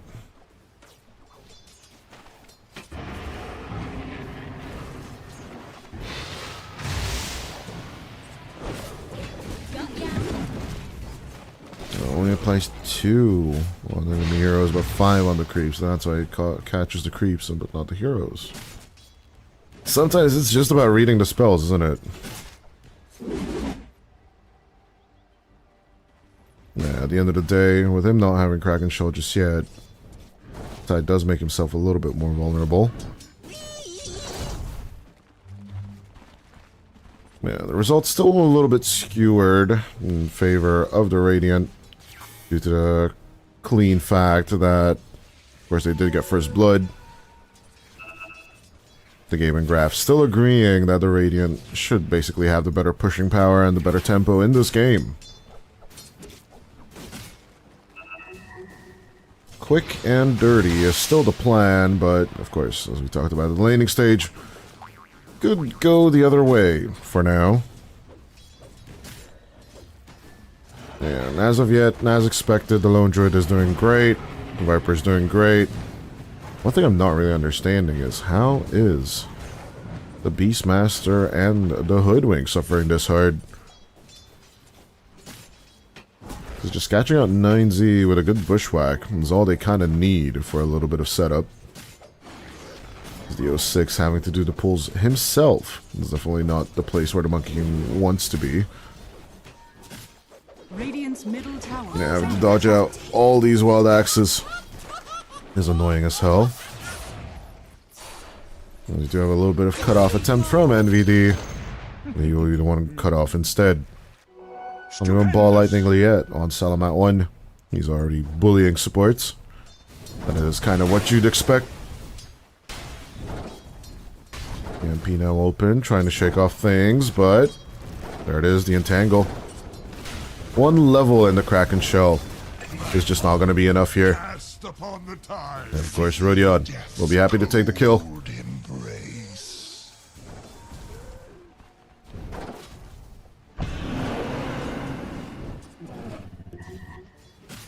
Was that a resummoning of the bear? Hold on, he did just resummon the bear. Interesting. Straight edge, he'd rather have it at full HP than not lose it. Radiant's middle tower is under attack. For the pullback, 9NZ. Trying to go for the cutoff, but once again the entangle will be bullying as looks like Jimso is in a little bit of trouble. KMP and MVD coming from behind. The bear could be dying, but the bushwhack save from Rage coming through with that play. MVD dead in the water as DO6 tries to go in for the jump. They'll take out Rodion for sure. That is a given. But as long as they don't lose the Lone Druid, they're going to be fine with this. At the same time, BB with the first dive of Viper Strike. They're taking on the Storm Spirit and taking him out of commission. That is a 3-on-3 in terms of the kills. But we'll sure start off a bit of an advantage. Middle tower is under attack. We'll start trickling in for Karsten says. KNP just leaves one fish on the steps, man. Dire structures are It does feel bad to play Tidehunter if you're allergic to fish, isn't it? If you are just not a fan of fish in general. It's KMP. Ignoring Rage and just walking straight onto the bear. They just instantly kill him as 9NZ. Gonna be in a bit of trouble. Rage could go for the kill on to the Winter Wyvern, but this could become a 2-for-1 situation really quick. Okay, MP going for a build after my own heart. Radiant's bottom Fully tower is skipping under the Soul Ring. Finishing off the phase boots. And they're just picking up another as BB Radiant's bottom tower does get Rodion on the mid lane, but does get destroyed at the end there as well by Salamat 1. 2v1 situation. Not always favoring you. The one thing that is surprising, of course, is that Salamat 1 at 7 minutes and is still not hitting that level 6 mark. Still managing to grab those kills. Still an admirable result. As both Shrine of Wisdoms will be picked up without contest on either side. You are dead even. With the 5 kills on each side. Dire's top tower I'm is just under questioning myself right now. Which side should be on the aggressive at this point? Of course, in terms of tower pressure, Seimei and Rage going towards the tower is a must, and DO6 just showing himself. I don't know how he was seen, per se, but Rage immediately throwing out that bushwhack onto the tree, kind of telling me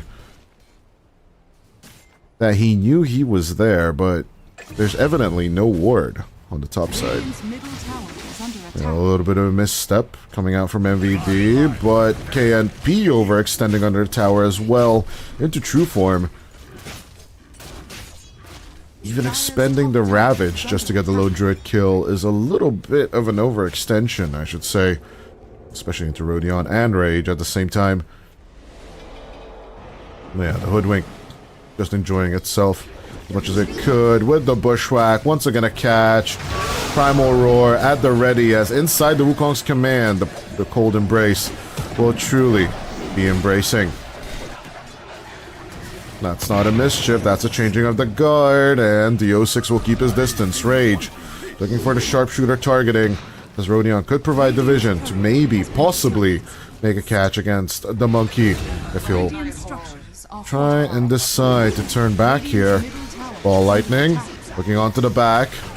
DO6, he cannot afford to move here in any shape or form. If Rodion would have had a little bit of vision, this would have been a different story, but as BB comes on over, Rage tries their best. Acorn shot out with a bushwhack. As Salamat 1 goes in for the grab. They'll take out the Viper, and the monkey has no other choice than to run away. I said no other choice than to run away. Why is the 06 not listening to me? Listen to me, Sammy. You're breaking the car. Might just be that the 06 is breaking this lane. Or maybe breaking his items next. I'd be mad as hell if I were him. 3 of my teammates, one by one, just died in front of me. Dire's middle tower is under attack. Was it for Primal Spring straight into the same NVD trying to help out here. There she goes! There's at least a little bit of a compensation of a kill, if nothing else. The tier 1 tower has seen way better days on Satan 666 safe lane. We did talk about this. A little bit more push coming out on the Radiant side. Could imbalance the game pretty quickly here. At least that is what the Carson scenario should be. What they're looking for. But the bear just basically having all the iron branches, as of course this now seems to be the standard start. Basic items always built up on the Lone Druid before we hit that Mjolnir timing, and then, of course, going towards the Aghanim Scepter as fast as possible.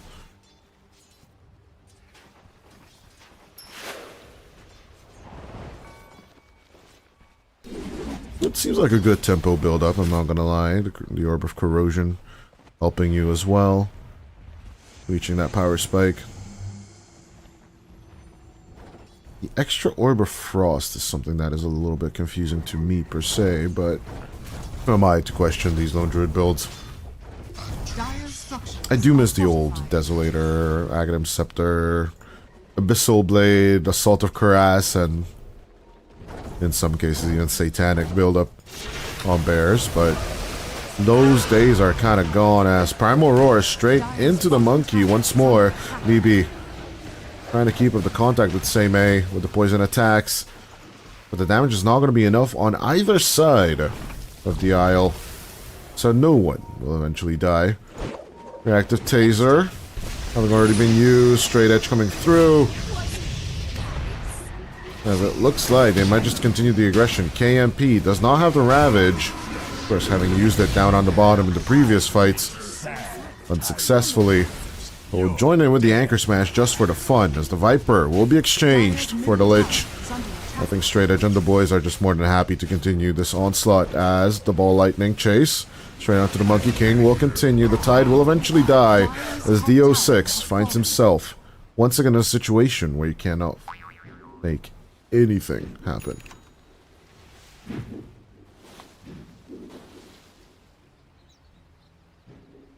Dire's top tower is under attack.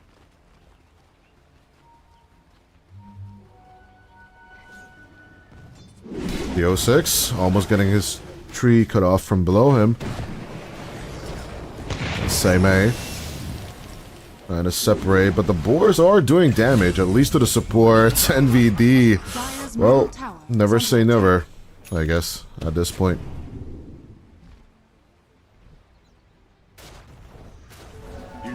Yeah. The second tier 1 tower will be picked up on the bottom lane.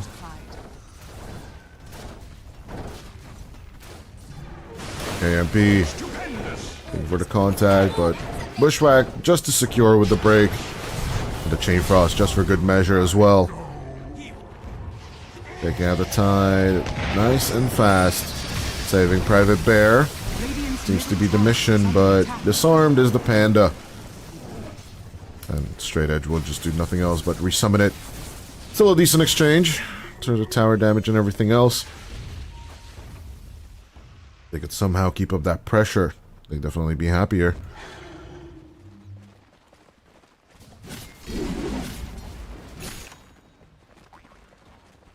Radiant 14 minutes in, Shrine of Wisdom protected at least.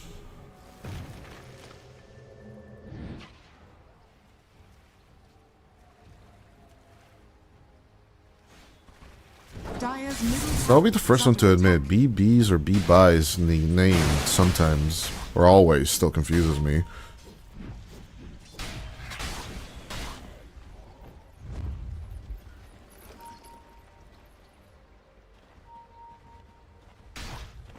Dire's middle tower has fallen.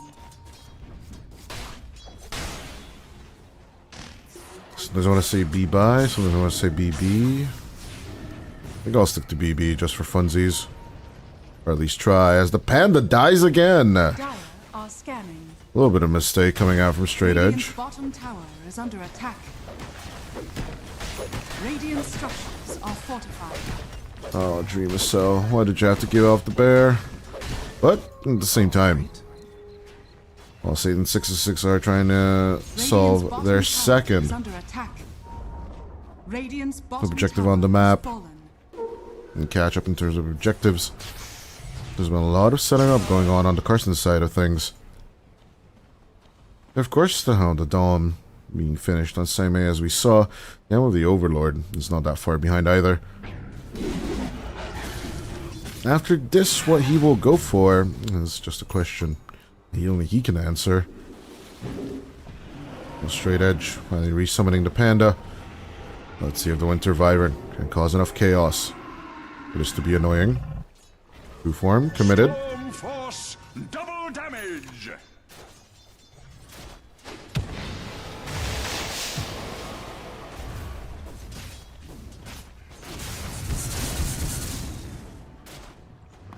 Yeah, this is what Dode programming is all about. 0% slow resistance. Great. Invisibility. If you don't have it, why do you even have it named in the buff profile in general? Oh, we have a little bit of a back and forth on the mid lane.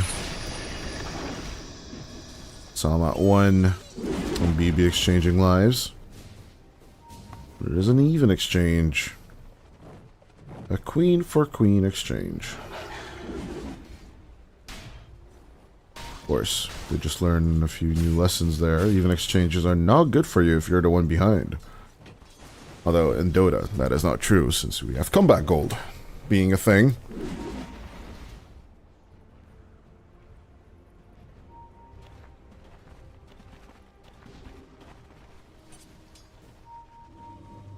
Yeah, that in and of itself ain't really leading into much, as you'd expect the game to start rotating around the bear, and these kills are really, really important for the Satan 666 boys. Primal Roar straight into the play. Rodion does not have the Chain Frost for expenditure over here, but we do have another True Form on a Dream Cell. He will not get the chance to use it, and he would not want to use it without the bear either, as Seimei trying to do his best with the Wild Axes, but gets ravaged in the face instead. Rod of Atos from BB, as eventually the poison and the damage will do its work. Seimei does pick up 9NZ with the Beastmaster, as Glimmer caped. The Beast will make it home. Huge play from Rodion. Yes, sure, all you have to do is just press a button to save his teammate, but still, admirable.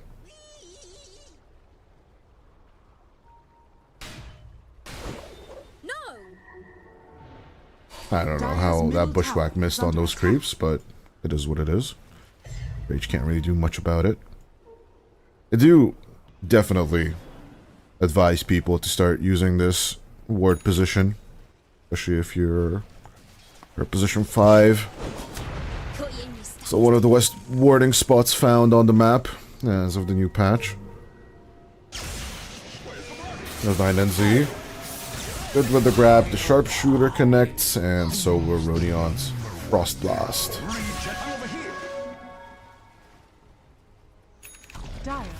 So the shield on top of everything. A forward position established on the Carson side. DO6 trying his best to get to that Desolator as fast as possible.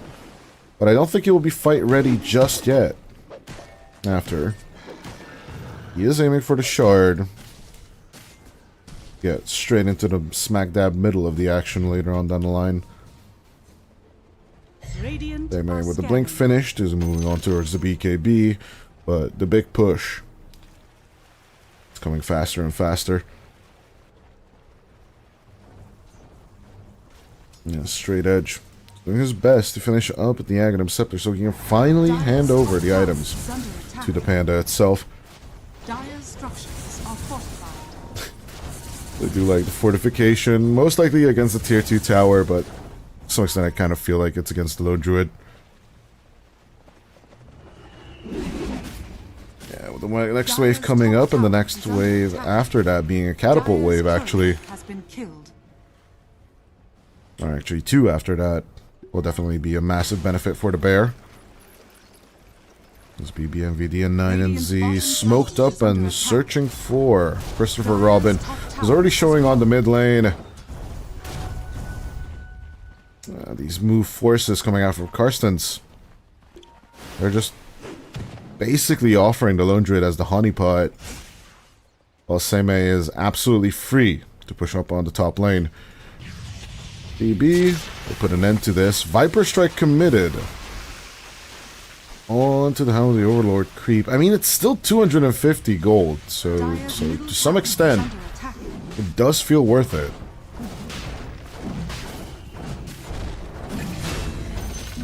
And as MVD, getting caught out on the bottom. They are trying to contest this Tormentor acquisition, but I think it's more of a distraction from the fact that they're doing Roshan. Minute 21, crucial timing as well for both teams, of course. The Shrine of Wisdom's coming up as well. Supports should definitely make the rotation in due time. EO6 doing his very best to ensure that the tier 2 pressure will be kept up. Not doing his best to actually save the siege creep. Well, arguably that would have been 9NZ's job. I mean, depends on team composition.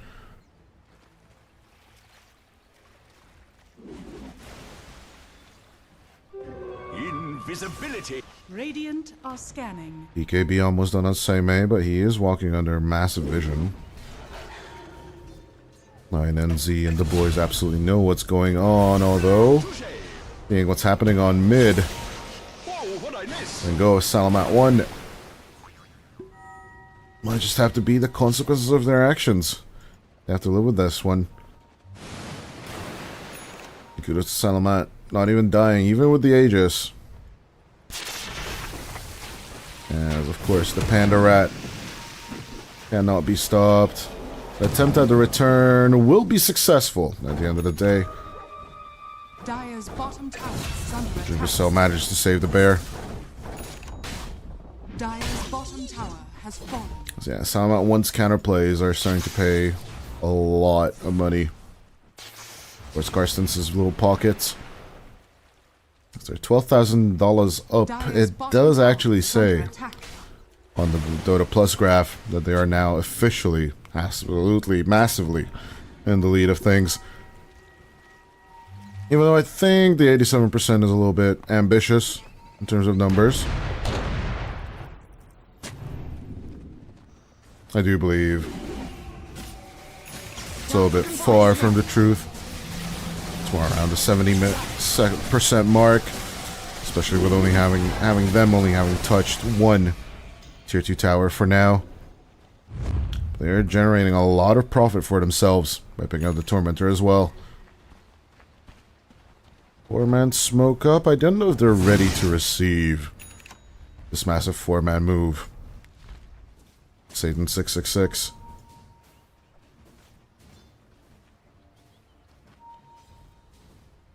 Ebuy and crew standing by as long as they can. They are speculating that Seme is at least here somewhere. KMP walking out. They do see Rodion. A little bit of runaway, but 9NZ immediately ripped apart. The Winter's Curse is just not going to happen, or is it? Buyback coming out along with the Chain Frost. In comes the Ravage and with a Blast Off. They are trying to secure the Storm at least the once.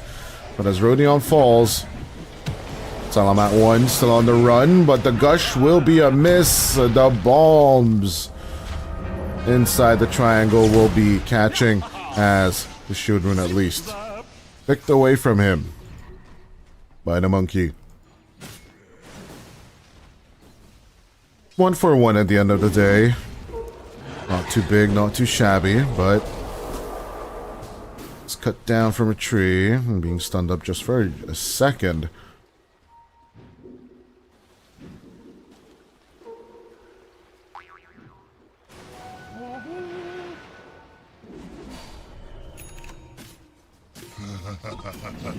Does feel interesting that Seimei did not go for the amp damage stack.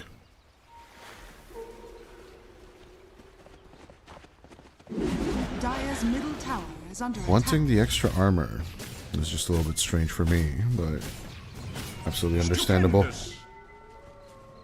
Radiant's bottom tower is under attack. But old Bisque is just not dewarding their own jungle. It does cause a few issues, especially for the bear itself. Of course, now is the panda that has all the items. Punching towards the Silver Edge and the BKB, nothing special.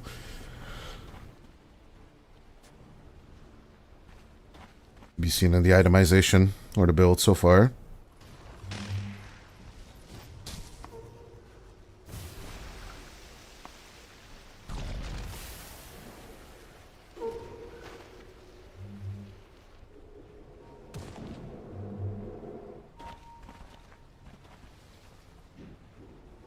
This Dreamy Cell's bear could be in trouble here once more. The 06 is not looking for the jump, as it will be more of an exchange. On the Tidehunter on the bottom. Dire's structures are fortified. Only Primal Roar and its vices used, as with a bit of Train Frost action, DO6 almost losing their life on the Monkey King. With the Glimmer Cape and the support, no blast off catch, as in comes Bisque and Rodion. At least avenge, even aggression onto the bear. 9NZ also getting caught out. Bottom tower is under attack. It's just a beautiful symphony of spells right now. Coming from the Carson side.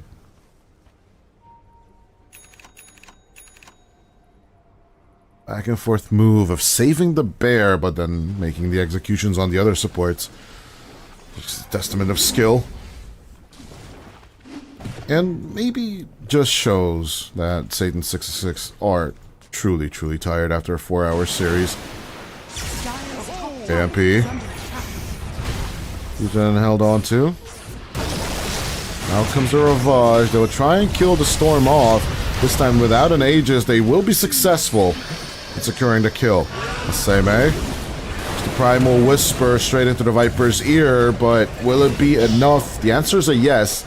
Seimei with the newly flashed out BKB will be trying to get on the run. Dream Cell not wanting to lose Panda number 2. Although this is now once again Panda number 1 since it came off cooldown. The best he can do is just basically to go for cutoffs on the bottom, as good fear from the tree, but the 06 I think should be able to survive. You get Jingle Mastery stacks from the bear anyway. But with the Chain Frost, good with the Secure, as the Winter's Curse is just not going to be enough of a reach. DO6 goes down, as the saving of the bear will still cause you to get 2 more kills on the Lone Druid side. I'm pretty sure Satan 66 will be banning out Dreamcell's Lone Druid for the time being, from now on till forever and ever, till the end of time. Dire's middle tower is under attack. Well, it's always going to be fun just watching Lone Druids. Because basically passive farming as soon as they pick up this Aghanim Scepter. Dire's middle tower is under And we say goodbye to the Storm once more. Please did that in the water. Looks like Karstens will be more than happy to sacrifice the Storm just to pick up more kills on everything else. Dire's middle tower is under attack. Tier 2, number 2, ready for to be served, and of course the Ancient Granite Golem will provide. I always forget the percentage that the aura provides. 18% increase in full HP, as Primal Roar straight into DO6's ear, but there's no bear this time. We're joining on the fun. Chain Frost. Let's end with the Sharpshooter. Where did the monkey go eventually? There it is.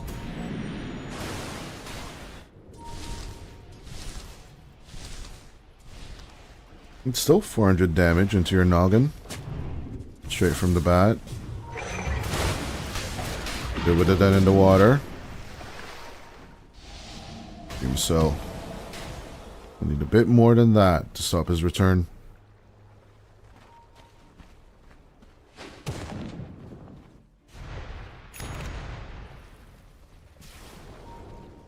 Same done with the AC.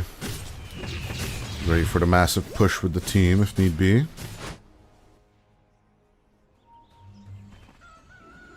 Radiant are scanning.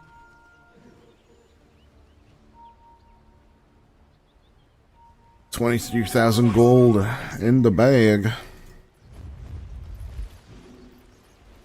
Dire are scanning. Aben is truly not concerned for the Karsten side anymore. And to be fair with you, I don't blame him. With DO6 getting caught out like this, KNP, ready for the Ravage but not committing. Everyone on Karstens is just backing off. The Savage Roar sending the Tidehunter running as Same with the Primal Roar. We'll be taking off 9NZ. No more Winter's Curse for you. But the turnaround into the fight, the Storm going to be in trouble as soon as that Ravage lands. But can they truly catch out the Storm Spirit? They cannot, as DO6 will fall.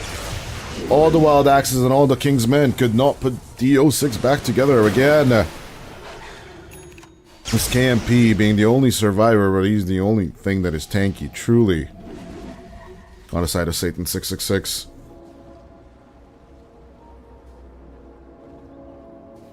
Yeah, wrapped in a beautiful bow. And of course the Primal Roar and the Chain Frost together. Setting up kills left and right for the bear. But the true MVP of this fight was the Storm and the Beastmaster together. At the end of the day, it wasn't just random spellcasting going left and right. They're absolutely in control on the Karsten side of things. Holding on to this high ground, pushing down into the boundaries of the trees, Dire are scanning. and seeing it all go down in their favor. As Roshan eventually appears. 32 minutes in, we'll be calling for the manager. I don't think Satan 666 can gather in time.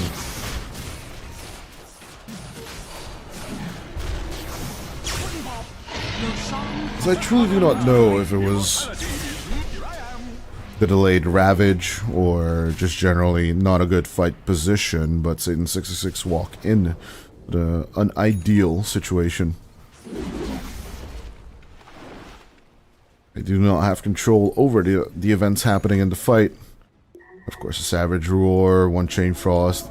There's like a lot of elements into Karstens' build-up in terms of team fight that just basically deter the enemy from engaging.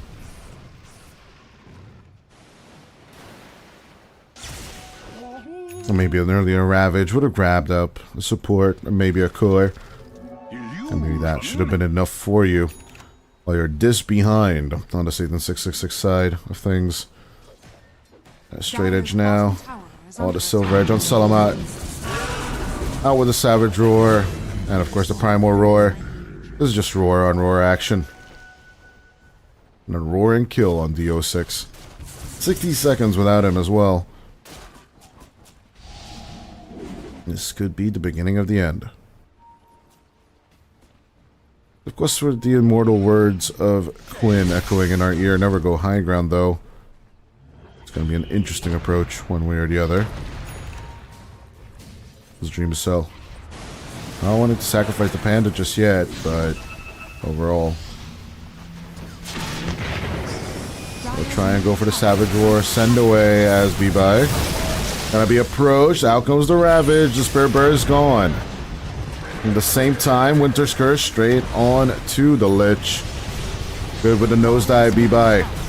We'll try and disrupt it as much as possible. Rodion goes down for this, but Salamat 1 will still pick up the kill on the Viper before the Aegis will be committed. Straight edge. Pushing on through. As DO6 having been dead throughout this whole fight is absolutely worth it. Of course, Dream of Cell will be tipping. Salamat 1 for the deep dive. I mean, to some extent, it's actually a great move, right? It's more of a distraction than anything else. So they can pick up the racks in full. Primal Roar, good with the aggression, but can they keep it up as well as Same Ace Creep, Little Croaker, does its very best to be nothing but a distraction. I do believe... Nope. Bear number 2 is still alive.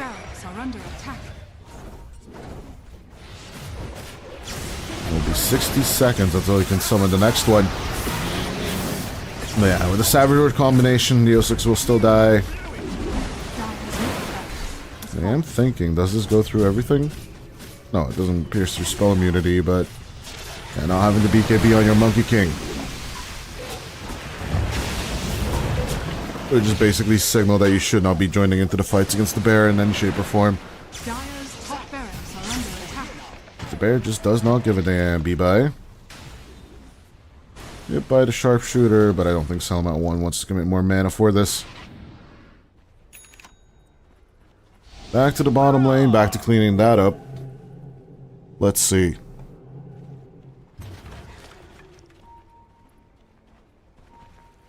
Can Carstens keep up the objective advantage? I think the obvious answer is a massive yes, but...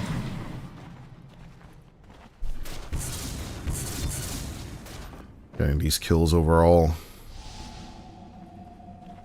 And just keeping up Panda aggression is all they need to do. BKB done on Salamat 1. Invisibility. Among the other items, we did see the Hex coming out from Seimei. Stupendous. Here I am. Overall, I do like KMP's approach of the Yule Scepter. Just raise up the bear, ignore it as much as you can. But currently, the whole team is just constantly about killing it. And that, all in all, is causing weird issues as MVD. Chain Frost combined with everything else. Glacial gone down, good with a Ravage. There's a Refresher, I heard.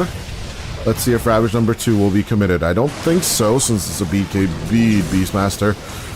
But as the right clicks and the prick goes on through, the Ravage number 2 doesn't really do much at the end of the day. And Seimei acknowledging DO6's GG. They will accept the forfeit as Karsten secure game number 1 in the series.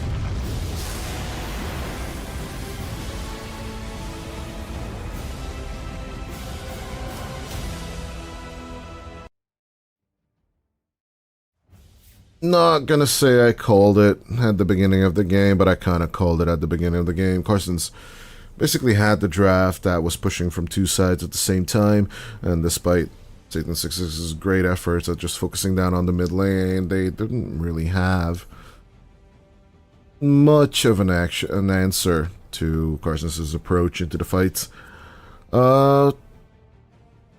I will just say this, at the end of the day, the Lone Druid is just too strong right now in the current patch, in the current meta.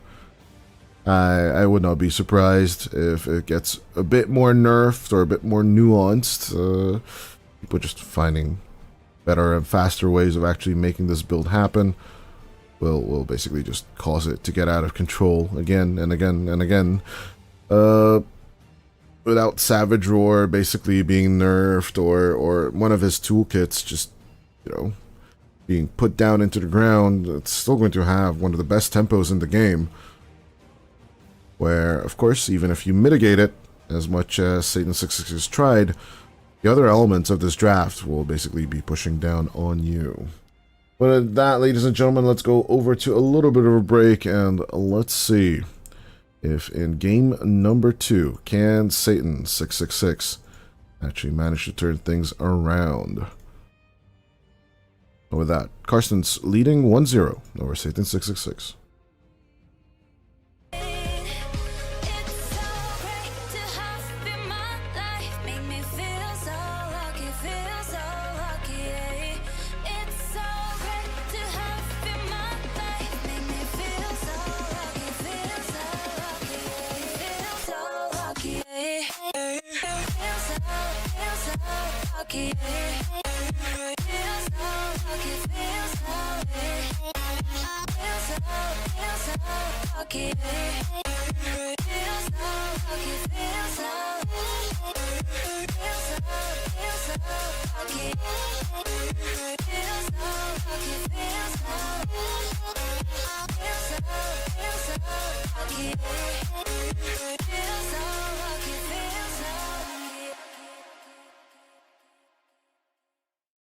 You always want what you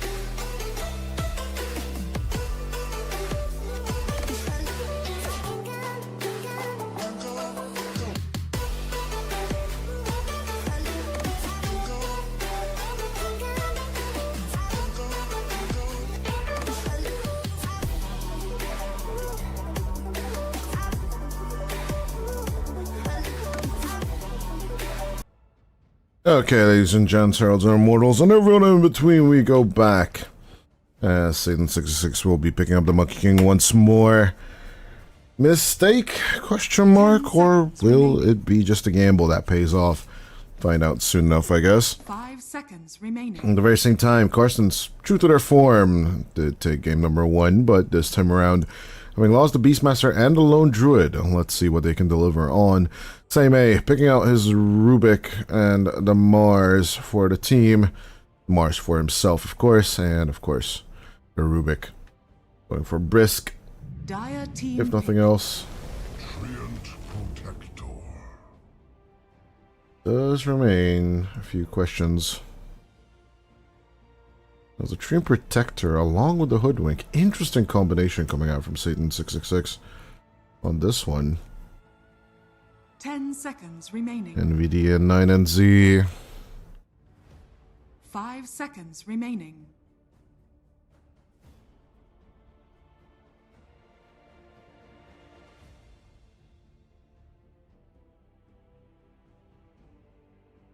Dire team. Don't know if I agree with the Treant Protector in general, but there's the Phoenix we've been on and on about last game. But on the Carson side of things, actually. No more Snapfire threat, possibly, coming through. 10 seconds remaining. Unless BB wants to play it on the mid lane. 5 seconds remaining. I do believe. Radiant team pick. Hardell could definitely be pushing for. Or Rodion could be possibly pushing for a few beautiful supernovas, even into the overgrowth, if it comes to be. 10 seconds remaining. 5 seconds remaining.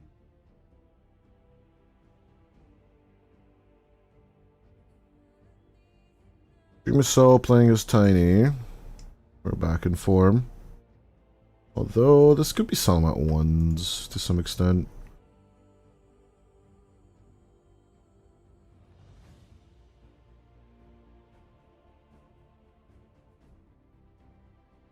The last time he played the Tiny was actually a year ago at this point.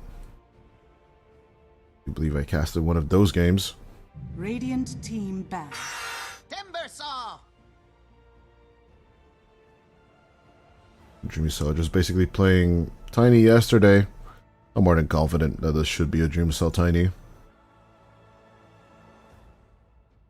Even though the Tiny could be mid. I don't really truly believe you'd want to force it on any of these heroes.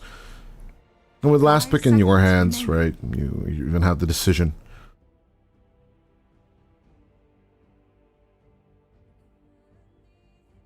Until the very, very last second.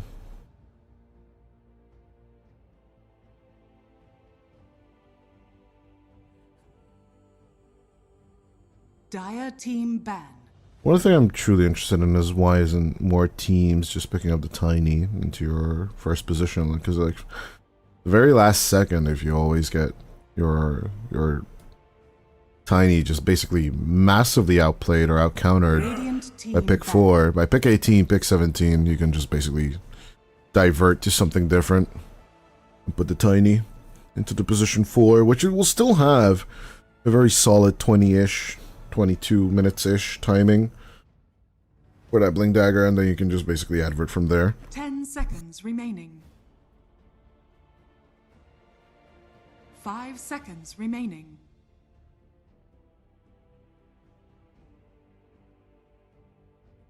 The Void Spirit and the Viper also getting out of commission. I think we're tending towards a puck on one side or the other.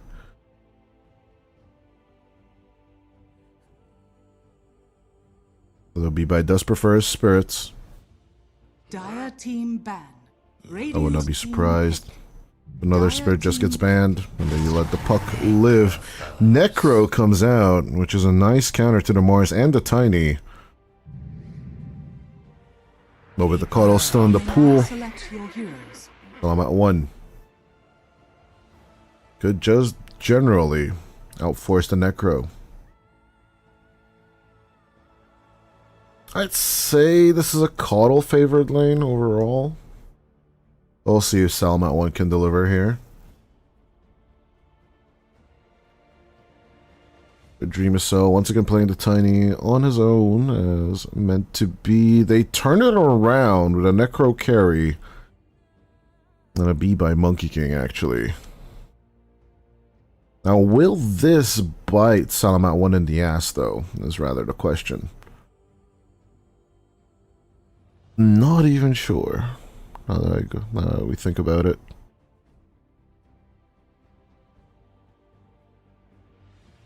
Let me stay on the screen for just a second.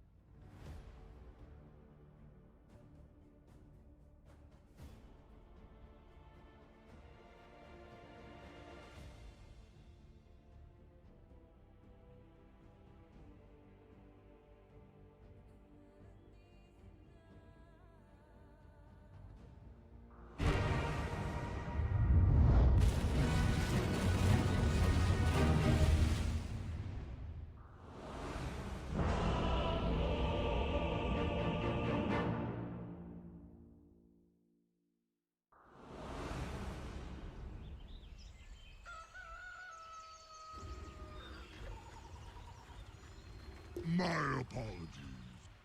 Prepare for battle. I don't know why my map layout still reverts to the 2019 jungle terrain, but I guess we'll take it. The stench of death is Over to the other layout. The stench of death is upon you. This second game, I'm quite torn on will this be a 2-0 or a 1-1 at this point. The swapper Rooney between the lanes is definitely going to be an interesting thing to see. But I am excited to have the Monkey King on the mid lane this time around.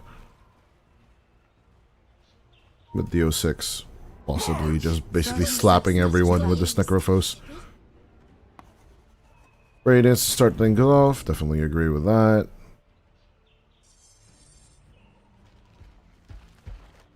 A singular null talisman in the buy. It caused some interesting happenings on the map in general.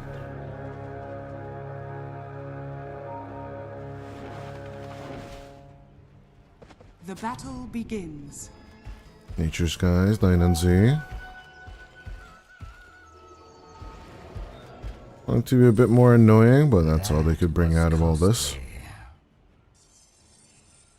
The stench of death is upon you.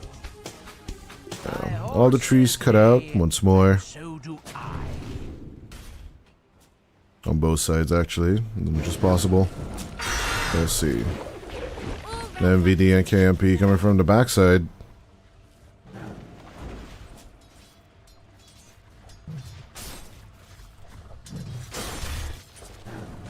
At least this time.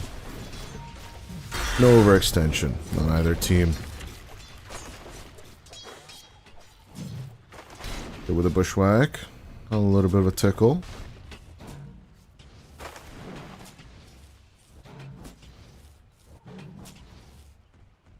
Ronion just going down to pretty low HP, but can get a bit more of a closer contact. Radiant's middle tower is under attack. The Dying Light could do a little bit more effective work as MVD. Wanted to get this first blood on the Kentucky Fried Phoenix as much as possible. Fire Spirits. Burning down MVD as much as possible. Good with the Blood Grenade. If one more right click should be it. Will get it as well, but will get grenaded themselves. MVD goes down in return. Supports killing supports. What else is new in Dota? But these are truly my favorite First Bloods. Supports killing each other. Or basically when cores try and aggro on hard camps, and then my favorite shot is still neutral creeps getting the double kill on 2 cores. I believe you can find that on my socials, per se. But that's enough self-promotion for the whole stream, I guess. Back to it. Less on the aggressive side. Any shape or form we go.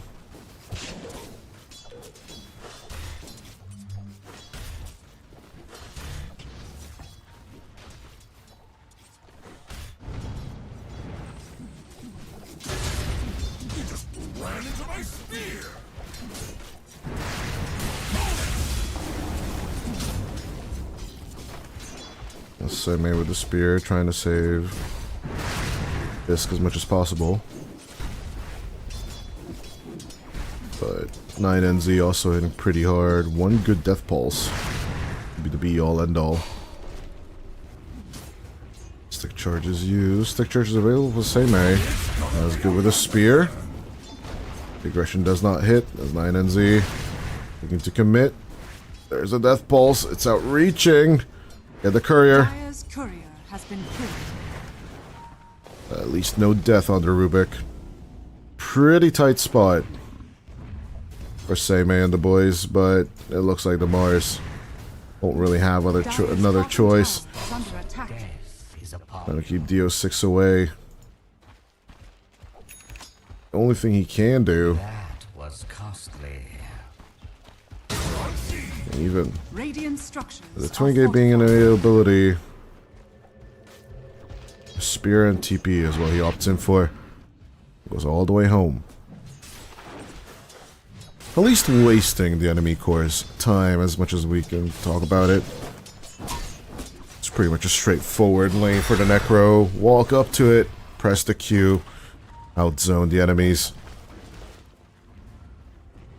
I didn't think of this combination with the Tree and Protector being effective, but maybe I should have. Not gonna lie, neither the Monkey King nor the Necrophos is a dream lane for Seimei, but generally I'd say the Necro is just worse for wear. Straight edge. He's still doing his best to basically get the timber a little bit lower. As Rodion. There's a tree grab, and with the toss, Jimiso will secure the Hoodwink as well. Once again, supports killing supports. They'll be setting each other up for just straight up death.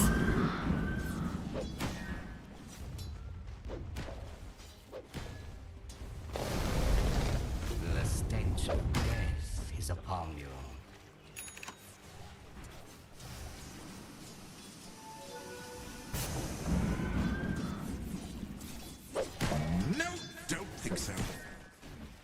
Let's see it. As nighttime falls, way less of the action was in the last game. Due to the bear, basically beaconing urgency and everything else. This time around, KMP being a massive, massive tank of regeneration and everything else.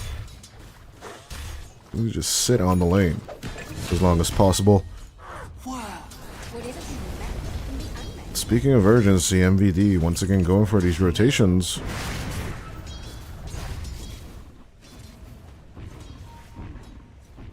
This time actually delivering as 9NZ. Keeping an eye on Seimei. I guess Salamat 1 has had enough. Spirit form available along with the Solar Bind. As out goes Illuminate 1. A little right click for as long as possible, but that's a B-buy coming in onto the fun, but the spear not connecting to the tree. Interestingly enough, 9NZ coming out. With the Nature's Grasp, good with the Death Pulses, but the Illuminate will heal back once more. Soul Bind. Solar Bind, in this case, not Soul Bind. But with Rage going down, good with the Icarus die, Rodion going for the Tree and Protector kill, will be successful in the life exchange. But of course, a fight, maybe for the first time the series being positive for the Satan 66 boys.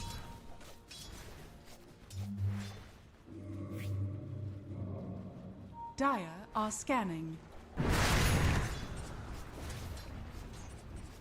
With the minute 6 rune being picked up so damn late. They may. With the bushwhack, can he wrap around it? Yes, he'll try. But the 06 and B-by all being over here basically just means that the Mars is dead. One way or the other, but let's see the retaliation. The Dreamer Cell and the old Sound Mat 1 being over here. Could they just shut this down? Apparently, yes, they can. As B-by will be going in for a little bit of death just for this Rage. Going for the cutoff. Onto DO6 they go with the Illuminate. Like so much damage at the right click eventually. For Sound Mat 1 will be enough. No, those Shred Revel for a reason, as Karstens doing their best to be reactive as much as they can. That was Dire's top tower is under attack. The Tiny returns. Good with the Avalanche. Here comes Salamat from the other side. The Illuminate does its work as Rodion could die in exchange for this, but will not. And of course his cores will manage to save the Phoenix. They may, on the other hand, also being punished for existing. Will have to rely on the spear and try and survive. He already got his reactive move from the team, but that is all he can afford. We'll have to say goodbye to the land of the living. Dire's bottom tower is under attack. Good night. Dire's structures are fortified. We are 9 minutes in, someone should have warned me to switch over to net worths, but production is just silent, and Dire's big bottom reveal, tower production is me. under attack. Well, there's only one person I can blame, Dire's myself, bottom tower has for fallen. my own mistakes.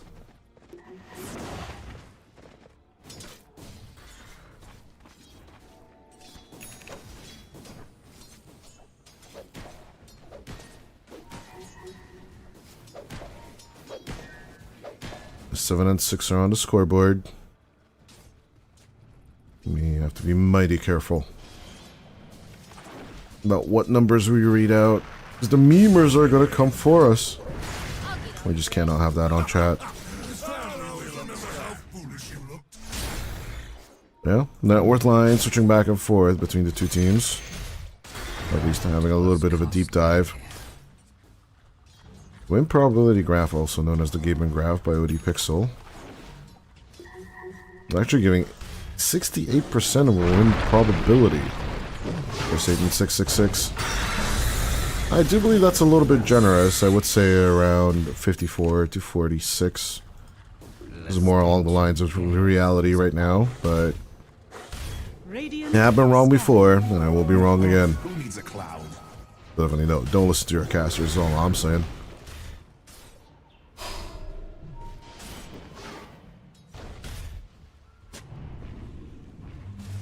Dire's top tower is under attack. Dire are scanning.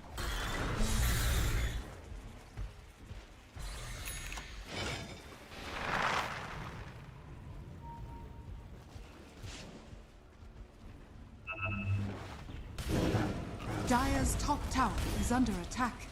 Karstens. A little grab on Rodion. No level 6 just yet on the Phoenix. They like to keep it that way, I guess. Bushwhack is the turn. They will find a Treant Protector instead. And NZ, despite his best efforts, cannot disappear.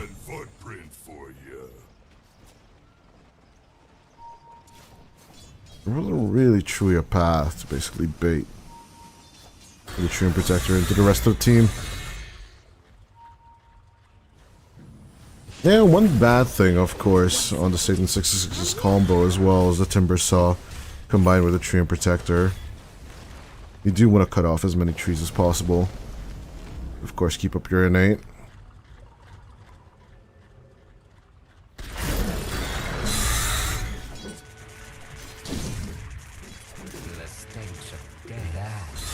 Radiant's middle tower is under attack. As you can tell, KMP is keeping up his mana regeneration pretty well with the Soul Ring, infused raindrops, and the innate.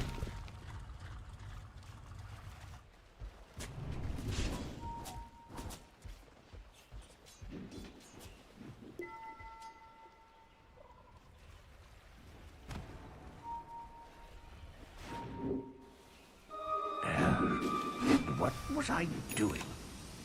Dire's middle tower is under attack.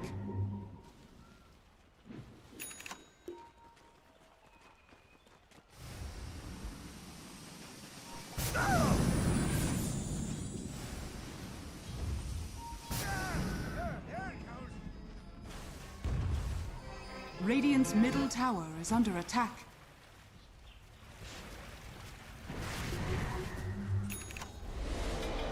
PO6. With the grab on the Necro. And needs the execution as well. These rotations coming out from Karstens. It's hard to pinpoint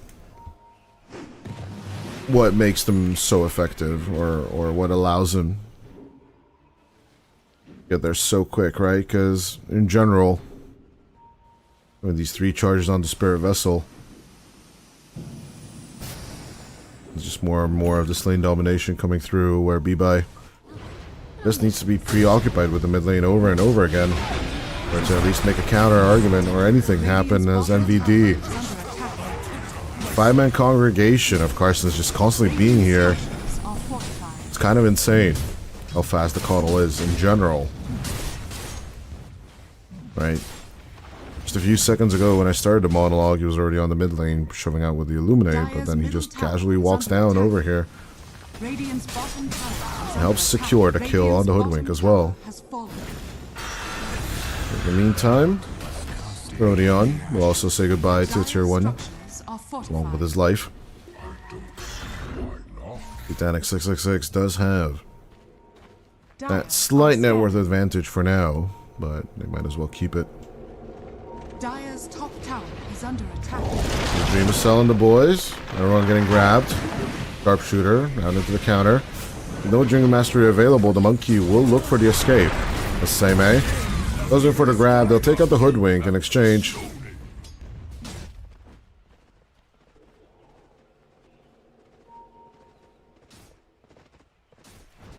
The double damage rune in the river. B-Buy. Absolutely unaware of what kind of treasure is on the mid lane. Dire's middle tower is under attack. It's all about 1. So being massively instrumental for the team. Even though he's 6th place on the network chart, it doesn't really matter. This Caudal is doing all the work that is necessary so that the Tiny gets the space to farm out that Silver Edge. And once people can be broken with this Tiny, I don't know what kind of legs you're going to be standing on.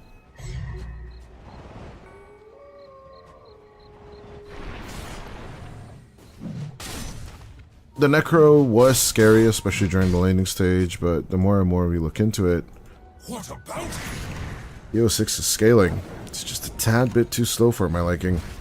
Yes, he does have the Radiance, and yes, he is number 1 on that worth chart, but I would need him to be around 9,000 net worth right now for me to feel confident that Satanic 66 has even a bit of control over this map. But I'm really a fan of the graph that is being drawn. I saw him at 1. Just keep them at the river line. They cannot cross over it, and they're going to have a bad time overall.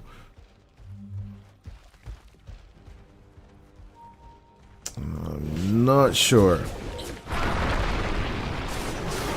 if Dreamcell actually saw good old 9NZ. They do have their eyes on NVD, and they'll be picking up the kill with ease. Rodion warding out a bit. They will see 9NZ eventually. Meanwhile, up top, this is just an annoying back and forth coming out from Karstens, but it will be absolutely worth it as B-Guy tries to help out with the Wukong's command, but will just be a kill coming out from Dreamcell in exchange. As with the Bushwhack catch out onto the Caudal, they will try and go. Seimei coming from behind, but of course Dreamcell coming from the front. Out comes the Reaper's Scythe as a return, and with a Supernova, they're just chasing VO6 back to the Radiant Fountain with the Sunray, with the Spear. It's just an absolute shutdown coming now from Karstens. Team wipe happening at minute 17.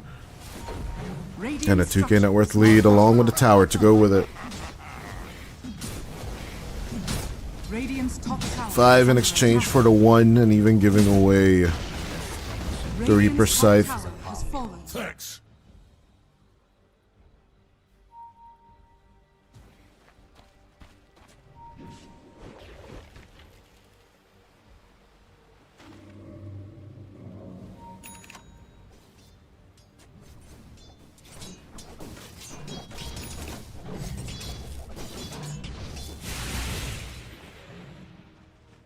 Yeah, Satan 666 and the boys in general are just not having the best of time. The 9NZ revealed with the Distiller as well. One of the new items that just makes the hero hard to play. Ready hands make light work. Essentially, the Treant Protector just dies as with the tree cut. They do catch B-Buy.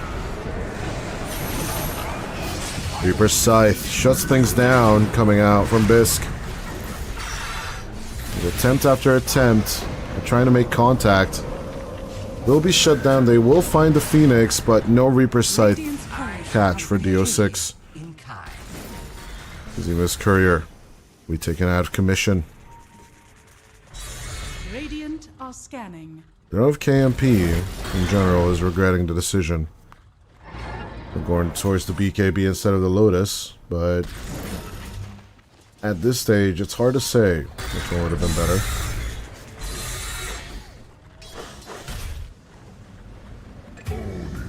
Because maybe in this game,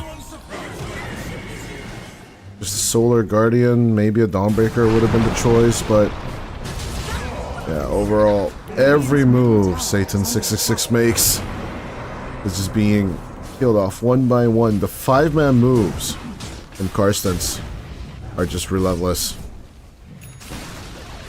Radiant's middle tower has fallen. Kill on kill on kill. Just being stacked endlessly.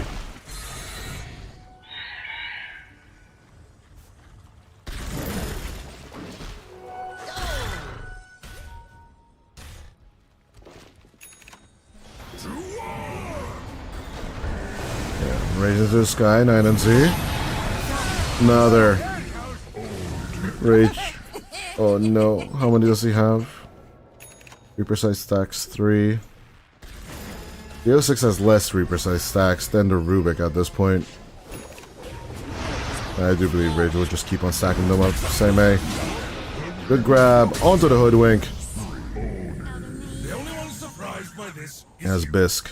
He's just getting kills after kills after kills.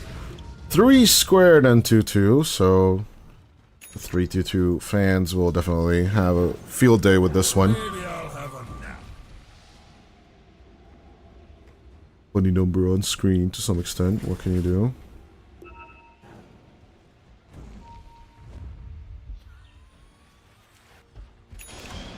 Radiant's middle tower is under attack. 21 minutes in, it didn't look this bad for the Satan 66 boys. And I'll just give them credit where credit is due. You must be extremely tired after this being your 5th game in a row. This being your 7th hour of playing, I guess, or 6.5 hour of playing. I do not blame them for anything, as KMP was Essence Distiller. They know exactly where the trim or the Timber Saw is, while at the same time, Ebi doing his very best to just keep on hitting the Tiny. But does the Tiny truly want to disengage? I guess so. Cell will disengage from this fight as the Chakram does not slice through the 06, but there's a Supernova on the other side of this fight. As with the self-fuels, he might just be saved. Actually, it wasn't a self-fuels. It was a save, but with a Soulbind. The turn back and forth, they'll still pick up DO6, while KMP trying to chase off the Rubik will not be successful. No casualties for the price of 4. Actually 5. They did kill off the Hoodwink at the beginning of this. So that would be another team wipe in just a matter of 4 minutes. Karstens are just basically out-styling the Satan 666 boys at this point. Radiant's bottom tower is under attack. Yeah, Dream is still about to pick up the Silver Edge as well. I don't think there's much of a fight left in Satanic 666. Another reveal on 9NZ. Even with the living armor, there's just not enough power here.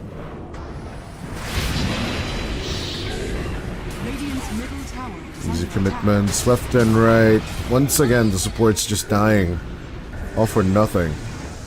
Well, then again, the 06 once again.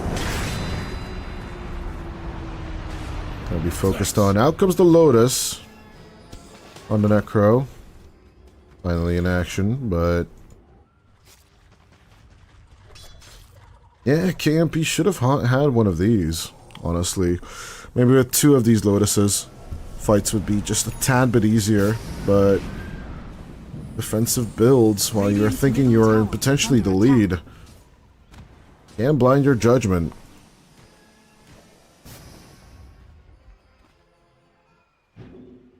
I must say, the fact that Satanic 666 has not gotten a single kill for the past 10 minutes is kind of baffling in and of itself. Yeah. They are losing members left and right, on the other hand.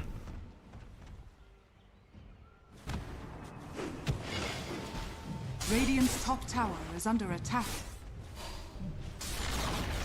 Radiant's top tower has fallen. Radiant's middle tower is under attack. Radiant are scanning. 24 minutes into play, 40 kills on the board, and the 16k net worth lead in favor of the Carson side of things. Double damage. I don't really see what Satanic 666 can do to actually stop this. KMP trying to be on the run. It ain't looking good.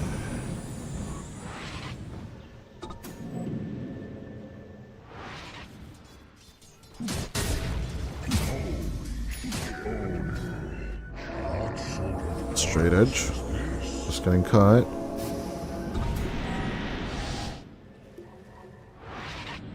Radiant's middle tower is under attack. At the end of the day, it's another arena, another catch on the 06, and the Necro has nowhere to escape, despite the Lotus. The little grab on with the Death Seeker, but how long will that last? As the Tiny comes from behind, B-Bye in jeopardy, as a right click and the tree toss damage will be enough to kill him off. Sharpshooter will be a miss on the Tiny, as they're just playing with their food at this point. Karstens just don't want to let them go, even when they want to just retreat out of the fight. They're losing the numbers, and the Illuminate will be a grab.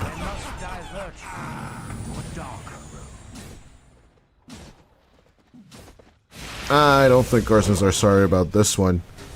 Radiant's bottom tower is under attack. But yeah, as soon as the Silver Edge was done, I think it was checked and mated. Radiant's bottom tower has fallen. There's one thing that is very interesting to see is that people just don't really pick up the Aghanim Shard on Tiny anymore.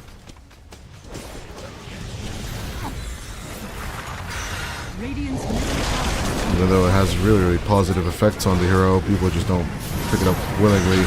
Reaper Scythe. Head out to the grab. They do finally manage to get Seimei out of commission. But with the Supernova being over here, the sun will explode. Rodion, could he set up another wipe? He is attempting it. B-Bye goes down. KMP goes for the return, but the kill. For every member they kill, they lose to another. As, yeah, that's a big chunk of change going out on the 06, but can Dream Cell give up contact on the 06 to get the kill? Is rather a question. Avalanche for the turnaround.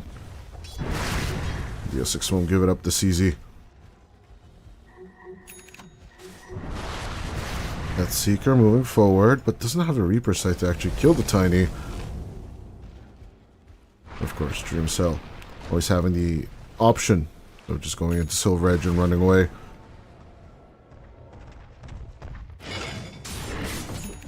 Yeah, sure. 3 kills for 3 at the end of the day. Will be an open house. Radiant's middle tower is under attack.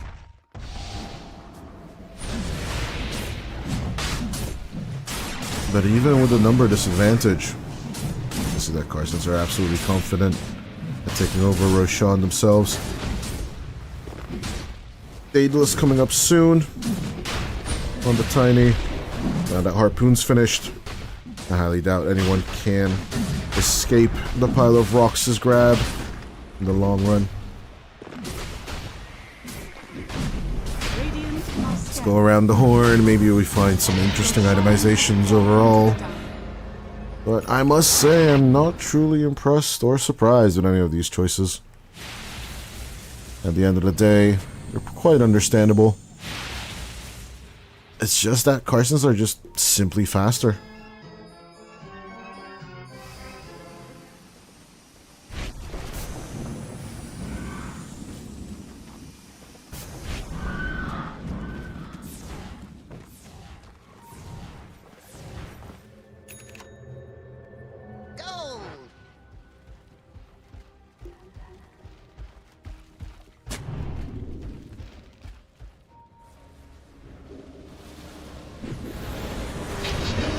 Arena raised.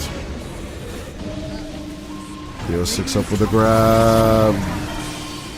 Almost a kill on Seimei, but the Essence Ring will save him.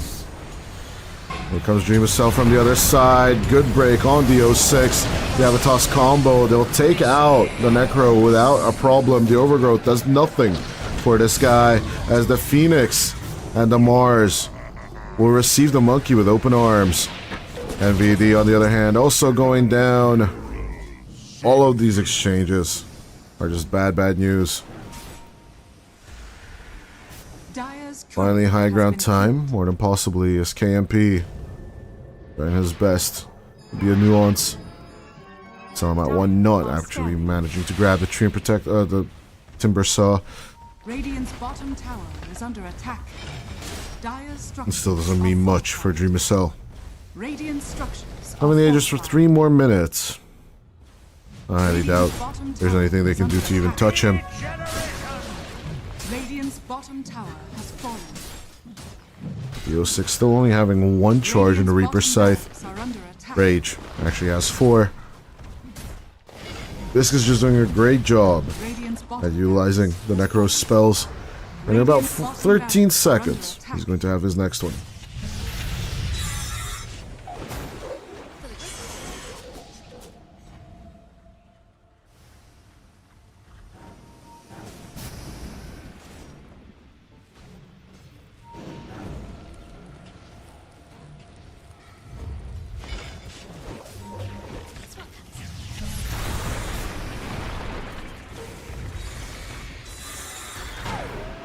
The sharpshooter just dodged out. MVD. Radiant structures are Don't really have much of a reason to stay here. Seimei jumping onto the back. Double spearing the 2, and with the Will-O-Wisp. Just pulling him closer and closer. B-Bye being pushed off. Assam at 1 tries to keep the distance. This is just the Dream of Cell show at this point, along with Seimei. Grab and catch, grab and catch. Will-O-Wisp number 2 coming through. 9NZ finally types at the GG. Another team wipe to end things for funsies. And Mr. Supernova is just delivering a bit more. No mana indeed, Solomon 1. No mana indeed. I must say, still, as a fan of the old coddle for the Mana Leak and everything else, I still believe Karsten's Esports, they just had the better execution overall this game. Yes, the Necro did seem fearsome, scary at the beginning, and of course the laning stage went really well for Satan 666.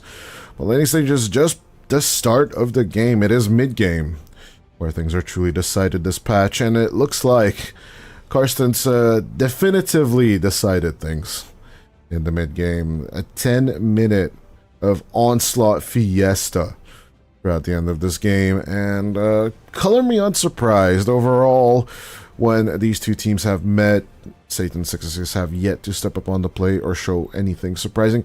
I will give them the Necrophos Treant combo, but beyond laning stage, the Treant Protector just suffers. One of these Essence Distillers is more than enough, and obviously with every Invis hero, this is a big challenge. But what item you want to pick up to actually bait the enemy into bad positions with your builds, or basically avoid the enemy eyesight so that you do not get Essence Distillered. This in and of itself is just an endless challenge that you'll always be facing as an Invis hero, and that's just not true only for the Treant Protector. That's true for the Tiny as well, but no Essence Distiller came out as any kind of an answer on the Satan 666 side, and with the basically Salamat 1 baiting into the middle of the fight, and then of course Dreamcell and Seimei just basically delivering from there on. Karstens just basically had this one in the bag. With that, ladies and gentlemen, we're gonna go and end today's Lunar Horse Trophy tournament, and we're gonna have tomorrow P Lima versus V Vikings, and of course then Karstens versus Roar, and of course end the day off with Shark Squad and then Velocity Vikings once more. So yeah, do definitely join us for tomorrow as well, as the matches will be extremely exciting on tomorrow's day. But until then, Karstens versus Satan 666 2-0. Change my heart, change my mind. For the last time, wanna believe in the life I've led. I don't wanna leave another word unsaid. You know my heart will follow you in tomorrow. In tomorrow.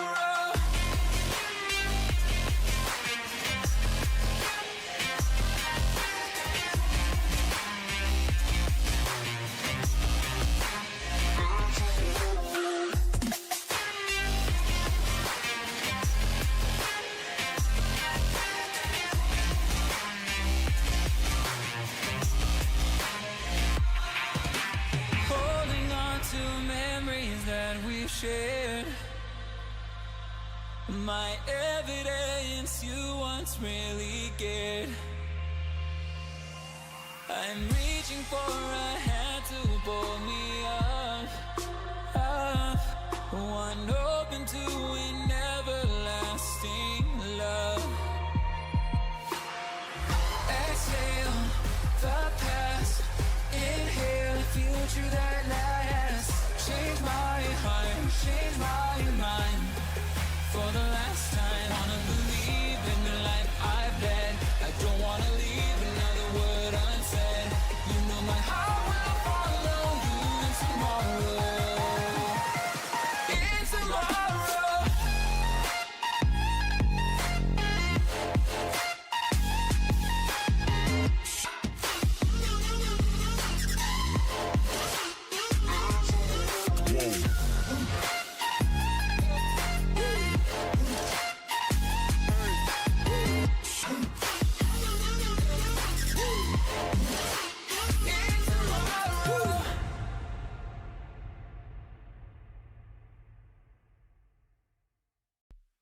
Killing me softly, I have to choose. Should I leave or should I stay with you?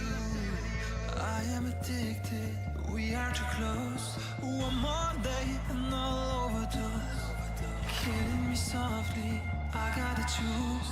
Keep my life or lose myself in you. I'm so addicted, it has to end. But why do I keep holding your hand? I am stuck and I'm hypnotized. Visions of you come and stay the entire night. My mind is buried, rescue out of sight. Crazy me, what do I not see? That you are living poison in my veins. Put the needle in me so that I feel free. I let loose, give you the key. Pray that you'll be dead to me.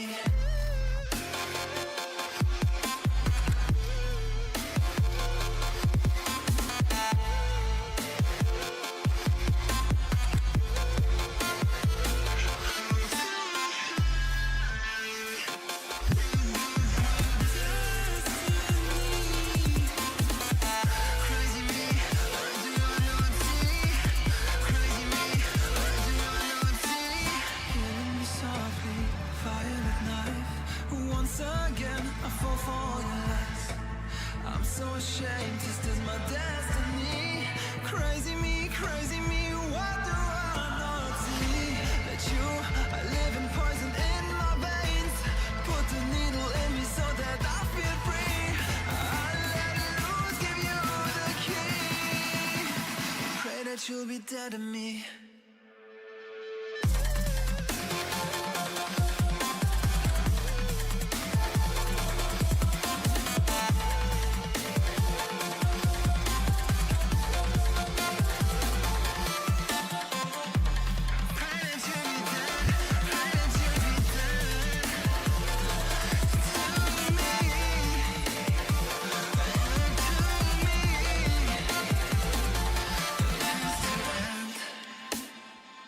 The